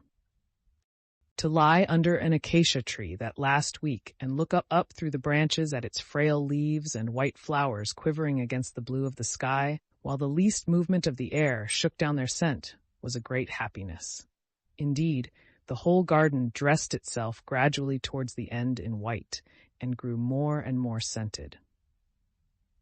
There were the lilies, as vigorous as ever, and the white stocks and white pinks and white banksia roses, and the syringa and the jessamine, and at last the crowning fragrance of the acacias. When on the 1st of May everybody went away, even after they had got to the bottom of the hill and passed through the iron gates out into the village, they still could smell the acacias. End of the Project Gutenberg ebook, The Enchanted April. Updated editions will replace the previous one. The old editions will be renamed. Creating the works from print editions not protected by U.S. copyright law means that no one owns a United States copyright in these works, so the Foundation and you can copy and distribute it in the United States without permission and without paying copyright royalties. Special rules, set forth in the General Terms of Use part of this license, apply to copying and distributing Project Gutenberg electronic works to protect the Project Gutenberg concept and trademark. Project Gutenberg is a registered trademark and may not be used if you charge for an ebook, except by following the terms of the trademark license, including paying royalties for use of the Project Gutenberg trademark. If you do not charge anything for copies of this ebook, complying with the trademark license is very easy. You may use this ebook for nearly any purpose, such as creation of derivative works, reports, performances, and research. Project Gutenberg ebooks may be modified and printed and given away. You may do practically anything in the United States with ebooks not protected by U.S. copyright law. Redistribution is subject to the trademark license, especially commercial redistribution. Start full license, the full Project Gutenberg license. Please read this before you distribute or use this work. To protect the Project Gutenberg mission of promoting the free distribution of electronic works by using or distributing this work or any other work associated in any way with the phrase Project Gutenberg, you agree to comply with all the terms of the full Project Gutenberg license available with this file or online at www.gutenberg.org/license. Section 1. General Terms of Use and Redistributing Project Gutenberg Electronic Works 1A. By reading or using any part of this Project Gutenberg electronic work, you indicate that you have read, understand, agree to, and accept all the terms of this license and intellectual property, trademark, copyright agreement. If you do not agree to abide by all the terms of this agreement, you must cease using and return or destroy all copies of Project Gutenberg electronic works in your possession. If you paid a fee for obtaining a copy of or access to a Project Gutenberg electronic work, and you do not agree to be bound by the terms of this agreement, you may obtain a refund from the person or entity to whom you paid the fee as set forth in paragraph 1E. 1B. Project Gutenberg is a registered trademark. It may only be used on or associated in any way with an electronic work by people who agree to be bound by the terms of this agreement. There are a few things that you can do with most Project Gutenberg electronic works, even without complying with the full terms of this agreement. See paragraph 1C below. There are a lot of things you can do with Project Gutenberg electronic works if you follow the terms of this agreement and help preserve free future access to Project Gutenberg electronic works. See paragraph 1.E below. 1.C. The Project Gutenberg Literary Archive Foundation, the Foundation, or PGLAF, owns a compilation copyright in the collection of Project Gutenberg electronic works. Nearly all the individual works in the collection are in the public domain in the United States. If an individual work is unprotected by copyright law in the United States and you are located in the United States, we do not claim a right to prevent you from copying, distributing, performing, displaying, or creating derivative works based on the work, as long as all references to Project Gutenberg are removed. Of course, we hope that you will support the Project Gutenberg mission of promoting free access to electronic works by freely sharing Project Gutenberg works in compliance with the terms of this agreement for keeping the Project Gutenberg name associated with the work. You can easily comply with the terms of this agreement by keeping this work in the same format with its attached full Project Gutenberg license when you share it without charge with others. 1D. The copyright laws of the place where you are located also govern what you can do with this work. Copyright laws in most countries are in a constant state of change. If you are outside the United States, check the laws of your country in addition to the terms of this agreement before downloading, copying, displaying, performing, distributing, or creating derivative works based on this work or any other Project Gutenberg work. The Foundation makes no representations concerning the copyright status of any work in any country other than the United States. 1E. Unless you have removed all references to Project Gutenberg, 1E1. The following sentence, with active links to, or other immediate access to, the full Project Gutenberg license must appear prominently whenever any copy of a Project Gutenberg work, any work on which the phrase Project Gutenberg appears, or with which the phrase Project Gutenberg is associated, is accessed, displayed, performed, viewed, copied, or distributed. This ebook is for the use of anyone, anywhere in the United States and most other parts of the world at no cost and with almost no restrictions whatsoever. You may copy it, give it away, or reuse it under the terms of the Project Gutenberg license included with this ebook or online at www.gutenberg.org. If you are not located in the United States, you will have to check the laws of the country where you are located before using this ebook. 1E.2. If an individual Project Gutenberg electronic work is derived from texts not protected by U.S. copyright law, does not contain a notice indicating that it is posted with permission of the copyright holder, the work can be copied and distributed to anyone in the United States without paying any fees or charges. If you are redistributing or providing access to a work with the phrase Project Gutenberg associated with or appearing on the work, you must comply either with the requirements of paragraphs 1.E1 through 1.E7 or obtain permission for the use of the work and the Project Gutenberg trademark as set forth in paragraphs 1.8 or 1.E.9. 1E3. If an individual Project Gutenberg electronic work is posted with the permission of the copyright holder, Your use and distribution must comply with both paragraphs 1.e.1 through 1.e.7 and any additional terms imposed by the copyright holder. Additional terms will be linked to the Project Gutenberg license for all works posted with the permission of the copyright holder found at the beginning of this work. 1.e4. Do not unlink or detach or remove the full Project Gutenberg license terms from this work or any files containing a part of this work or any other work associated with Project Gutenberg. 1e5. Do not copy, display, perform, distribute, or redistribute this electronic work or any part of this electronic work without prominently displaying the sentence set forth in paragraph 1.1 with active links or immediate access to the full terms of the Project Gutenberg license. 1e6. You may convert to and distribute this work in any binary, compressed, marked up, non-proprietary, or proprietary form, including any word processing or hypertext form. However, if you provide access to or distribute copies of a Project Gutenberg work in a format other than plain vanilla ASCII or other format used in the official version posted on the official Project Gutenberg website, www.gutenberg.org, you must, at no additional cost, fee, or expense to the user, provide a copy, a means of exporting a copy, or a means of obtaining a copy upon request of the work in its original plain vanilla ASCII or other form. Any alternate format must include the full Project Gutenberg license as specified in paragraph 1.1, 1e7. Do not charge a fee for access to, viewing, displaying, copying, or distributing any Project Gutenberg unless you comply with paragraph 1e8 or 1e.9, 1e8.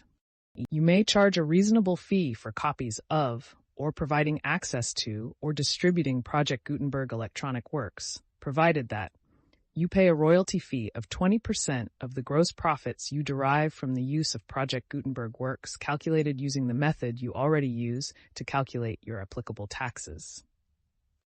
The fee is owed to the owner of the Project Gutenberg trademark, but he has agreed to donate royalties under this paragraph to the Project Gutenberg Literary Archive Foundation. Royalty payments must be paid within 60 days following each date on which you prepare, or are legally required to prepare, your periodic tax returns. Royalty payments should be clearly marked as such and sent to the Project Gutenberg Literary Archive Foundation at the address specified in Section 4. Information about donations to the Project Gutenberg Literary Archive Foundation. You provide a full refund of any money paid by a user who notifies you in writing or by email within 30 days of receipt that says he does not agree to the terms of the full Project Gutenberg license. You must require such a user to return or destroy all copies of the works possessed in a physical medium and discontinue all use of and all access to other copies of Project Gutenberg works. You provide, in accordance with paragraph 1F3, a full refund of any money paid for a work or a replacement copy if a defect in the electronic work is discovered and reported to you within 90 days of receipt of the work. You comply with all other terms of this agreement for free distribution of Project Gutenberg works. 1.e9. If you wish to charge a fee or distribute a Project Gutenberg electronic work or group of works on different terms than are set forth in this agreement, you must obtain permission in writing from the Project Gutenberg Literary Archive Foundation, the manager of the Project Gutenberg trademark. Contact the foundation as set forth in Section 3 below. 1F1. Project Gutenberg volunteers and employees expend considerable effort to identify, do copyright research on, transcribe and proofread works not protected by U.S. copyright law in creating the Project Gutenberg collection. Despite these efforts, Project Gutenberg electronic works and the medium on which they may be stored may contain defects, such as but not limited to incomplete, inaccurate, or corrupt data, transcription errors, a copyright or other intellectual property infringement, a defective or damaged disk or other medium, a computer virus, or computer codes that damage or cannot be read by your equipment. 1F2. Limited warranty, disclaimer of damages. Except for the right of replacement or refund described in paragraph 1F3, the Project Gutenberg Literary Archive Foundation, the owner of the Project Gutenberg trademark, and any other party distributing a Project Gutenberg electronic work under this agreement disclaim all liability to you for damages, costs, and expenses, including legal fees. You agree that you have no remedies for negligence, strict liability, breach of warranty, or breach of contract, except those provided in paragraph 1F3.3. You agree that the foundation, the trademark owner, and any distributor under this agreement will not be liable to you for actual, direct, indirect, consequential, punitive, or incidental damages, even if you give notice of the possibility of such damage. 1F3. Limited right of replacement or refund.